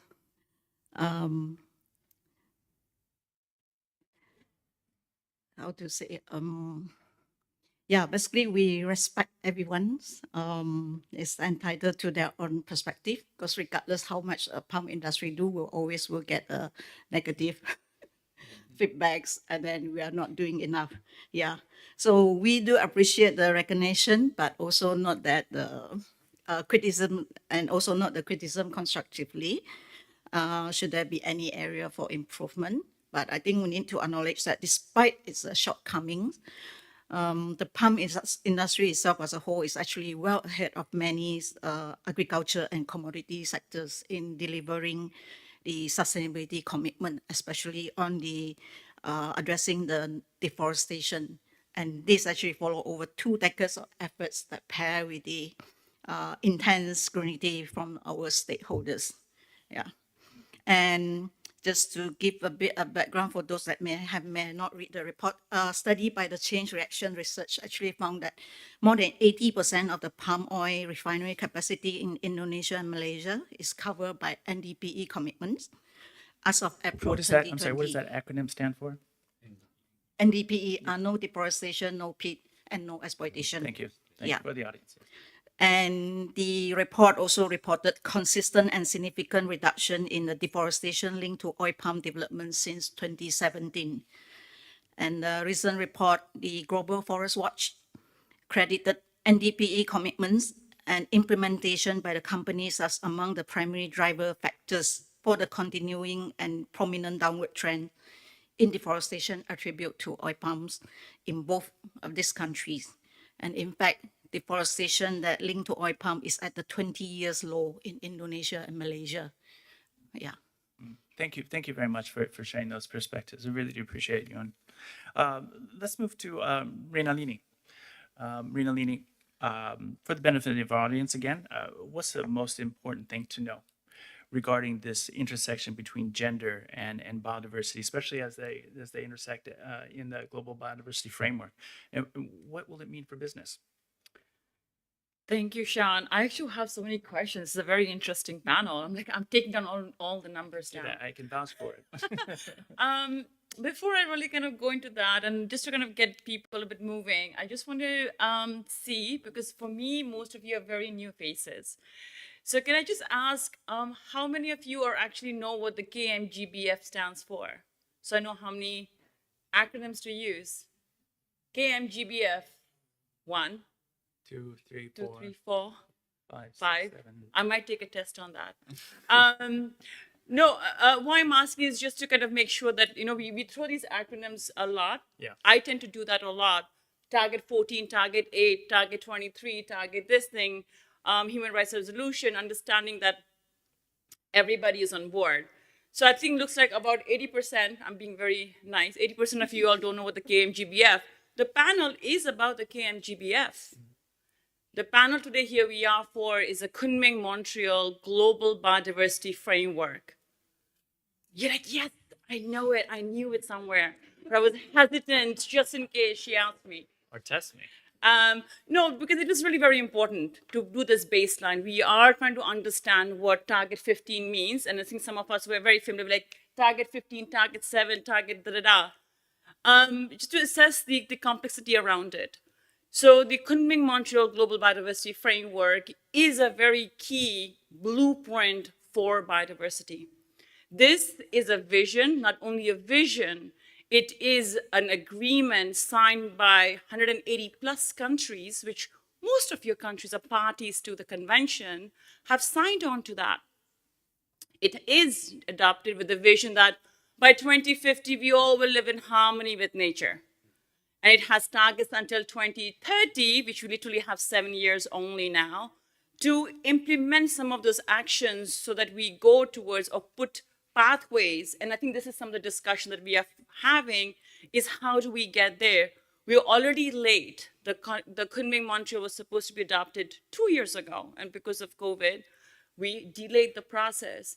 Now, within that, why we're having this discussion, I think the role of businesses is, to be honest, I'm from the civil society. How many are you from the civil society here? Okay, good. Oh, yes. How many from businesses? Oh, wow. Okay, that's growing. Okay. How many from UN agencies? Okay. How many from, say, youth? I heard one speaker in the morning. Okay, there. But how many from indigenous peoples and local communities? Any representation here? Okay, we're talking about human rights. We're talking about the impacts of how businesses, the way that they would deal with nature. We talked about various kind of methods and various kind of proposals since the whole morning. I've been trying to switch between conference sessions to really know what's happening. And we are here to really understand is where does human rights come from? Whose rights are we talking about? I don't think it's my rights, right? In the sense that when you're talking about these development models, you're talking about the impacts of small-scale fisheries. Somebody talked about small-scale farmers and producers. It's the people on the ground. It's their rights.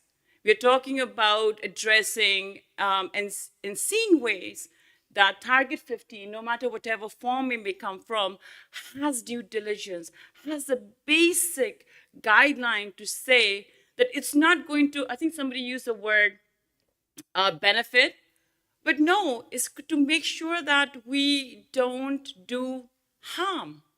I think that's a very baseline for me. I tell people before we go up to looking at solutions for a problem, is to prevent the problem from happening at the first place. And this is when you're talking about holding businesses accountable, or what would they put in place? I'm sorry, I have the panel with palm oil, and I'm not a technical person, but understanding that you're talking about concessions. So for example, you're talking about asking the small-scale farmers to have these holdings, and you have the numbers for it. But I think if you're looking at, correct me if I'm wrong, if you're going to be looking at the area of conserved areas within the production areas, they're actually very small, right? So if you're going to be looking at, okay, this is what, whatever 5% of the production is we're going to be putting it, because I've been to some of them saying this is what is going to be protected. What about the 80% of that is a production space? So that data we need to really come about by saying that we have 60,600. But in the context of a larger scale, because we are also talking about that one of the highest drivers of biodiversity loss is fragmentation of landscapes, right? I'm not only talking about palm oil, we're also talking about protected areas. And protected areas and national parks, nature reserves are one of the key, an easy target that most of the parties, most of the countries, at least in the global south, is very easy for them to account for. So in the global biodiversity framework, the previous strategic framework, target 11 was on protected areas. It was the only target that was exceeded its expectation, while all the 19 targets failed because it was, let's make a protected area.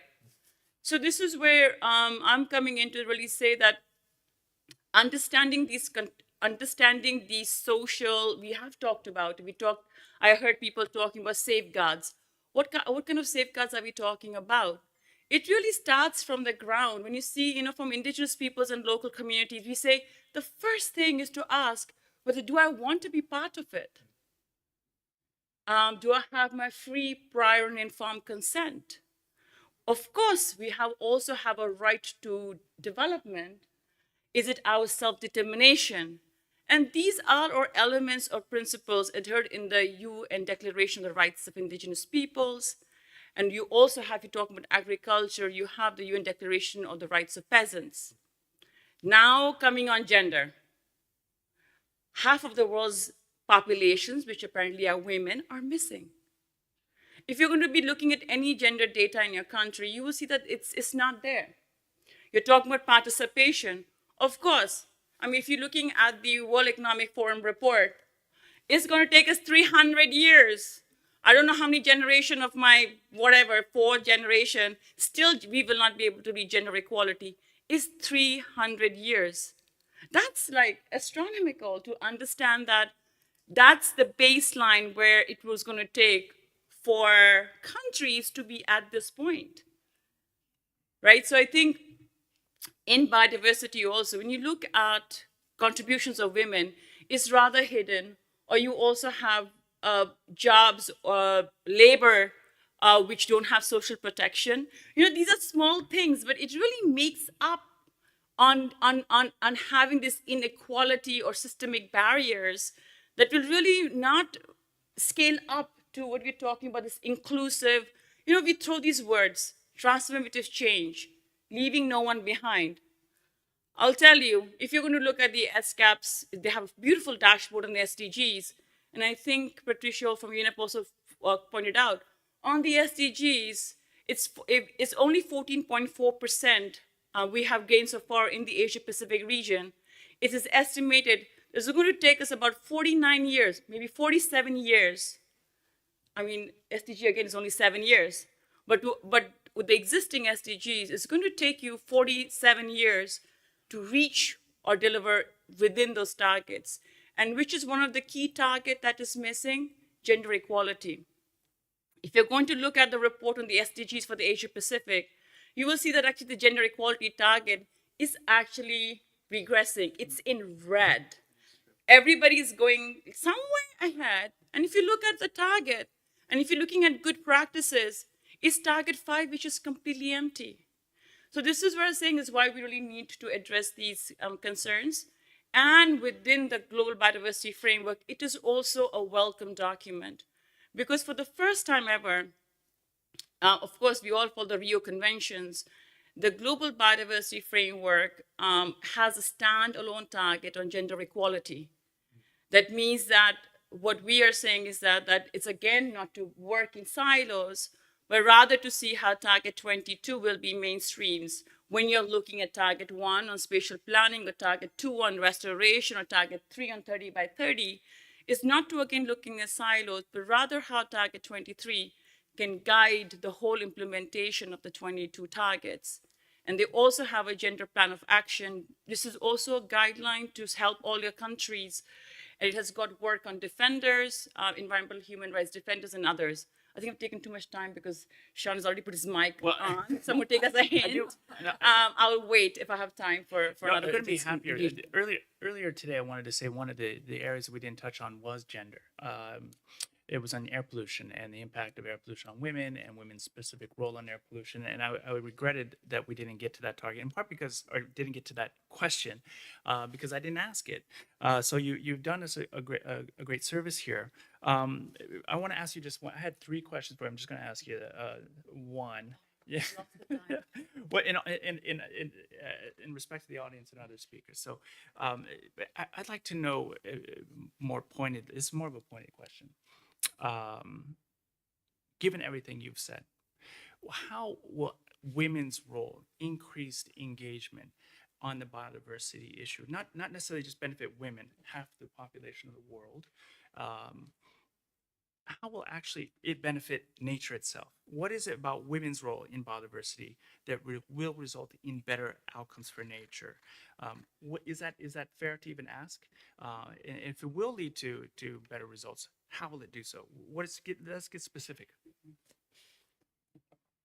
Oh my God, I have to use so much time. I only got one question. No, thank you. In just 1 minute, much. I'm afraid. Yeah, no, thank you. Of course, there are growing research. You can see research taken out by UN Women. You have research taken, someone to quote everybody, but ACB also, of how they have analyzed on the project level that if you support women's organizations or women's networks, that they have been able to bring about a change in the community. And it starts from there, right? Now, where the challenge happens for is the recognition at the national level. I mean, if I was to just take an analysis of all the countries that are here, especially in the Asia Pacific, I really would like to say that please go back and see how gender responsive are your laws and policies. You know, you really need a political will, right? You're talking about how do you really put in addressing the systemic barriers, right? I mean, it's basic like that. I will tell you, I mean, even if I'm educated, I may not have all the equal rights as a woman in my own country, though I'm educated. Certain, it could be either from citizenship rights or getting a loan. It differs, right? It starts from there, having that easy access to really empower you to make the decision on your own, including decision making. If you're going to be looking at the data, there is, of course, we comment that there is an increasing women in the leadership roles and policies and da-da-da. But if you're really going to look at closely of where those women are, you won't see decision-making places. You will see them in administrative work, right? Not so many in managerial work. If you're looking at the ILO data, you will have that where they have identified where in the Asia Pacific, where are those roles? Of course, there is an increase in one sector, but again, in the labor force, say, for example, because also the roles are not recognized. A lot of them are in unpaid labor work, or somebody talked about migration the other day. So there are a lot of elements that conflict to really make sure how do you really kind of advance them. Now, in the last, for biodiversity conservation, when you're talking about, say, example, restoration, or you're talking about target 3 unprotected area, that's the whole focus of that. If you, again, this is again a lot of studies, we're talking about the value of nature. IBES, if you're all familiar with it, it's similar as IPCC, is taking out the value of how non-monetary values should also contribute to good conservation models. Right? You talk about sustainable customary, sustainable use, management, and there women play a very key role.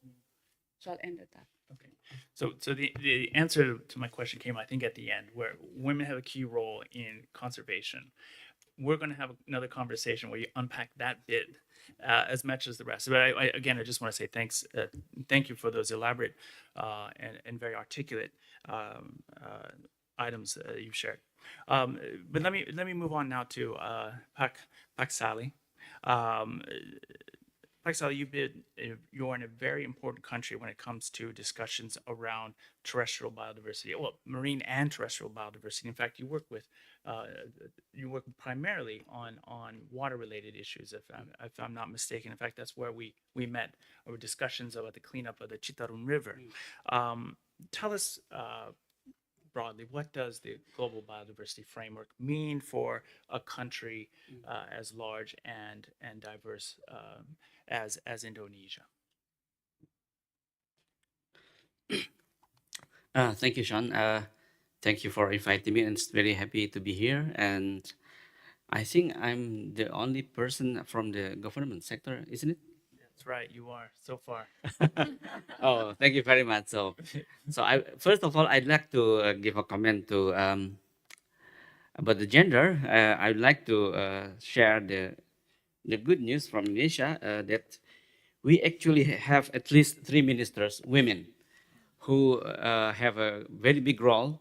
First is the Minister of Finance, and the second is Ministry of the Foreign Affairs, and the third is Ministry of Environment and Forestry. So those are the superwomen in Indonesia, and they are playing since the last, I think, 7 years. They become the very important persons in international and also in national one. And I just like to introduce first what is my ministry.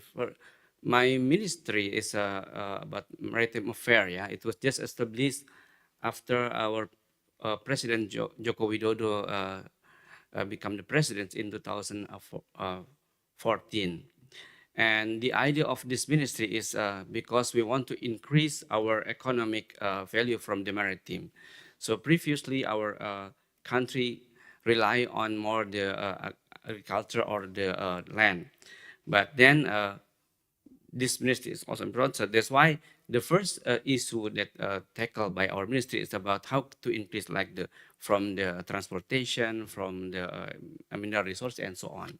But then in 2019, we coordinate also more ministry, like Ministry of the Forestry and Environment, and also the infestation. So that's why the issue on environment also our task. And we, of course, support the global biodiversity framework. And for us, the global biodiversity framework post 2020 profoundly shaped Indonesia's conservation effort. And also the GBF served as a universal guide and influencing Indonesia's strategies in multiple crucial ways. And then this GBF also established global standard for biodiversity conservation and driving Indonesia to align its conservation initiative. This alignment enhanced Indonesia's credibility in the international conservation arena, fostering a collaborative effort in preserving biodiversity. And then it also provides us the evidence-based guidance, which is enabling Indonesia to shape its biodiversity policy with international best practice. This ensures robust, effective policy in line with the latest global conservation, research, and enhancing of precision our effort. And also foster international collaboration. It's encouraged us to engage in knowledge sharing, particularly in shared ecosystem. And it's also enable Indonesia to access international funding by aligning with global conservation goals. And these funds are important for large-scale conservation projects, safeguarding our diverse ecosystem. It emphasizes integrating biodiversity into sectors like agriculture, promoting a sustainable approach to economic development. And now we are developing the Indonesia Biodiversity Strategic Action Plan. This is, I think, the thing that we need to do after we ratify this policy, that we need to urge this policy to our nation. So by aligning this policy with GBF, we ensure coherence with the international best practice. So this is the main of biodiversity for us, I think. Thank you for that review. And indeed, your country just passed a National Action Plan on Business and Human Rights. Oh, yes. Just a week ago or so. I want to congratulate you on Thank you. that. And I know how hard they are to pass these national action plans. They take all of government approach rather, and so they're fraught with obstacles in part because of bureaucratic matters, but also electoral matters, etc. So best of luck with the National Action Plan, the NBSA, which haven't been too many, in fact, globally speaking. So perhaps you'll lead as you have on business and human rights in that regard. But I'm sorry for so much commentary. Let me go back to my favorite subject under the biodiversity Okay. heading, which is the 30 by 30 provisions. I'm sorry, Yeah. I'm obsessed with it because it's something I can see and feel, Yes. and it's something I hope will come alive and be meaningful for not just for me but for my Yeah. children and grandchildren. Yeah. How in the world are we going to do that in Indonesia, a place as diverse, large, so many different languages? Yeah. Give us some details about how you will meet, how the Indonesian government is going to meet the ambitions of the 30 by 30 provision. Yeah, thank you. So actually, we had a quite, I think, quite hard debate during the convention in Montreal last time. Yeah, we do support the GBF, but this target 30 by 30, I think, is quite challenging. Last time we aligned, for example, with Argentina, Brazil, and so on about this, because you can imagine at the moment, even the IT target is not, I think it's not reached IT target, right? 17% of land and 10% of marine. So in Indonesia, we until today, let's say, we just reached 30 million hectare of conservation. So it's still, I think, less than 10%. So how can we do that within next 2030? I think it's almost impossible for us because it's very large, and also we need a lot of resources, I think. So these ambition plans we just had a kind of the roadmap for that. So we extend this 30 by 30 to 2045. So even this is not very difficult. So, and the central to this initiative is to active community engagement, integrating local business, and so on. Yeah, and actually in Indonesia we already mapped the place. I mean, the conservation cannot be interpreted as the marine protected area itself, because I think there are a lot of initiative to do that. We do have the map for the marine conservation or marine protected area uh, using the map, but then to develop it to become the MPA is need a lot of more effort. For example, we need a stakeholder meeting, as you mentioned about we have to meet with the local people and so on. So because as you say that in Indonesia there are a lot of people with different culture, different language, so we need more. But there are also some initiative from either from local people. I mean, conservation can also be interpreted by these local people. For example, in East Indonesia, there's a policy of SASI. There's conserve the area, not to become the overexploited by the fishery. Maybe this initiative is not listed in our national or list, yeah. But I think it can be also leveraged to our national.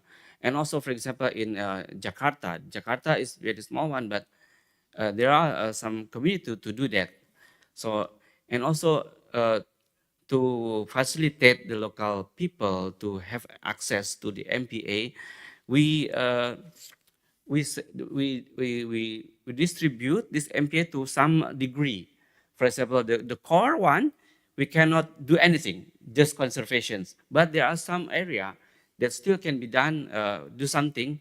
People can get access for fishery and so on. So this is the thing that we do until now.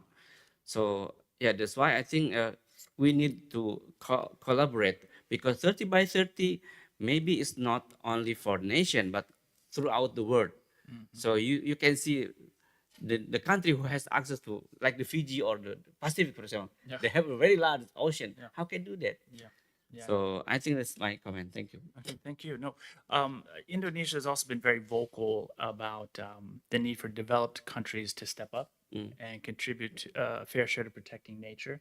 JD remarked on this earlier, looking things through a balanced lens, understanding that smallholders, for example, are being asked to not plant palm oil and not to develop when they're not responsible necessarily for the climate change impacts that they're experiencing.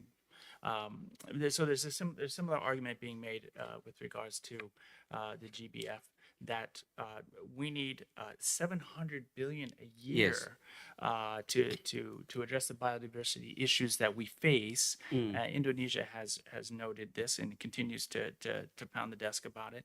But how realistic is it today in this fragmented geopolitical space that we're living in today? How realistic is it that developing countries are going to pay up to fill the gap? And then secondly, most importantly, what measures can we do without them stepping up? Yeah, okay, thank you. So addressing 700 billion biodiversity finance gap is, I think it's very challenging. It is crucial for developed nation to contribute, but I think to relying solely on them might also not be very realistic, I think. So we have to formulate a comprehensive strategy to support this biodiversity. In Indonesia itself, I just like to have you a figure, for example, to support this biodiversity. I think that our capacity only, let's say, 26%. So even our national budget is more bigger than what GAF support to us. So, but how can we get this 75% from that? So we need to have kind of the mechanism and so on, I think. Just 2 weeks ago, for example, our president launched the carbon credit mechanism market. And I think this is very new for us. And I think the international reaction is very good. And also in last G20 meeting in Bali, we launched also the Global Blended Finance Alliance. So we want to raise the interest of the international to support this. This is also not only for climate, but also for biodiversity. So we do hope that using these mechanisms, we can raise this fund. And yeah, and also I think we have cooperation, for example, with some international company, like in One River. We have the MOU, for example, the big company. We want to not only to rehabilitate the land, but also to increase the livelihood of the people in the water area. This is very important. Thank you. So you're looking at private sector Yeah, partnerships as yes, well yes. To help finance or to help fill this financing gap. Thank you very much, Dr. Nukragadi. So look, let me say this: all the responses, some of my questions were hard to answer. But just so everyone in the room understands, one of our practices is to ask really hard questions, but run them by you first, our speakers first, so they have an opportunity to object or amend. And in doing so, I found that most of our panelists are totally fine with the questions. And for me, it's a mark of progress. It means that these companies, government, certainly civil society and or business membership-driven business associations are ready to answer those questions, so long as they're not put on the spot and or surprised. And I think everybody on the panel for answering some tough questions today. But I also want to say this: you have some tough questions, I'm sure. So as we open the floor, I just ask for everyone to be constructive and respectful of our panelists as we take questions. I see a gentleman here with his hand up, a gentleman here, and Danielle in the middle there. We'll take those first three, and then we'll have them answer, and then do another round to the extent we have time. Good afternoon. In the spirit of asking a difficult question, if I could ask a difficult question to Pak Nugrahadi. If you could just say your name and your organization first, though, sir. Sorry to interrupt. Jonathan Woodliff, Czech Business Council for Sustainable Development. My question is about HCV and HCS assessments, which have been mentioned by two of the other panelists. What is the Indonesian government's position on HCV and HCS? Does it recognize both those standards? And to what extent is the Indonesian government prepared to accept that companies like Wilmar have to undertake these in order to meet international standards? Thank you. Could you repeat the question one more time for the benefit of our panelists? Oh, yes. It's about high conservation value and high carbon stock assessments, which were mentioned by a couple of the panelists. And the question is, what is the position of the Indonesian government? Does it recognize these two standards? And how does it reconcile the fact that companies that have to trade on the international markets are required to do these standards? And to what extent will the Indonesian government, does the Indonesian government support this process? Thank you. All right, we'll take the second question. I'm sorry, where did I point to? A gentleman here, Rohit. Thank you, Sean. So this is my question. So I'm Rohit, I'm from Dahlberg Advisors. My question is for Mr. De Cruz. I completely agree, first of all, with your point that it's very tough to ask a smallholder to change the way they fundamentally do things. But I'm also mindful of a statistic you mentioned, which is that 40%, I think, of the palm production in Asia is from smallholders, in some countries as high as 70%. And I'm sure across sectors of Asia, you'd find that the majority of production actually comes from micro, small, medium-sized enterprises. I guess my question is, what then? Do you just chalk that off? Do you kind of rule that out in terms of a subset of the overall production volume? Or alternatively, is there a way to take GBF principles to practice in a differentiated way? Is there a softer approach, a more facilitative approach versus what you might apply to a larger, more sophisticated player? Great. And Danielle? Thank you, Sean. I'm Danielle. I'm from the RSK Centre for Sustainability Excellence in Singapore. And my question may encroach on the next plenary, so I apologise if that is the case, but it's for the two lovely ladies at the beginning. You both mentioned data collection as a particular challenge, and I wondered if there was any specifics around the Asia region that made it particularly challenging. And if that is the case, what support can private businesses receive? And where can they find that support? Thank you very much. Paksali, are you ready to answer the first question?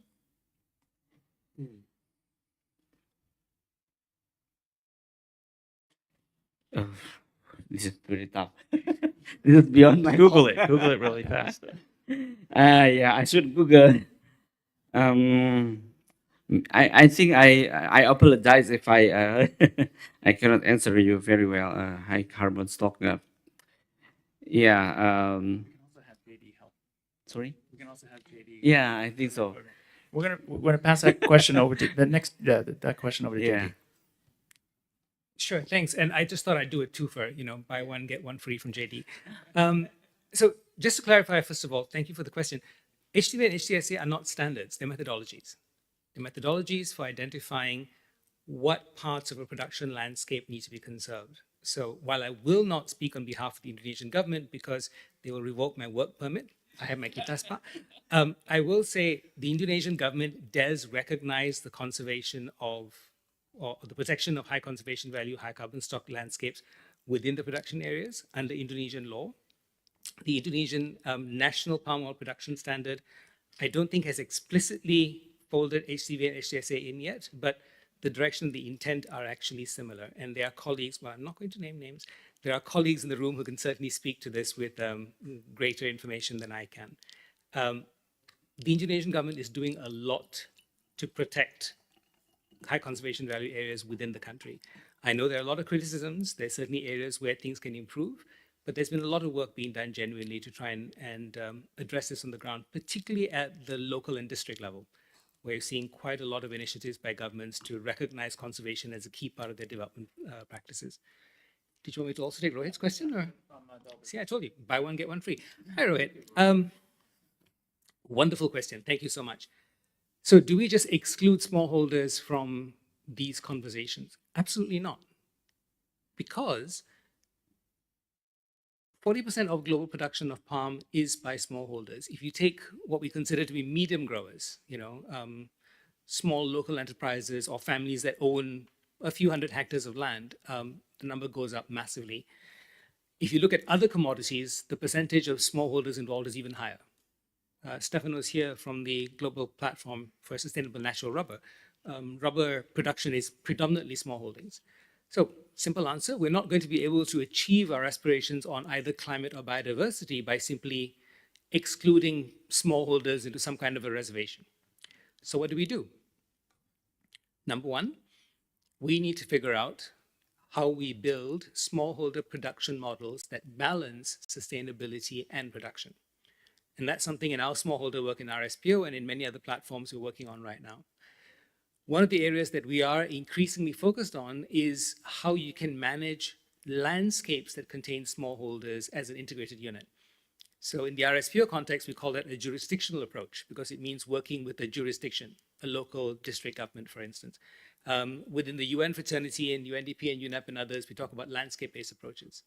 So in our thinking in RSPO, we're now looking at the question of, instead of, as you said, expecting an individual smallholder who owns maybe 5 hectares of land to protect 40% of that because her landholding happens to be in an ecologically sensitive area, how can you look at the question of conservation and sustainable use at a landscape level where you bring multiple partners in? So if you have 1,000 smallholders in a landscape, can you actually build a collective partnership with governments to say, we will protect 30% of this landscape in areas that are owned by government, in areas that are under the management of other companies, supported and financed also collectively. So if, for instance, an unfortunate smallholder happens to have a landholding in a place that's ecologically sensitive, can you build financial models that allow us to compensate them for protecting that area while still being able to develop the rest of their land?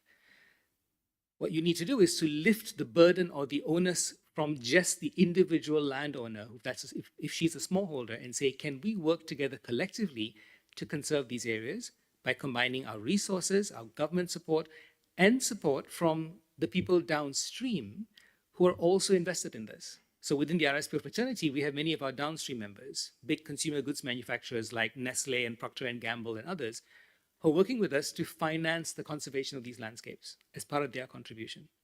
So absolutely, let's not exclude smallholders from the conversation. Let's figure out ways to bring them into that conversation, but to support their development aspirations as part of what we're trying to do globally. Thank you, JD. Let me turn to Pallavi and Yoon for the response from the question from Danielle. Okay, thank you for the question. I think here I like to bring in the importance of mandatory reporting. So moving from voluntary to mandatory nature disclosures will ensure that markets have the data they need to manage financial risks, and also shift capital away from those firms which are performing poorly on environmental issues such as deforestation, water issues, and towards firms that are performing well on these parameters. And I think I'll be repeating myself here when I say again that with the implementation of Target 15, it sends a clear signal that we'll see more mandatory reporting requirements across different jurisdictions. So I think businesses need to get ready for that. And with mandatory reporting, I think data collection process also will be much more transparent. And just in terms of a general assessment, where is Asia compared to the rest in terms of this data collection and reporting, I don't think it's a surprise when I say that nature reporting is, of course, much behind climate reporting. In fact, a recent paper by CDP suggested that among the G20 countries, only EU, Brazil, and Indonesia have started requesting companies for biodiversity-related reporting. And even that is very patchy. It's required for particular sectors or some of the depending on the size of the companies. But having said that, let me try and end this on a positive note by saying that now that we have the guidances in place, now that we have TNFD, SPTN in place, hopefully we'll see more nature-related reporting, and this gap in data should also be something that we can address. Yeah, I'll stop here.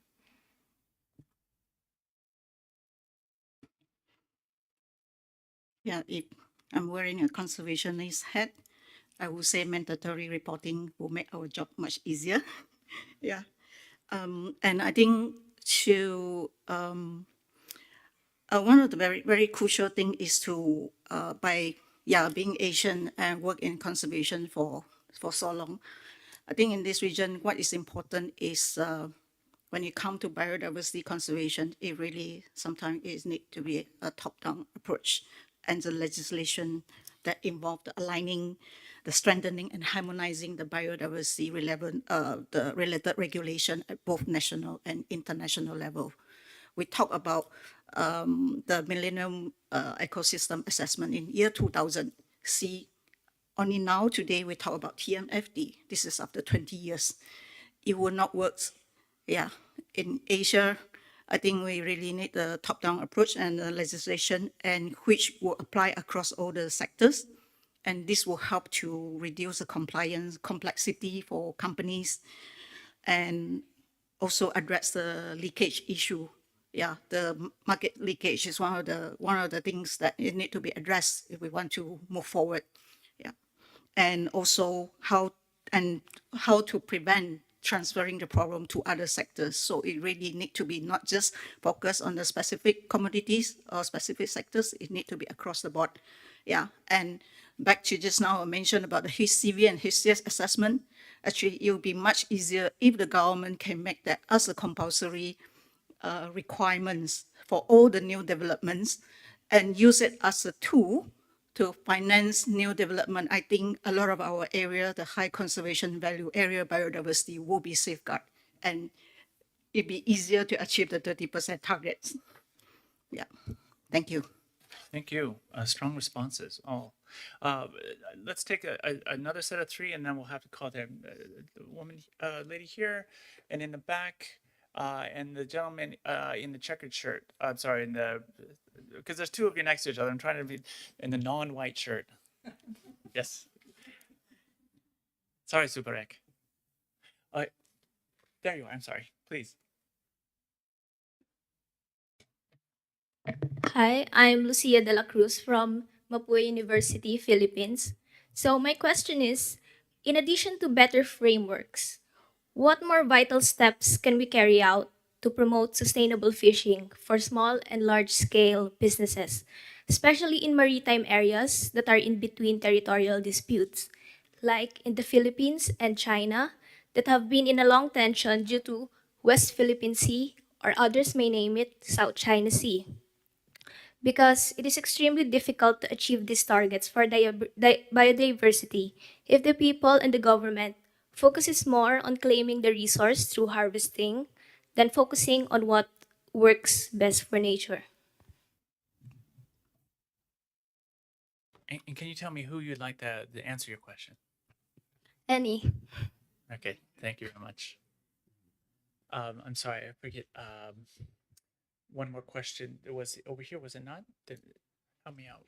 Who was the second? I pointed somebody for over in this area for another question. Was it? I'm so sorry. I'm like, no, it's not her. It is. Please. Yeah, thank you. My name is Xinquan Sen. I work for the Environmental Rights Foundation. I'm a legal researcher. So my question is for Mr. De Cruz. You mentioned about the traceability requirement in the EU deforestation regulation. And my understanding is that that requirement applies to only large operators and traders. So I was just curious, how does that affect smallholders? Can you elaborate on that? And also, for someone, how would you advise someone who is working on a similar bill, a human rights environmental due diligence bill for my country? How can we tweak the EUDR to allow to be able to balance smallholders, small businesses, and at the same time achieve sustainability? Thank you. Yeah, another great question. The gentleman in front. It's on the table. Thank you. I guess my question is a little bit broader, but it's kind of generally targeted at the palm oil companies and RSPO standards in general. I guess against the backdrop of the global biodiversity framework, I'm curious as to the extent to which we should rethink about palm oil monocultural practices, given that a large majority of existing land that's being used for palm oil in West Malaysia and Indonesia continues to be corporate monocultures. How do we think about these lands? Should they be like continuously exploited for agricultural production, or should we be more thoughtful and be more attentive to the ways in which we could probably restore and regenerate the ecologies that have been existing in this land like centuries prior to this expansionist agriculture? Thank you. And your name, sir? Your name and association? I'm Kayan. I'm a researcher from Asia School of Business's ASEAN Research Center. Thank you. Thank you very much. Okay, who on our panel would like to take the first question? It's a maritime question, so I'm going actually looking this direction, but I didn't want to put Paksali on the spot again. Okay, go for it. Okay, thank you.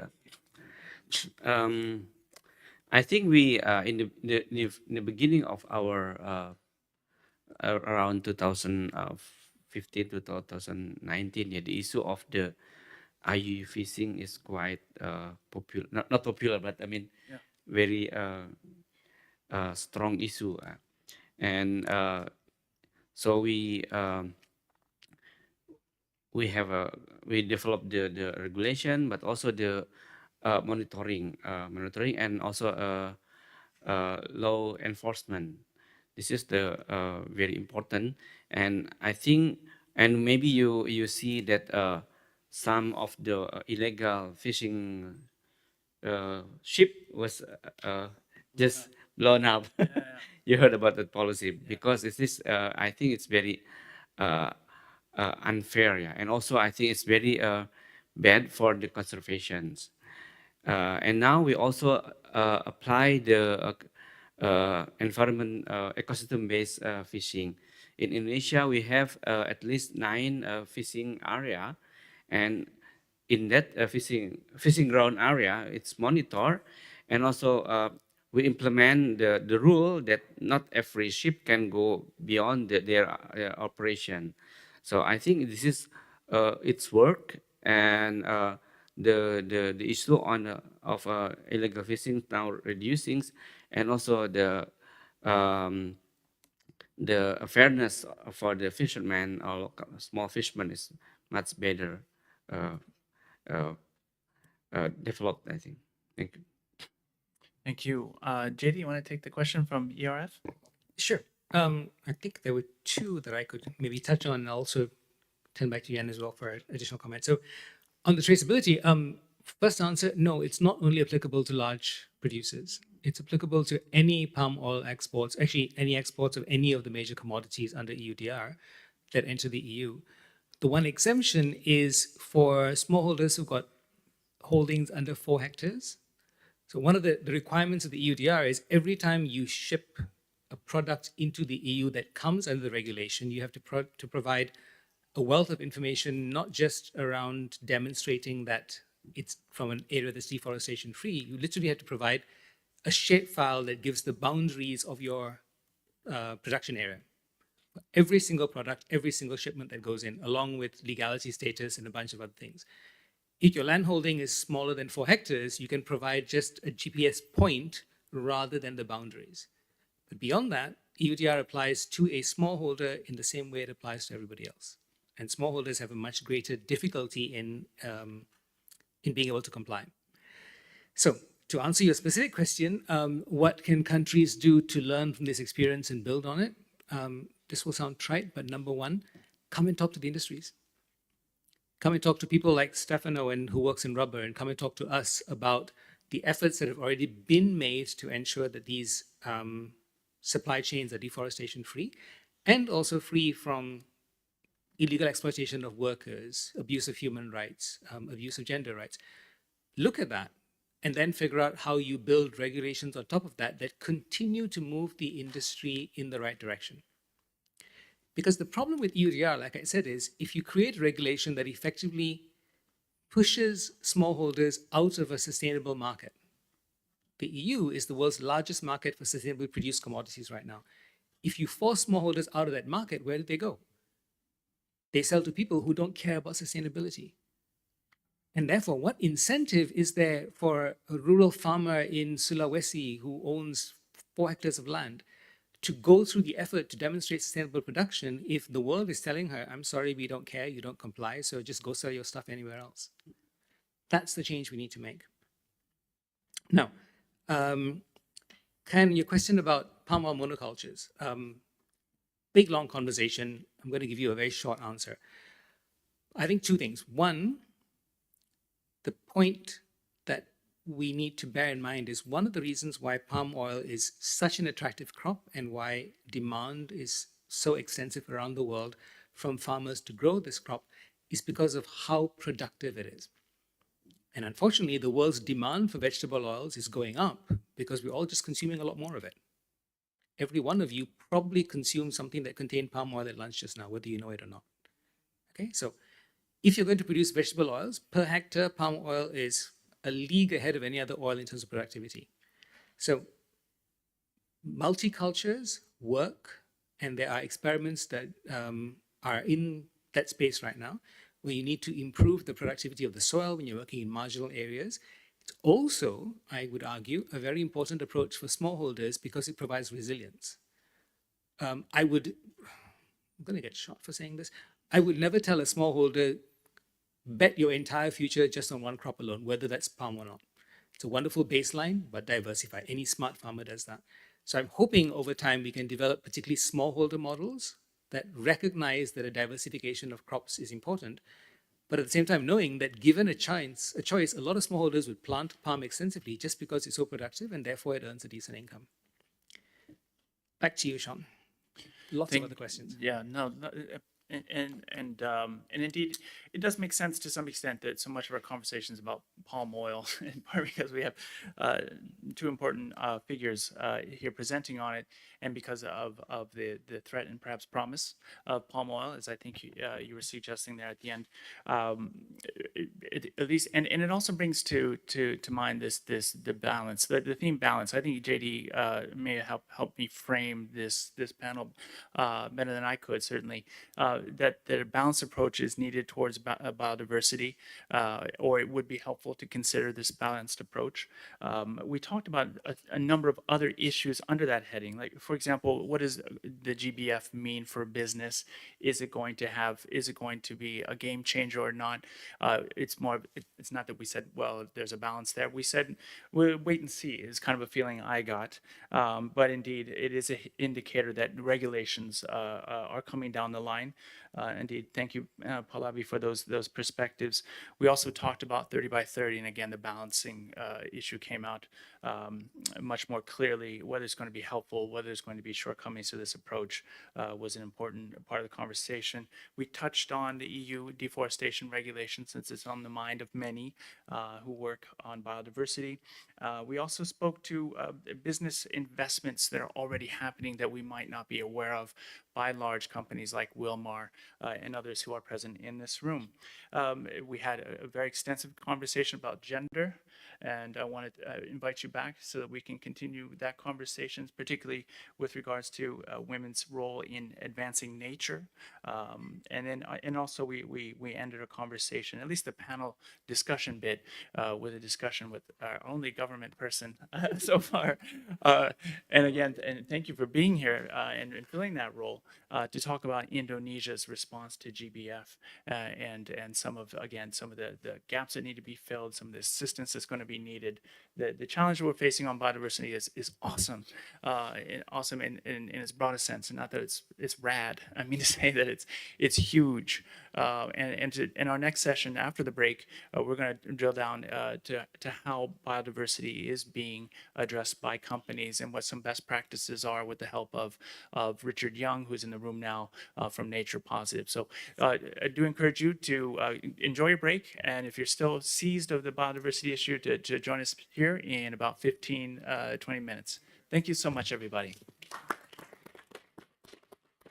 Thank you.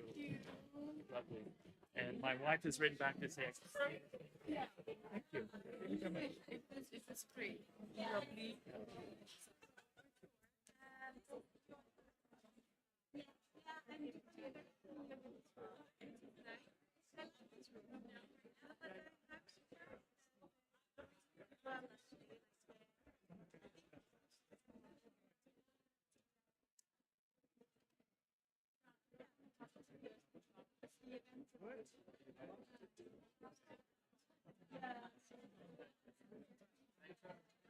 The problem is that you don't see.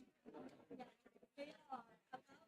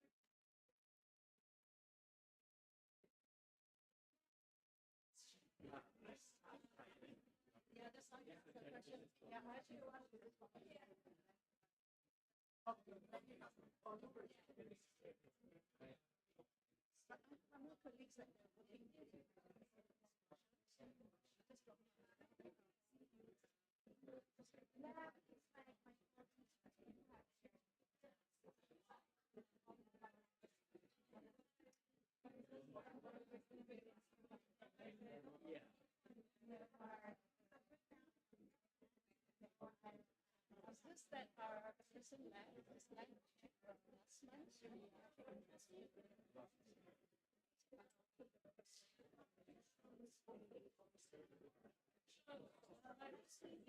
into green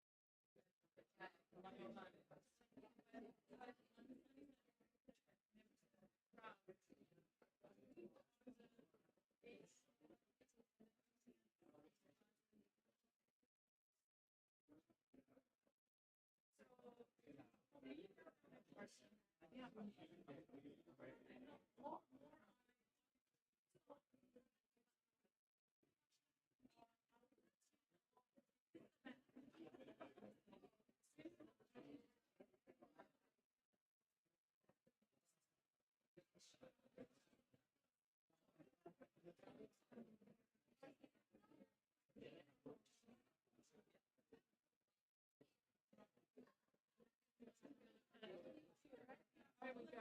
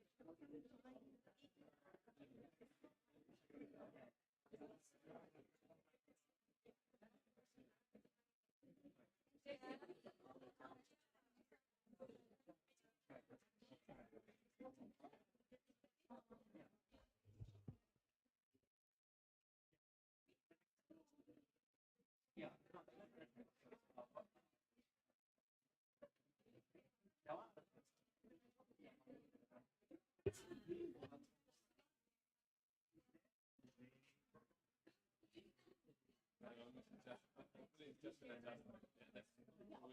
Yeah, that's really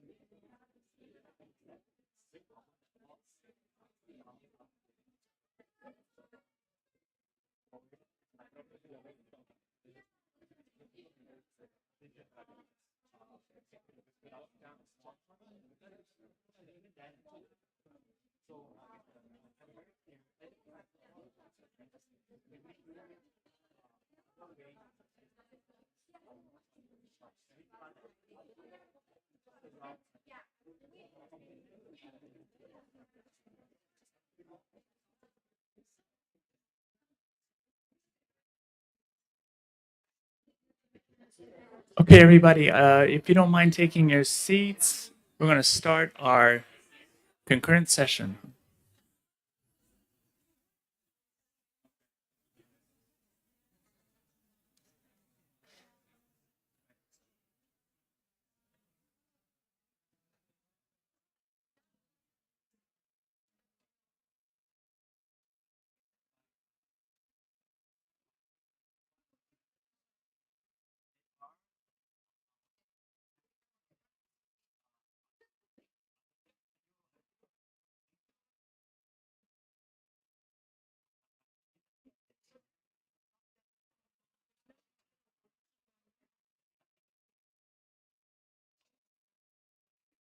No, but I saw her name. Because you can't stay beyond 5 minutes past. Okay. Wow. You are amazing. Whatever. Oh. Yeah, I'm gonna change the waters. Okay. Sure.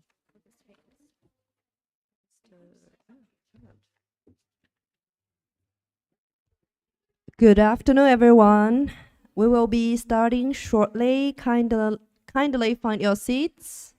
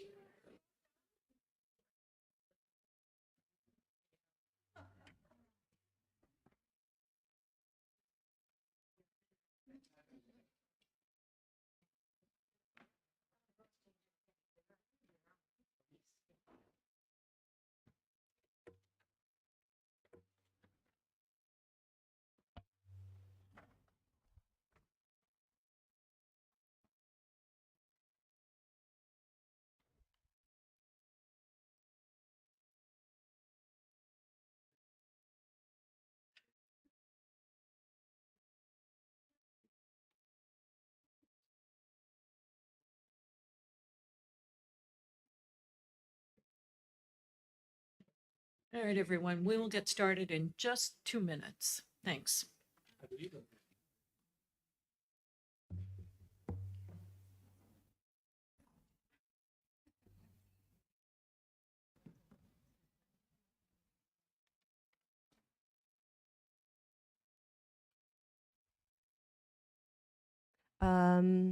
Good afternoon, everyone. This is a very special session mixed with a bit of the training and followed by a panel discussion on biodiversity and ecosystem approaches to disclosure and due diligence.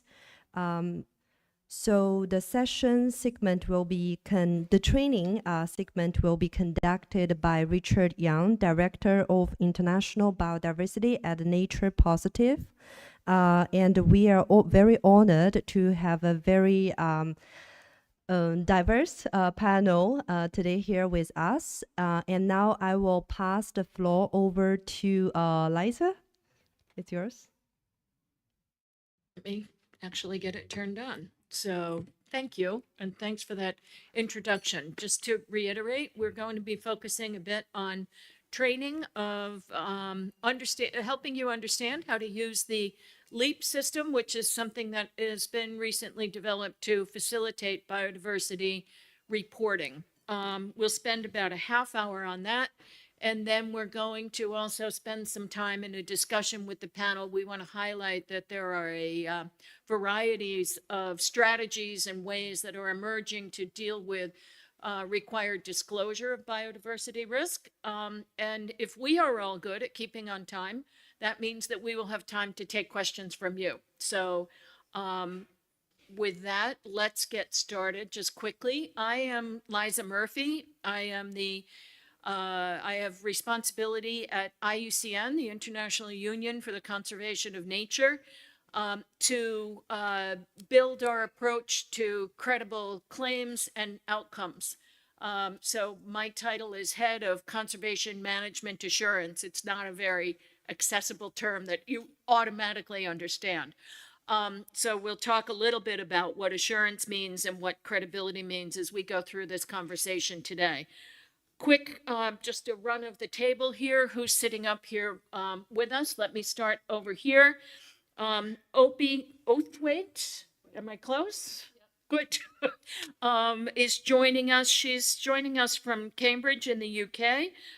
She's a legal specialist with the World Conservation Monitoring Center, which is part of UNEP. And we'll be having a conversation with her later. We have Alinet Adige. I got it, good.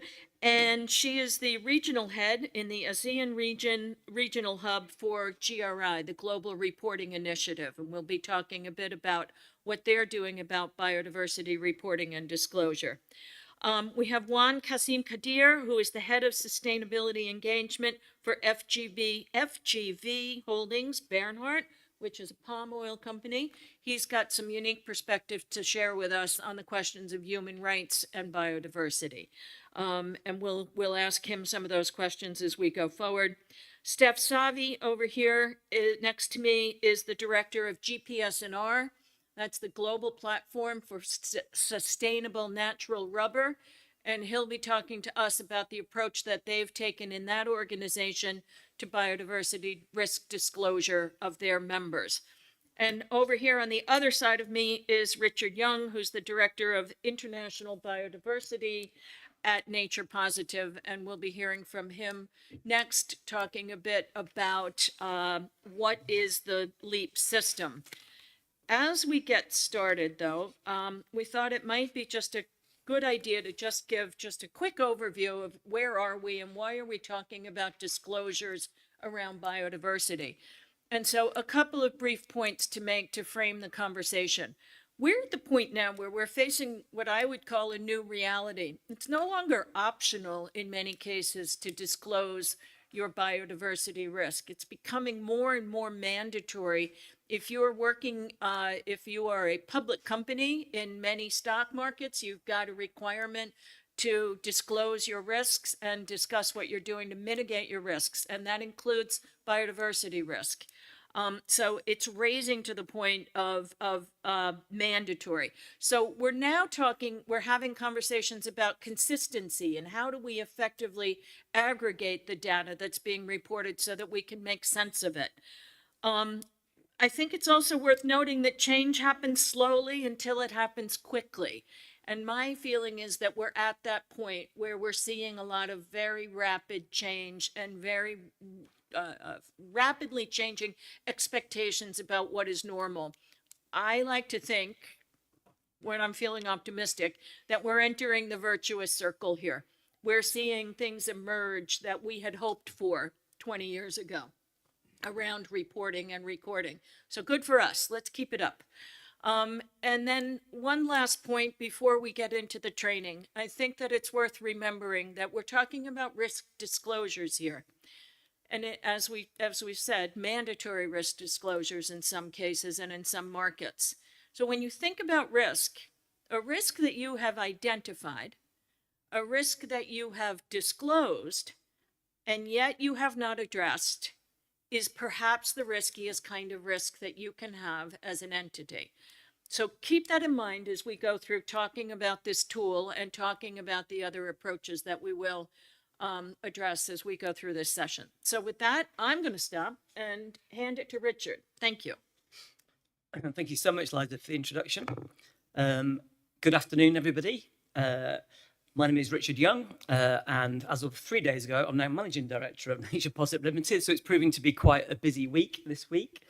Thank you very much. Yeah, but it's a real honour. Last time I was in Bangkok was when I was 16 years old, so to be back here talking to you all is a real honour. Hopefully there'll be some slides coming on screen. There we go. Right, I've got 30 minutes. I'm going to get straight into it. But I just want to talk a little bit about my perspectives. I'm an ecologist and biodiversity scientist. I worked for 20 odd years in the international NGO sector, thinking about biodiversity impacts and dependencies on the ground, at the site level. I worked across IUCN for that period, and it's through that lens really that I'm viewing TNFD. Yes, and then more recently I decided to try to do what I can to influence businesses in terms of doing something positive for nature. I work for Nature Positive Limited. We're a UK-based sustainability consultancy, but work across the world, delivering advisory services for around carbon and wider greenhouse gas emissions, but also biodiversity. So you're going to hopefully find out lots more about the Task Force on Nature-related Financial Disclosures, and particularly the LEAP assessment process. So really, how can businesses assess and disclose biodiversity risks? But a show of hands, please, who has any level of familiarity with the LEAP assessment process?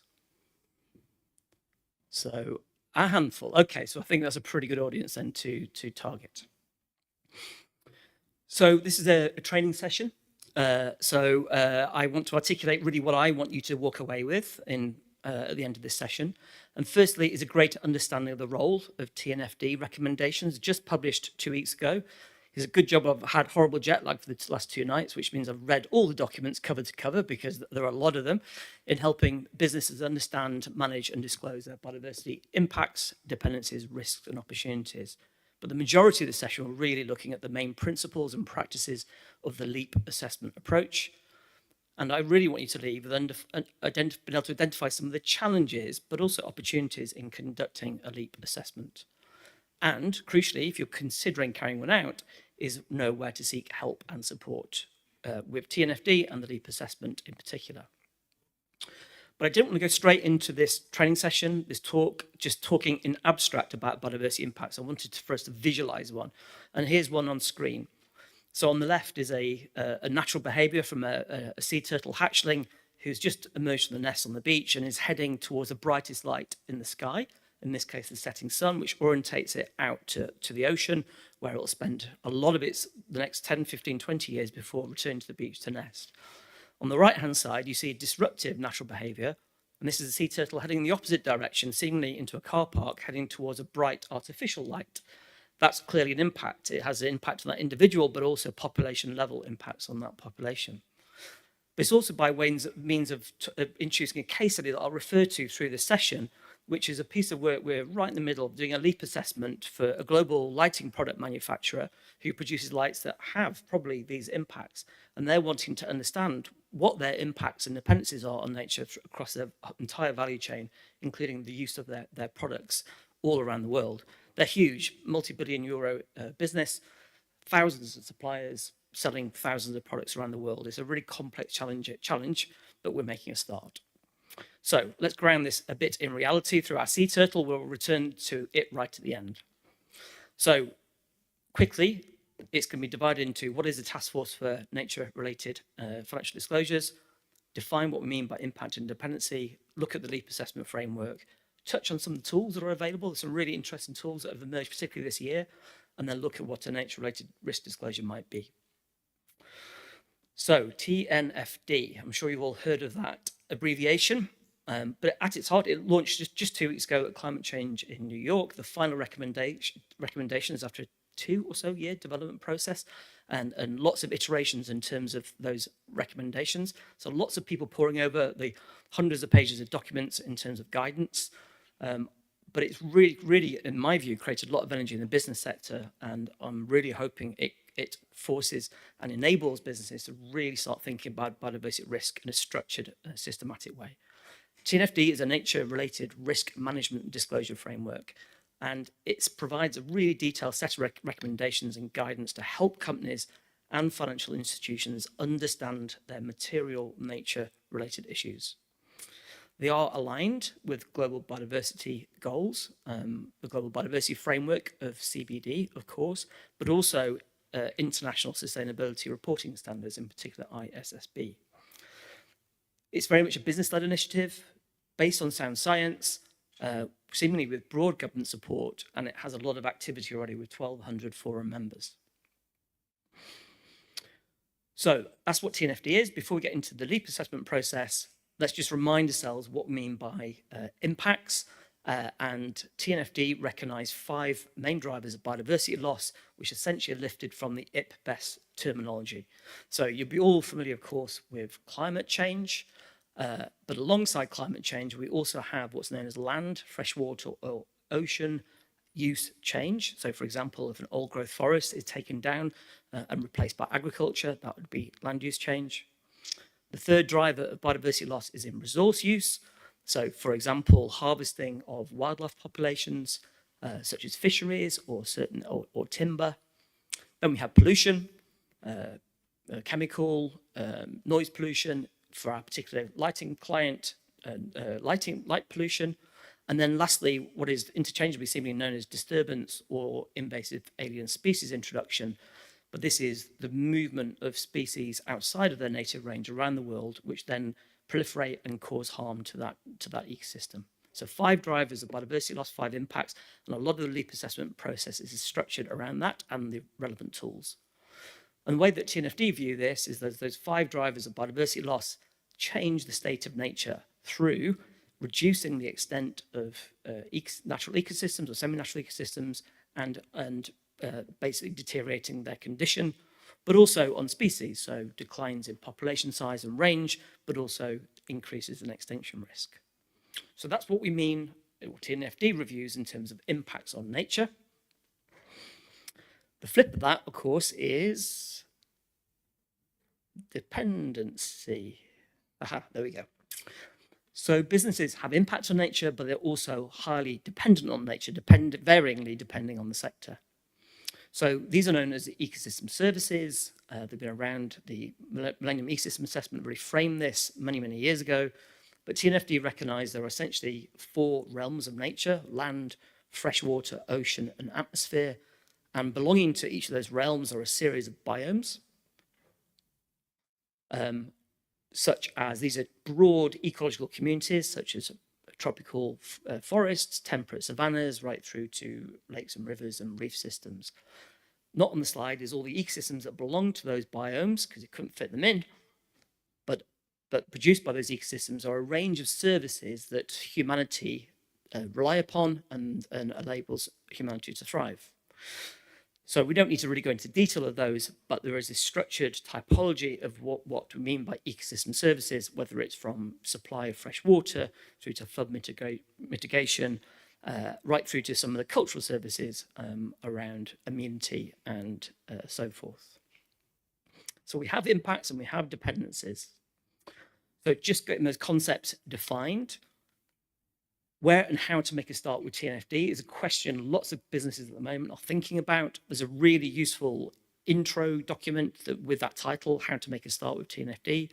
And it basically tries to break down kind of what is a very complex issue for businesses. And essentially at the heart is for a business to commit to understanding its relationship with nature. And it takes you through a stepwise process that's cyclical to a point at which you may feel ready to declare that you're wanting to disclose through TNFD. But at the heart of all this is really important that within the business, you make a business case for nature and seek internal buy-in and perhaps external partnership to think about this. You've probably, as a business, already done work indirectly on nature, particularly through carbon and water, so gather and review other work that touches on biodiversity. But most importantly of all is to conduct a biodiversity baseline assessment across your value chain, or perhaps a more modest start across sections of your value chain. This can be still at a very, very high level. The really key thing here is making a start and learning about your business's relationship and interface with nature. And that's where the LEAP assessment process comes in. So what do we mean by the LEAP assessment process? So the LEAP assessment process is essentially an internal due diligence assessment process designed according really with 3 main principles in mind, that you really tightly define your scope of your assessment, particularly with large complex businesses. These assessments can be very, very demanding. so that your assessment meets available resources, particularly your finances, of course, but the people and expertise within your company, but critically also the data you have available. We'll return to that later on. That you're going to engage meaningfully with your internal and external stakeholders when conducting this assessment, and it is viewed as an iterative and flexible process. It's not set in stone. It's there as a tool to help you understand your relationship with nature. It's also not mandatory for a TNFD disclosure, but it is considered best practice. So LEAP, a very handy sounding acronym, of course, LEAP into action, and that LEAP stands for L for locate your interface with nature. So there's a spatial dimension to that. E for evaluate your impacts and dependencies, assess your risks, corresponding risks and opportunities, and then prepare to respond and to report and to disclose. So that's essentially what a LEAP assessment is. I'm going to show you a scary looking graphic because you will read very little of it on screen, but this is just lifted out the LEAP assessment guidance. So there's about a 180-page document with a lot of information there about how you might go about doing this. And for your benefit, I'm going to break this down into the 5 main stages, including this initial scoping stage. The critical thing is you scope your assessment, and then you may or may not start at your locate or your evaluate stage, through to assess, prepare, and then you review and repeat. So when we talk about scoping, a LEAP assessment, as you can imagine, for large companies, we talked in the session previously about some of the complexities of companies' value chains, even just thinking about a single commodity. But essentially, a scoping exercise, you do a quick scan of your business to determine where the material impacts and dependencies are likely to be. This shapes the design, the specific design and parameters of your LEAP assessment, and makes best use of those available resources. And what we're finding in particular is one of the limiting factors is data. Data often is going to be likely the problem, the thing that holds you back to do a fuller assessment, particularly around supply chains. And just like greenhouse gas emissions, majority of the issues probably are going to be in your supply chain. But that scary thought shouldn't stop you starting the assessment, including defining what your data gaps are so you can put strategies in place to deal with that.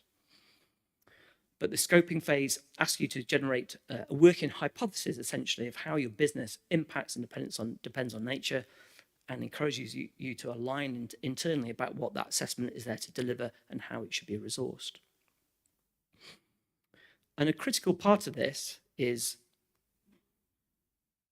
thinking about your business in the wider scheme of things, so your spheres of influence as a business. At the heart of it are your direct operations, of course, the things that you can control directly. That's relatively easy to think about and to deal with. Upstream from there, you have your supply chain. Downstream of there, you have how your products and services are used and disposed of. And some businesses are thinking, of course, about the full value chain, but also beyond that. So the areas adjacent to your value chain, the land and seascapes that enable your operations and your businesses to operate. So being clear about those parameters of your assessment is really, really crucial. And this very useful graphic from the Science-Based Targets for Nature Network really helps visualize that. Okay, let's get into some of the detail then of the LEAP assessment process stage by stage. I hope you're all still with me. So let's look at locate.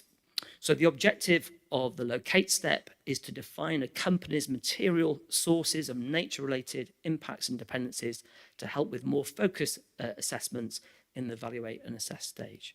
So on the right-hand side there, I hope you can read it, is the 4 stages in this step. So first of all, you define your span of your business model and value chain. Very easy statement to articulate, much more difficult to do, but essentially you're trying to understand what are the main business activities by sector and value chain and where your direct operations are on the planet. Secondly, then you do a screening of your sectors, value chains and direct operations that you think potentially have moderate or high dependencies and impacts, and there are tools that help you do that. You then start to locate your interface with nature. So where are these priority sectors, value chains located?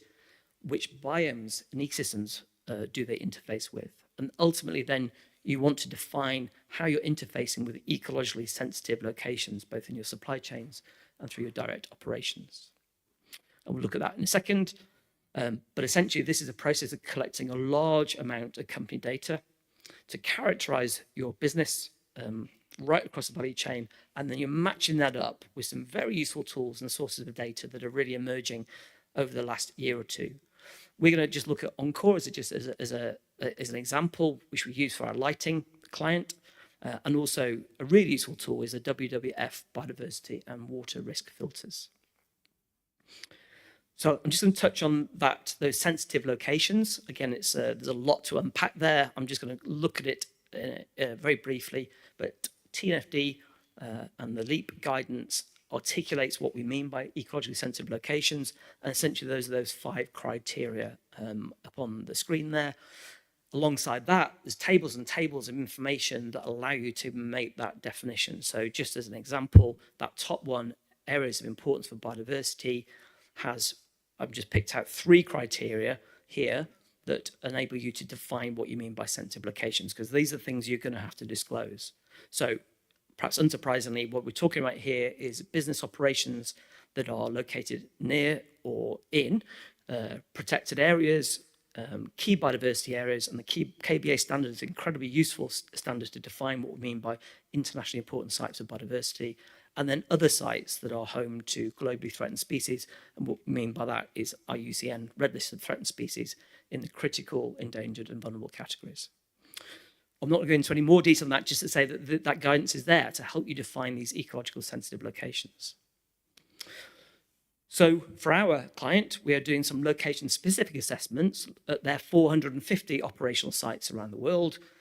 Traditionally, you'd have to get boots on the ground to be able to do that, but thankfully the WWF risk filter allows you to very quickly understand where the potential nature-related risks are.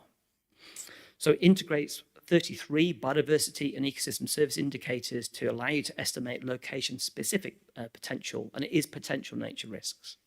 So what might that look like? There's a really user-friendly tool. You plug in your spatial data and it analyzes them and it spits out something that looks a bit like this. Again, don't worry about the detail. You'll see lots of different rows. These are different individual sites of our client around the world. Lots of columns of different ratings of risk for these indicators. There's yellows and reds. There's more or less risk. But essentially what that's allowed us to do is identify, of those 453 operational sites, 17 of them having potentially material biodiversity risks requiring further investigation. Ideally, getting boots on the ground to understand what those impacts and dependencies are there at that site level. So really encourage you to look at that tool, incredibly useful. That takes us on to the evaluate stage. The objective here is to provide a more detailed description of a company's biodiversity impacts and dependencies, specific ideally to a location, but if not to a value chain, or indeed at gross level as a sector. Again, 4 steps to the process. You identify the environmental assets or biodiversity features and ecosystem services that your company is interfacing with at specific locations. You then gather data to try and identify what those dependency impacts might be. You measure them in terms of scale, scope, and severity, and then you do a materiality assessment. Very easy to say, much more tricky in practice, of course. But the exact approach that you might take here will really depend on the granularity you've been able to achieve of your geographic locations in your locate stage. But critically, this is all about trying to define the pathway between a particular impact and dependency between your business activity and a biodiversity feature or ecosystem service. And if you can, to try and set that in a broader context, because it's not just the business activities probably that's affecting that bit of biodiversity or that ecosystem service, to really understand the role of the business in terms of driving change in the state of nature. So to give you an example of what that might look like, we're doing sector level assessments for our lighting client. And we're using a really useful tool called Encore. And my colleague to my right will know all about Encore. We use it a huge amount. It's an evidence base. It gathers and synthesizes huge amounts of scientific literature and spits out in really user-friendly form about how different business sectors and production processes impact and depend on nature. So to give you an idea, quick idea what that output looks like, it can provide you heat maps against all the production processes in your direct operations or indeed in your supply chain across a range of different impact drivers. But the one message I do want to get across here is, before we look at that in a bit more detail, is that the thing that's really challenging here is the traceability of your supply chain. So for this lighting product manufacturer, they really had very little clue beyond their 3,000 tier 1 suppliers about where they're sourcing from. So we've done a lot of work trying to understand and trace back in their supply chain, back to ideally to raw materials, but perhaps to components or semi-finished components. The point being is that the data on supply chain is holding back greenhouse gas emission assessments, and it's going to hold back meaningful biodiversity impact and dependency assessments. But that doesn't mean you shouldn't make a start and really identifying where your supply chain data gaps are. So what we're doing is looking at doing this impact analysis using Encore. You can see they are sourcing huge amounts of metals from all around the world, as well as other things. And you can see here the relevant production processes, and it gives you a materiality rating for those production processes across a range of different impact drivers those 5 we talked about earlier. You'll notice, you'll notice that there's a lot of red on the map here. That is because there's some very, very high, or potentially very high, and high impacts associated with the sourcing of these metals across a whole range of different impact drivers. Ought to be said, these are global averages.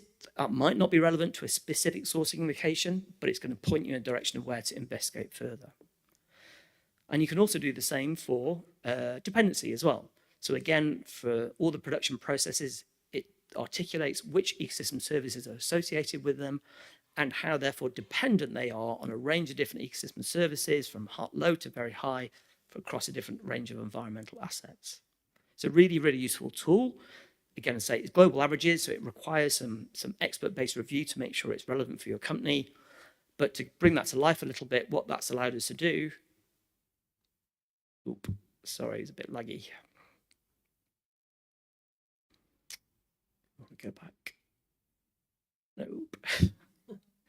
So I'll try and remember that slide. So what it's allowed us to do, they have 3,000 suppliers, and we've been able to focus down on essentially about 14 of them that essentially supply 8 high-risk commodities and semi-finished products. So we're taking down a supplier base from 3,000 to 14, where we're now going to do an engagement program, trying to understand kind of where they're sourcing their tier 2, tier 3 supplies beyond that. So it really focuses your efforts in a particular direction, and that's key. Okay, so we now understand something about our location, that interface with nature. We now understand something about the impacts and dependencies, in this case, of our supply chain at a sector level. To assess your risk and opportunity, the objective now is to identify which material nature-related risks and opportunities should you be disclosing through TNFD. Just to be clear, they define a nature-related risk as a potential threat posed to a company that arises from its own activities or those of wider societies and their dependencies and impacts on nature. So you'll be familiar now, there's a 4-step process to the assess stage. So you identify your risks and opportunities given your impacts and dependencies. You then look at your company's existing risk mitigation and risk management processes and think about adjustment. You then measure and prioritize those risks and opportunities, and then do some form of materiality assessment on them. So like lots of risk assessment frameworks, they are measured or prioritized on magnitude and likelihood, although TNFD provide extra guidance that are nature specific, like the severity of impacts of nature and the speed of onset. But the assessment of material risks is what is financial. So the guidance says that the assessment of material risks is based on the estimation of the financial effects of those risks. Needless to say, doing this assessment requires a wide range of wide stakeholder engagement across a range of different experts across your business. How am I doing on time? Am I okay? You're 6 or 7 minutes. You're good. Okay, thank you. So I just want to again bring to you the kind of how TNFD articulate the 2 major types of nature-related risks. Firstly, physical risks. So these are risks to a company that stem from basically the degradation and destruction of nature and the consequent loss of ecosystem services upon which those economic activities depend. And then transition risks. These are risks to a company that stem from, in their words, a misalignment of economic actors with the actions, whether they're policy or otherwise, aimed at protecting, restoring, and reducing impacts on nature. With our client, we're not there. In fact, next week we're doing a workshop doing this very risk and opportunity assessment. But again, there's lots of guidance in the LEAP assessment manual that allows you to think about what these risks might be and how you might articulate them. But to give you an example, and topically, we were discussing it just before, the EU deforestation regulation. For this particular client, they source hundreds of millions of pounds worth of paper and packaging, which obviously relates to wood, which is one of the commodities covered, and they therefore have a transition risk around policy that this tighter regulation will mean that they are going to have to commit resources to due diligence around that, which therefore has a financial effect. So really quite useful guidance around how you do these risks, and not forgetting opportunity assessment as well, although we're really focusing this session on risk. Finally, then that allows you to get to the prepare stage. So the objective at this step is to decide how the company should respond to your material nature related issues identified in the locate, evaluate, assess step, and what and how to disclose them. So neatly, another 4-step process. So first of all, you're going to think about your strategy for this. So what is your risk management strategy? Now you understand a bit more about your nature-related risks and what resources you're going to allocate to tackling those. You may well think about setting targets against those risks, about how you might manage and diminish them, and therefore the performance management measures. And then you're going to think about how you're going to disclose those risks in line with TNFD recommendations, and how and where those are going to be presented. So at this stage, there's going to be a lot of reflection about the learnings, and your locate, evaluate, assess stage. There's going to be loads of gaps still, of course, but you're going to have gained a lot of understanding about these risks, and there's going to be a requirement to communicate those across a broad range of stakeholders in your business to be able to do this, so to identify what the short, medium and long-term implications are of these risks for your organization's strategy, for your governance and risk management, for your resource allocation. But critically, and not forgetting, is also what this means in terms of setting meaningful targets around nature and planning, resourcing and delivering actions. So that's the LEAP assessment done at a very high level, but hopefully that's a sufficient amount of detail. I just want to try and bring to life a little bit about what that disclosure might look like. And there'll be some beta disclosures in 24, and a survey of companies by TNFD shows the increase of companies and financial institutions in terms of their willingness to disclose in the years thereafter. There are 14 recommended disclosures as part of TNFD across 4 themes of governance, strategy, risk and impact management, and metrics and targets aligned with TCFD, you're perhaps unsurprised to hear, and also ISSB. So of course, these disclosures are designed for the users of general financial reports, but clearly understanding these risks and opportunities can massively benefit a business's strategy and its risk management and decision making. This transparency that these disclosures are going to achieve is based on the premise that this transparency of information will lead to better financial decisions towards nature positive outcomes. So let's just take one example of the strategy disclosure. So the wording is you're going to disclose the effects of nature-related dependencies, impacts, risks and opportunities on your organization's business model, strategy and financial planning. Let's just take one example, the one at the disclosure D at the bottom, where the disclosure demands that you, or recommends that you disclose the locations of your assets and or activities in your direct operations, and if possible within your supply chain and downstream, that meet criteria for priority locations. And we talked before about those ecologically sensitive locations, defining those. So the requirement here is that you're going to disclose, beg your pardon, your interaction, your interface with those ecologically sensitive locations. And you're going to have to be setting metrics and targets around that. This doesn't quite align. I couldn't really find the metrics for those priority locations, but this gives you an idea about what the disclosure might look like in a numerical sense. But the requirement is that you be reporting the extent of land or freshwater or ocean ecosystem use change per square kilometre by the type of ecosystem that you're interfacing with and by your business activity, and possibly according to those priority locations. So again, lots of guidance. There's 180 odd pages of it. So yeah, be prepared for a long read.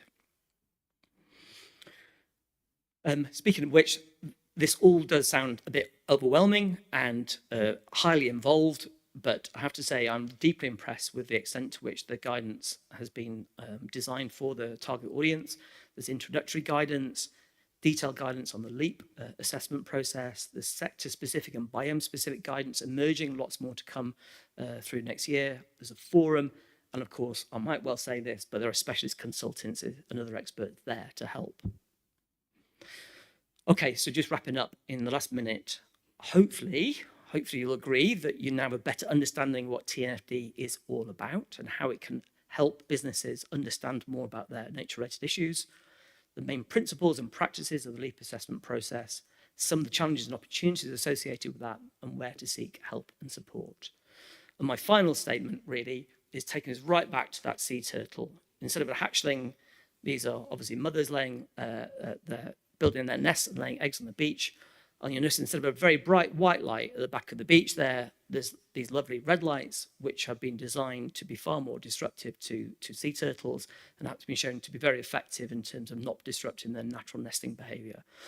Our client is already doing some of this stuff and seemingly will be doing a lot more, but really the critical message is, yes, disclosure is important, but really, given the plight of the world, it's all about taking action, and that's the most important.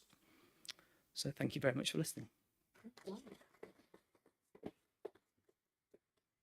Thank you, Richard, and thanks for staying on time. It's going to give us some time for discussion later. And just the takeaway there is there are lots of tools. We're going to be talking about this and others, and that's the good news for you. You've got lots of ways to approach this, lots of people who are happy to help the private sector work through it in a variety of ways. Consultants, of course, and other organizations and institutions. So let me turn now, and we're going to ask you to hold questions and have a brief discussion with our panel members here around some of the approaches that the organizations that they represent take to these questions. So Juan, I'm going to start with you if I could. One of the complexities around biodiversity risk disclosure is the link between human rights and biodiversity. And there is a link. And Juan, you've got a particularly, I think, strong point of view to bring, or strong experience working in around the questions of human rights. And now with your new role, working on broader questions around sustainability. So can you talk to us about how do you approach that? What are the learnings that you're taking from it? And what are some of the tools that you use? I know that you're not yet using the LEAP platform, but what are some of the tools that you do use? And give us some advice about how to integrate these two topics. Please. Good afternoon. Firstly, let me thank the organizers for inviting me and FGV to be part of this panel alongside with esteemed speakers. It is indeed an honor to be here. For those who are not aware, FGV is a Malaysian-based agribusiness focusing on plantation, primarily on palm oil palm, integrated farming and support businesses. Let me just go a bit into some of the basics here before I delve into the other points.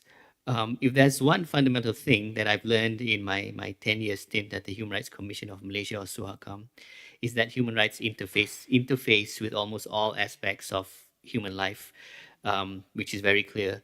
The Universal Declaration of Human Rights may only have 30 articles, but everyone here knows that the application and relevance of it is far-reaching, to say the least.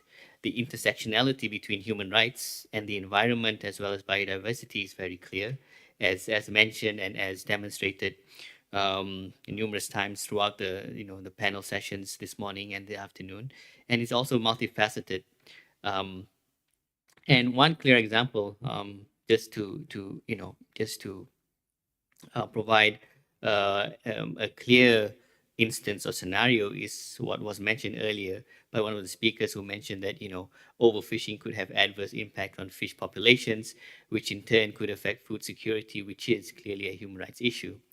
From the perspective of FGV, guidance and from the UN and other external parties or expert bodies are not just taken into account, but are set as benchmarks where possible within the organization.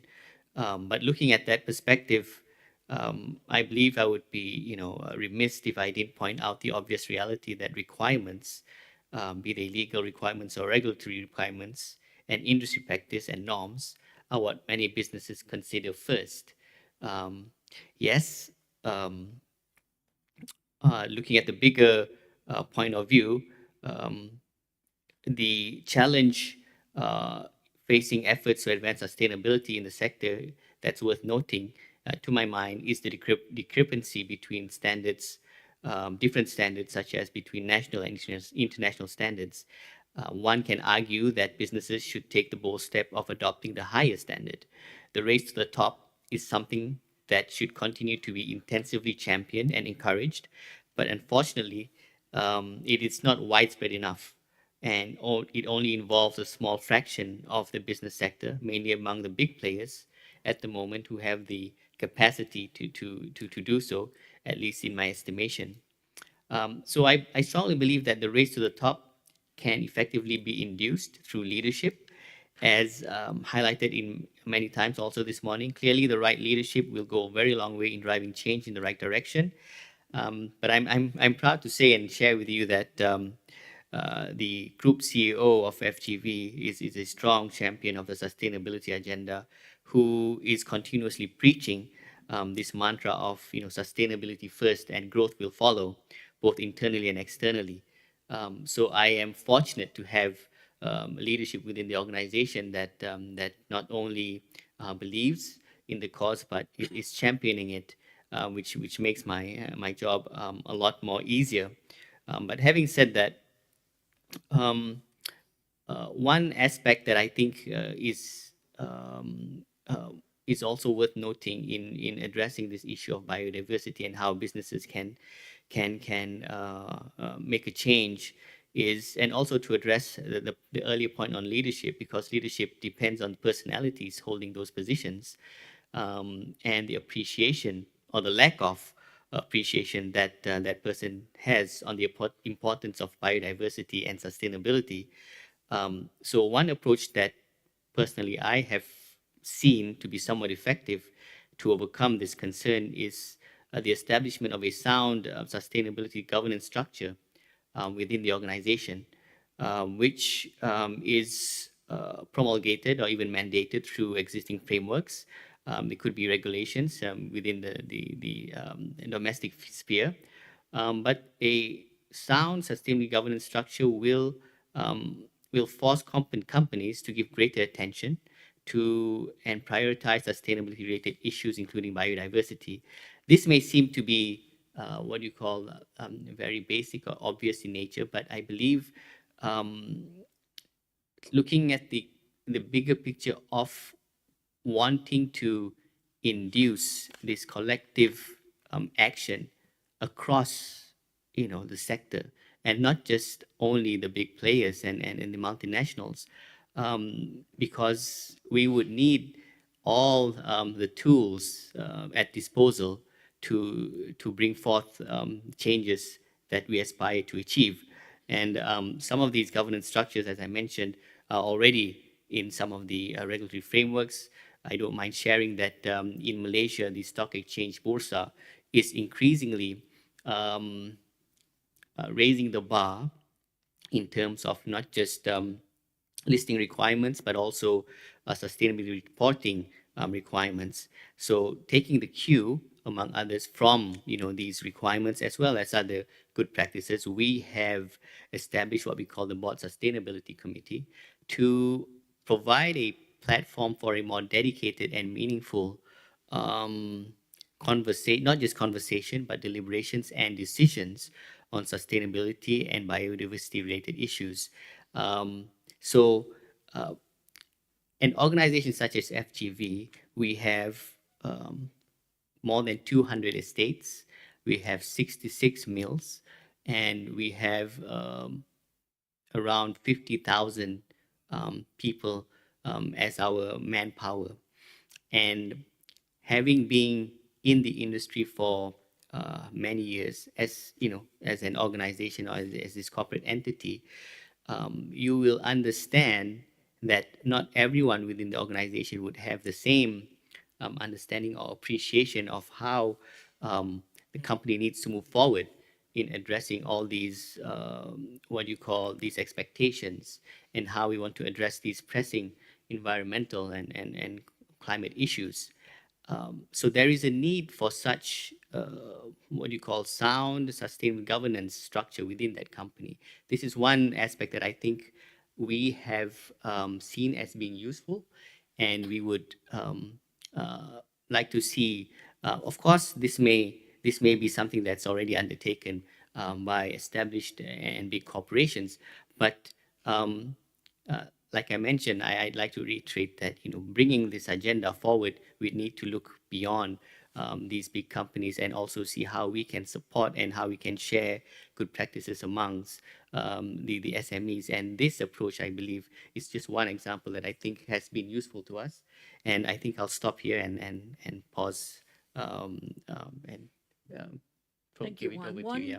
One quick response from you. If there was one piece of information that you would give to the organizations in this room, or a recommendation about what would be the most impactful thing that they could do to link their biodiversity and human rights, what would it be?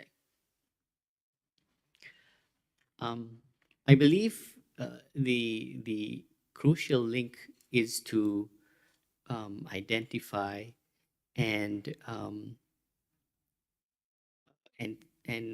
state how, you know, these biodiversity issues can in a very clear and what you call obvious manner, because as I mentioned, you know, in organizations, and I'm speaking from my experience within FGV, it has been a challenge to ensure or to socialize these what you call these issues across the whole structure. And therefore it's really important to make to give concrete and clear examples of how these linkages can be can materialize within the context of the company's activities, so that and how they impact the company both from a commercial standpoint, from and also from a reputational standpoint. So I believe these are some of the things that should be taken into account at the very least in looking at these issues. Right. Thank you. Opie, I'm going to turn to you to continue the conversation about human rights. So the World Conservation Monitoring Center is part of UNEP and is involved with something called HREDD. So some of us are familiar with the RED protocol in a different context. And so here we've run out of acronyms. That's the bad news. Now you have to know the double meanings, right? But what we're talking about here with HREDD is human rights and environmental disclosures. All right, did I get the two Ds? Due diligence, sorry, due diligence, yes. And I think just one quick observation to open Opie's comments. Voluntary standards tell us what's possible, all right? We learn what's possible with them. Voluntary standards, sometimes if they've been successful, turn into mandatory standards, otherwise known as laws. And so I think that it would be helpful, Opie, if you could talk us through two things: the intersection of the LEAP system, which we've just learned about, and the HREDD process. And then secondly, if you want to just expand into that and talk a bit about the link between this deforestation regulation, which we were just talking about in the earlier session. That's a law now. That's a mandatory standard. What does that mean to us? And talk a little bit about how big of a lift you think it's going to be for us collectively. So I'm going to let you run with that and take that as you will. So thanks in advance. Good luck to me. I'll start with an apology. I've got a cold and I'm aware that I sound horrible, so sorry about that. Okay, I'll maybe... There's a lot of ground to cover in that, so I'll maybe take a slight step back. Just to perhaps land for a moment on something that we've heard various points through the day, but maybe it's worth just dwelling on for a second. So one of the things that we are seeing more and more of is the bringing together of nature and human rights, including through disclosure and due diligence, whether that's voluntary or mandatory. And that's come about partly because of increased awareness, better understanding of the fact that human rights, like the rights to food, water and sanitation, the right to life, the right to an adequate standard of living, rely on a healthy environment. And therefore, a business's environmental impacts can also be human rights impacts. And the big inflection point for this, as we heard this morning, came last year with the UN resolution on the recognition of the human right to a clean, healthy and sustainable environment. So understood within the framework of the UN Guiding Principles on Business and Human Rights. That means that a business understanding its responsibilities relating to human rights should also factor in its impacts on the right to a healthy environment. So this is the context in which these discussions and these developments are taking place, this bringing together of nature and human rights. In terms of the TNFD, so I'm fortunate, if that's the right word, I'm privileged enough to have been able to see and contribute in various points to TNFD guidance and as Nisa mentioned, the UNDP forthcoming guide and various other things. So the TNFD guidance includes in its recommended disclosures on governance human rights activities and policies of businesses, and it understands a business's human rights activities and policies to be relevant to understanding that business's nature-related dependencies in terms of, well, dependencies, risks, impacts and opportunities.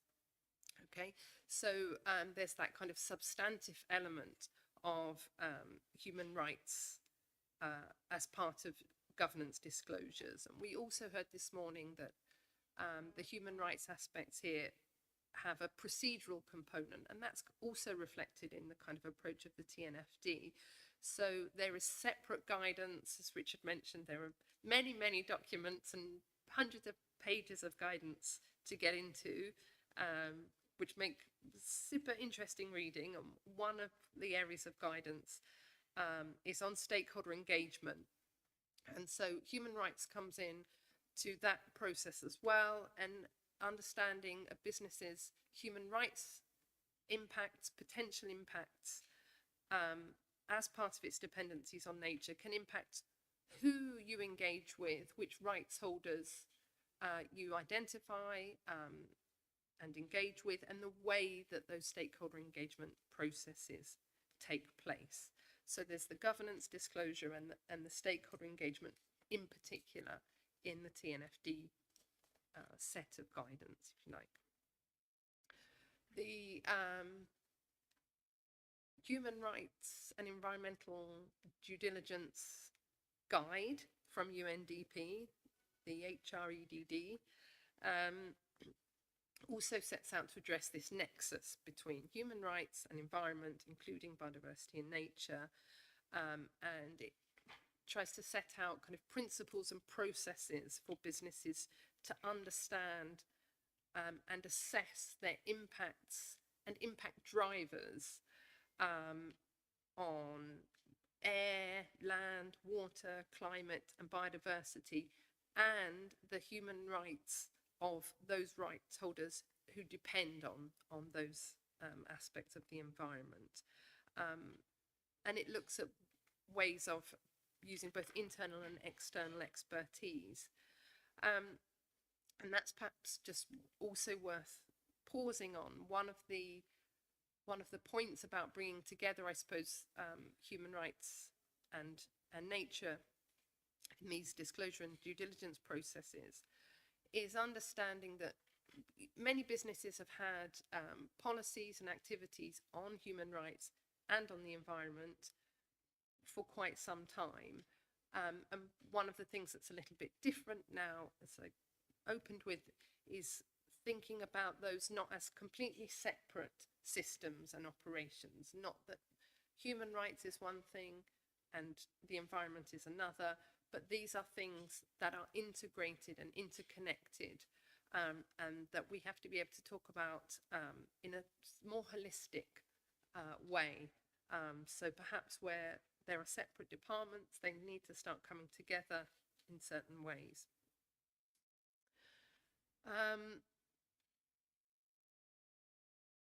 And as you mentioned, kind of acting on that intersection is increasingly the focus of legislation in Europe, but also elsewhere.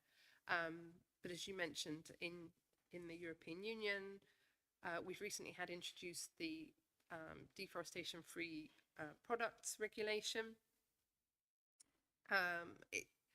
It's part of a wider sort of set, if you like, of demand-side regulations within the EU, looking at aspects of corporate social responsibility and sort of demand-side regulations on disclosure and due diligence. The stated aim of the EU deforestation regulation, for those that aren't, and we had some discussion of this in the last session, but perhaps some people aren't as familiar with it, is to reduce the European Union's contribution to deforestation worldwide. So the regulation sets out to address the EU's deforestation footprint, if you like, and it does that through mandatory due diligence that applies to operators, and traders who are importing, exporting, or placing on the European market regulated commodities and products. And those commodities are, of course, we've already heard of palm, oil palm, but also cattle, cocoa, coffee, rubber, soy, and wood. And there are various derived products that are listed that are also covered by the regulation. So the regulation is very explicit. Those products can't be placed on the market unless they are deforestation free, they're produced in accordance with local laws, and they are covered by a due diligence statement.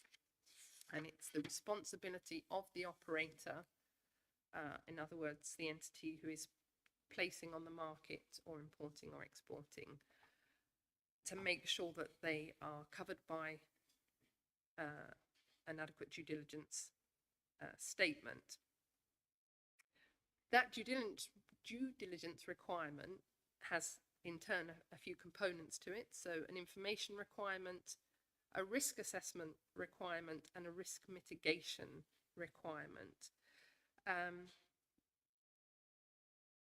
it's perhaps worth noting in the context that we're discussing here that the risk assessment component looks at the potential for non-compliance of the commodity or product being sourced, and that includes the very direct components that you might expect, the presence of forest or the presence of deforestation, but also things like the presence of indigenous people and whether good faith consultation with indigenous peoples is likely to have taken place in the country of production or origin, the concerns about violation of international human rights in the country of production or origin. And on the point about smallholders, which is obviously, a big concern, a big area of focus for the impact of this regulation, one of the components of risk mitigation for operators is the possibility of supporting compliance for smallholders. So, for example, by supporting capacity building and investing in smallholder support.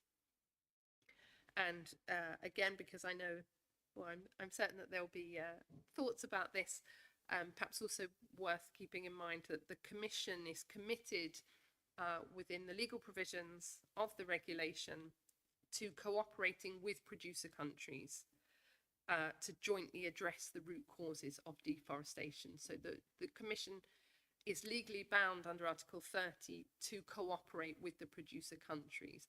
So kind of going back to the last, it's the tail end of your question, if you like, of, you know, is it going to lead to change? How effective will it be? A part of the answer to that, I think, you know, and we heard in the previous session, the devil always is in the detail. A part of the answer will be the outcome of that cooperation, what form that takes place, and what kind of support is also there for smallholders as well.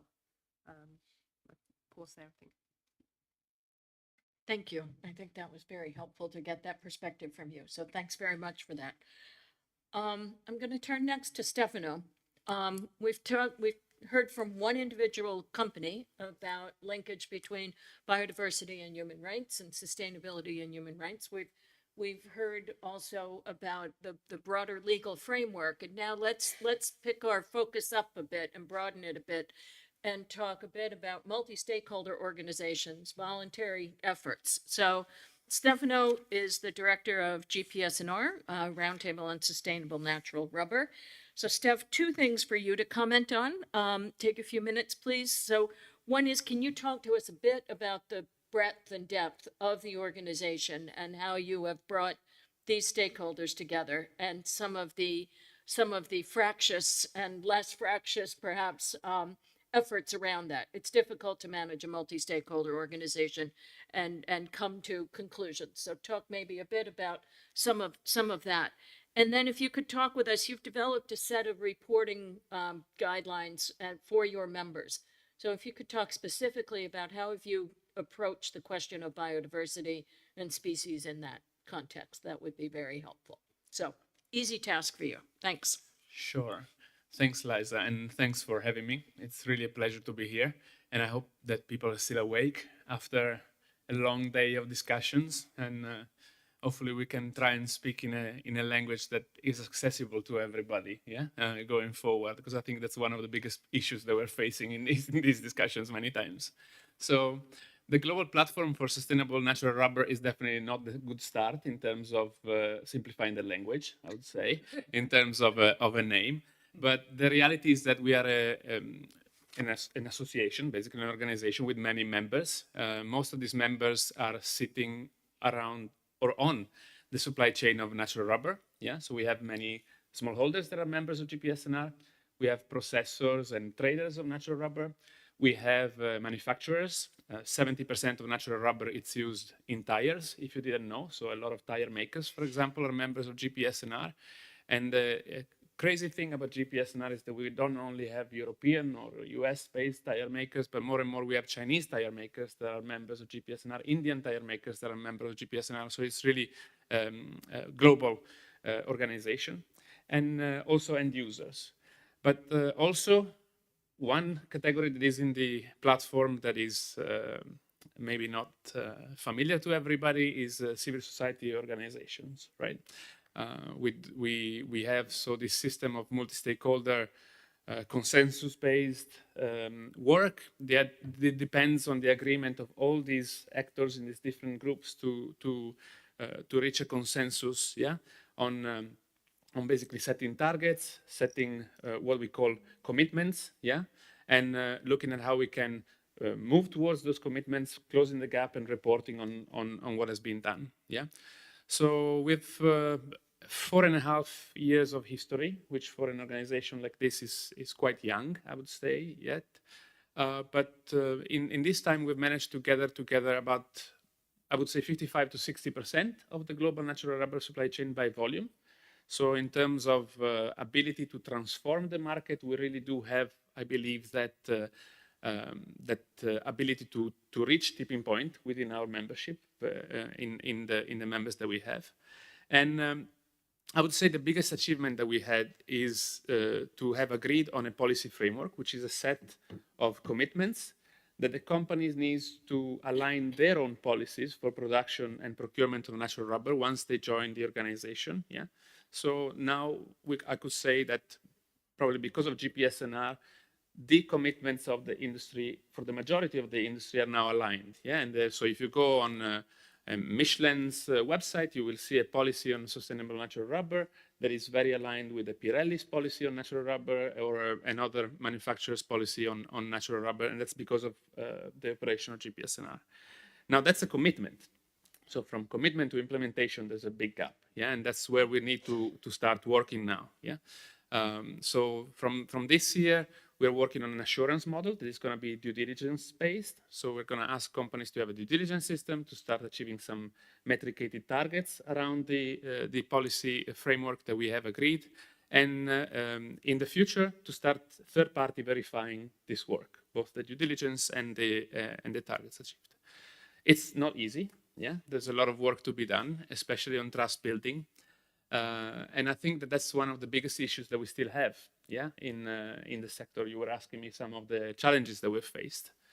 I do think that it's an issue of change management at the end, right? And I think we see this in every aspect of these discussions that we're having. I was really leaning in when I was hearing friends from FGV speaking about, how to look at the at balancing human rights and biodiversity or nature protection.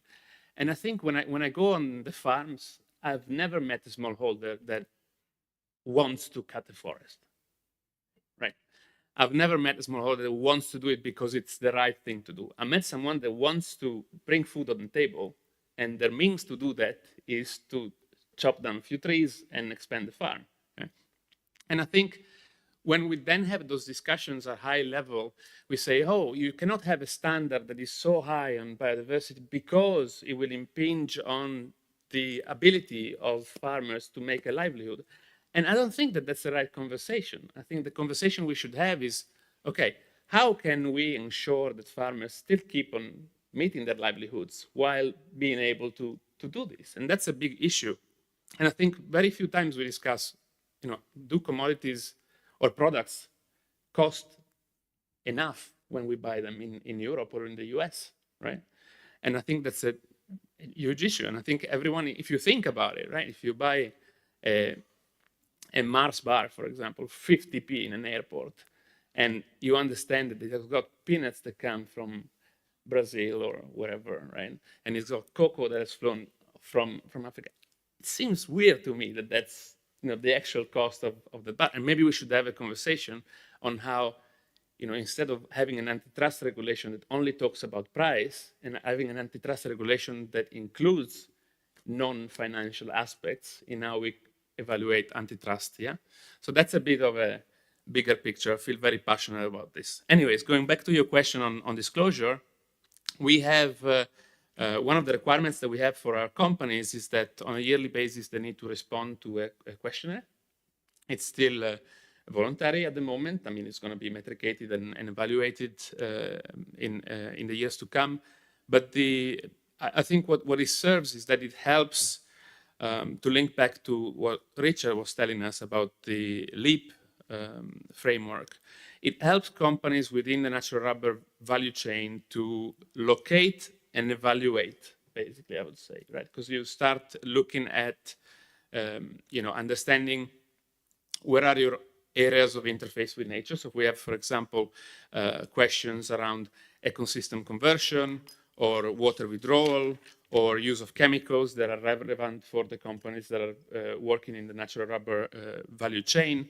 And we ask them, for example, what are the methodologies of assessment that you use when you evaluate your risk or identify your risks.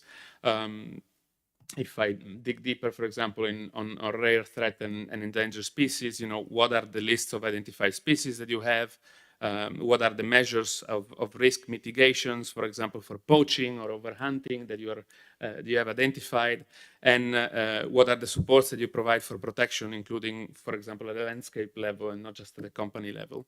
So there's a number of these, not just for RTE species, but for water withdrawal, for ecosystem conversion. So we have a cutoff date of another forest that is based actually on the HCV and HCS methodologies that were mentioned before as of April 2019. And so companies have started reporting on this. And I think one thing that is really interesting is that the questions have been the same for the past 2 years, but the level of disclosure and how many of the responses become publicly available have changed during these years. And so we have a kind of a roadmap towards more and more transparencies that is helping companies disclose more because they're doing this together. And I think that's one of the benefits of collective actions, that you can start moving without any one of these companies feeling that they're sticking their neck out a bit too much. Yeah. So I'll stop at that. I know we're probably tight with time. We're all being very obedient, so thank you, panel members. Ali, I'm going to turn to you next. Thanks, Steph. It's really helpful to hear those kinds of incremental success stories, right? Because that's how we reach our goals.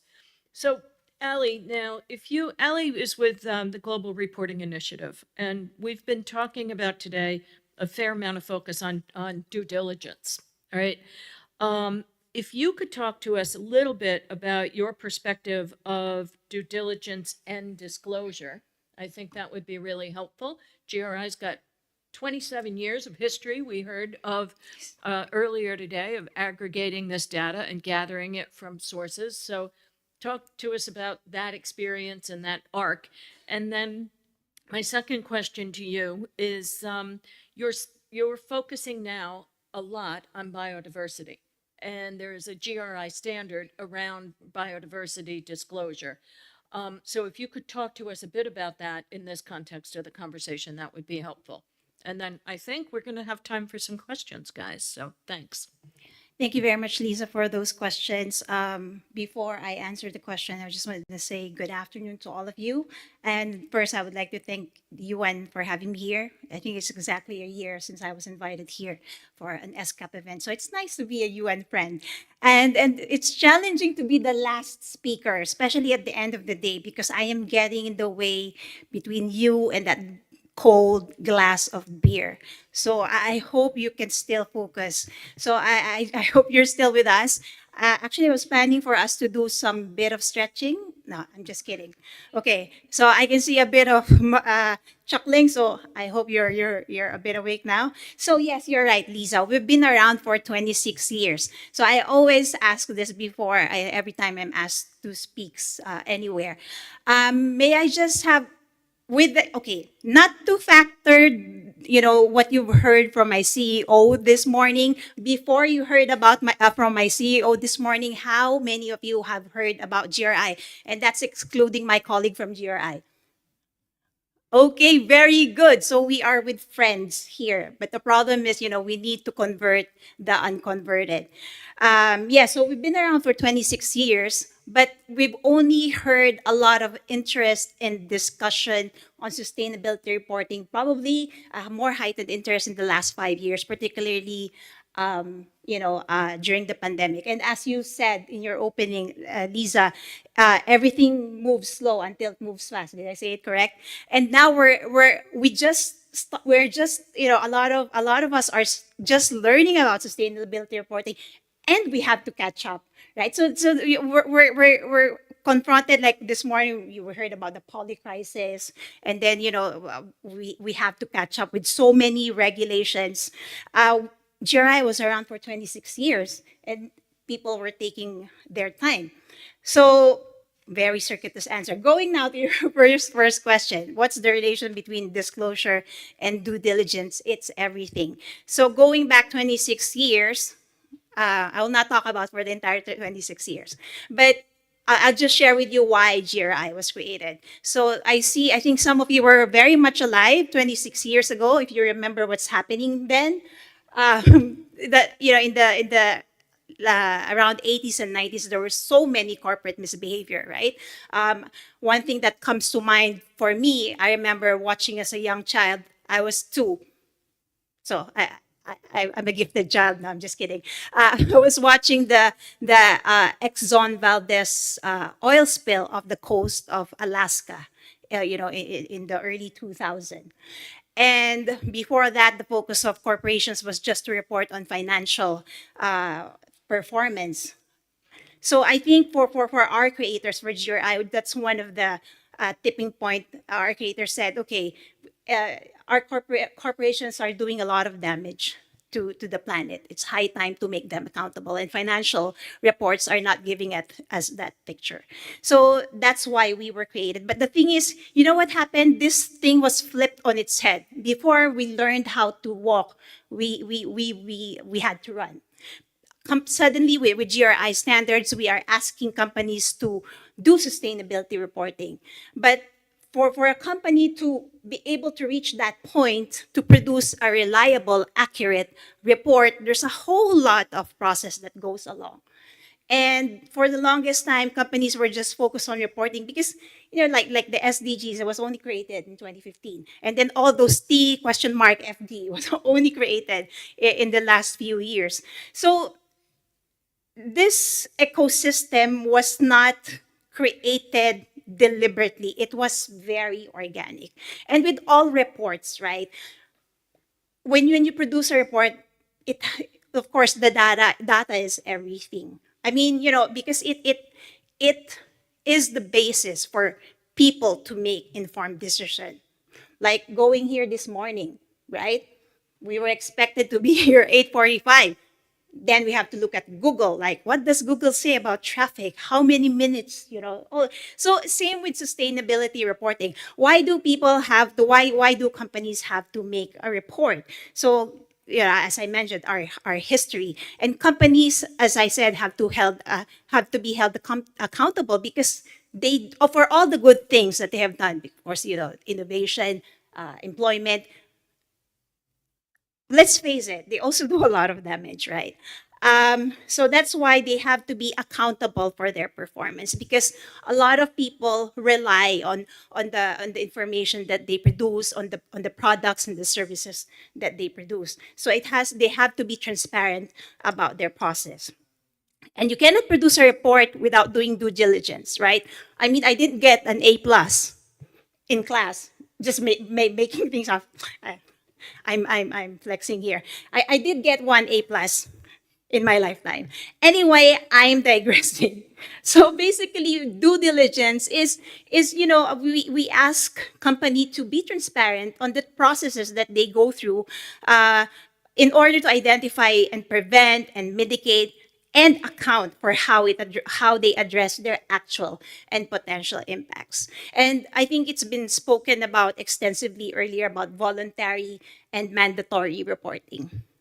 GRI, we're a nonprofit organization, so it's pretty much voluntary. And we can say that for a voluntary reporting standards, we're doing a pretty good job. But the thing is, there are also problems with just expecting companies to do a voluntary report.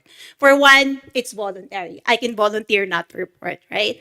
And then since it's voluntary, the information that they produce is largely goes unaudited. So that's why we need mandatory reporting. But the problem also with there are also problems attached to mandatory reporting. For one, of course, we know that it comes from regulators. And right now, for voluntary standards, there are lots of them.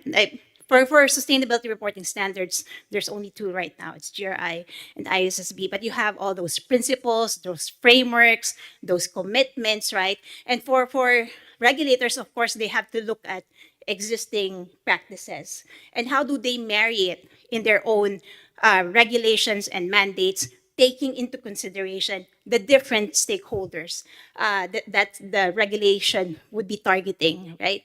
And each country would be in a different level of development, because normally international standards are general in nature, to guide different organizations from different countries. But for regulators, it has to be targeted. It has to be focused. So that's the challenge now. While we're in a good space right now where everyone is concerned about it, everyone is talking about it, by golly, I am speaking at a sustainability event every week, flying every month. It's not good for my carbon emission. It's good that we're talking about it. But at the end of the day, action has to be done, right? Reporting is good, but what goes into the report is more important, right? Because garbage in, garbage out. If you don't have accurate, reliable data, if you really didn't do a conscious, deliberation of all your sustainability initiatives, then what's the point of reporting? I shouldn't be saying that because I'm coming from a standard setter, but that's the reality of it. We already know the why. We already know, when, how, the what. The question really now is how. How do we get corporations to report? I always say mandatory regulation is one of the biggest driver for reporting, because if you don't, if governments, let's put it this way, if people did the right thing, we won't be in this state of, in this state of mess right now, right? So we need mandates, and I'm based in Singapore right now, and I want to quote the late Prime Minister. He said, we need to build people into nations, right? So that's just to emphasize that, yes, we need regulations, but regulations should be, and this has been discussed very much today as well, no one should be left behind when we have mandates or regulations like this. It should not be punitive.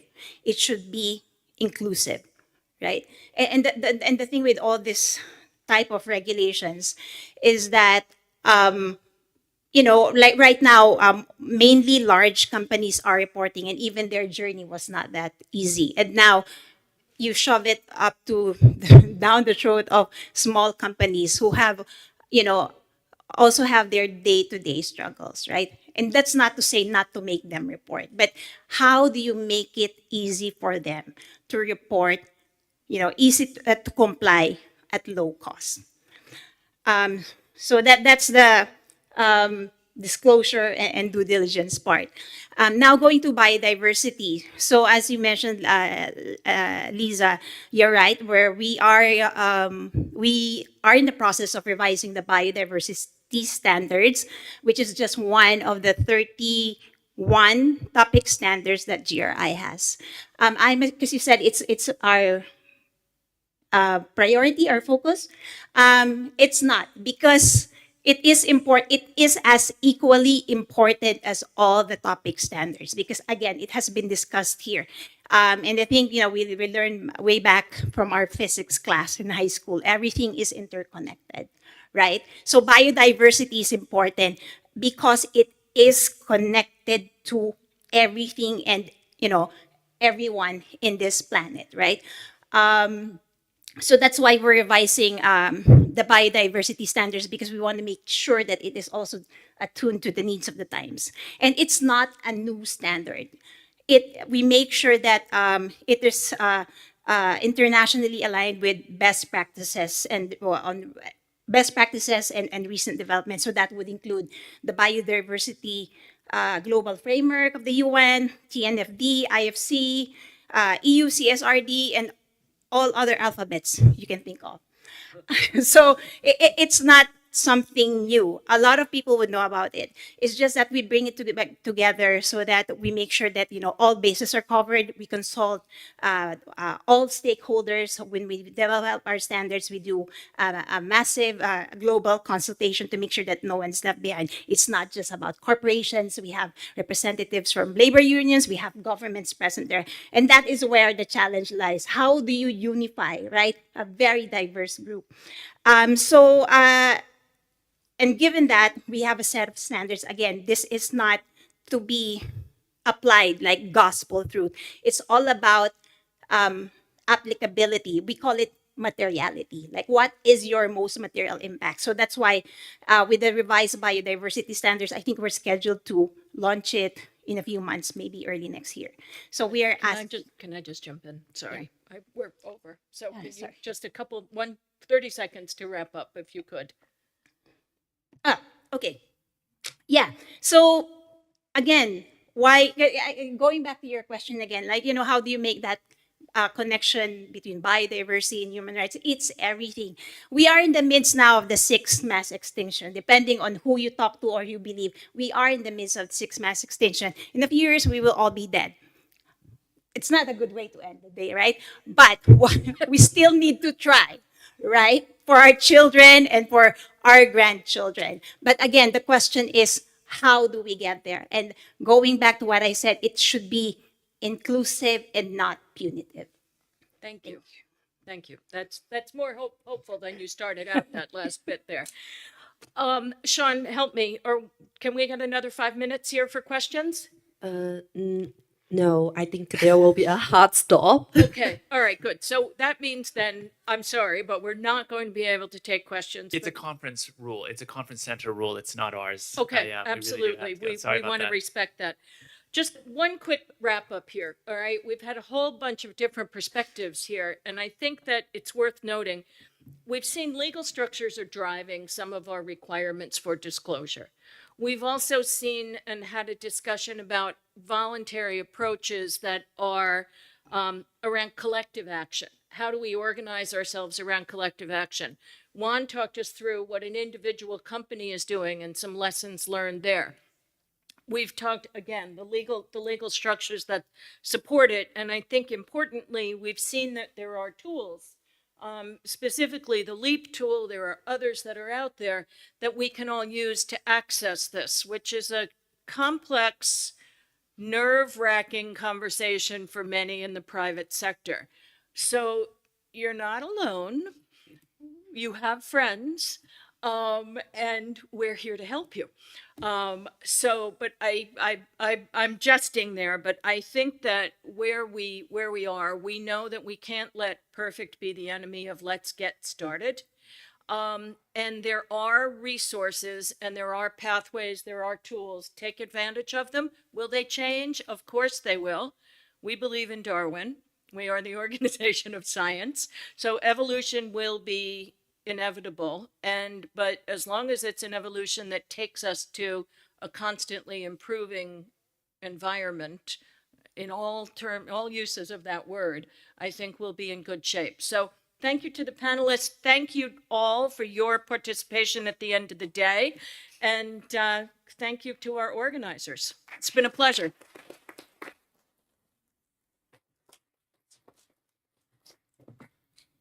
May I have a quick announcement for those who have received invitation to the reception tonight? Please find the van downstairs in front of the billboard, the area of the flags, and also the entrance that when you enter the building. So the van will have the name of the hotel. Please find it, and then the reception will be officially start at 6. But please try to get on the van as soon as possible because the traffic is unpredictable a bit in Bangkok these days. Yeah, thank you.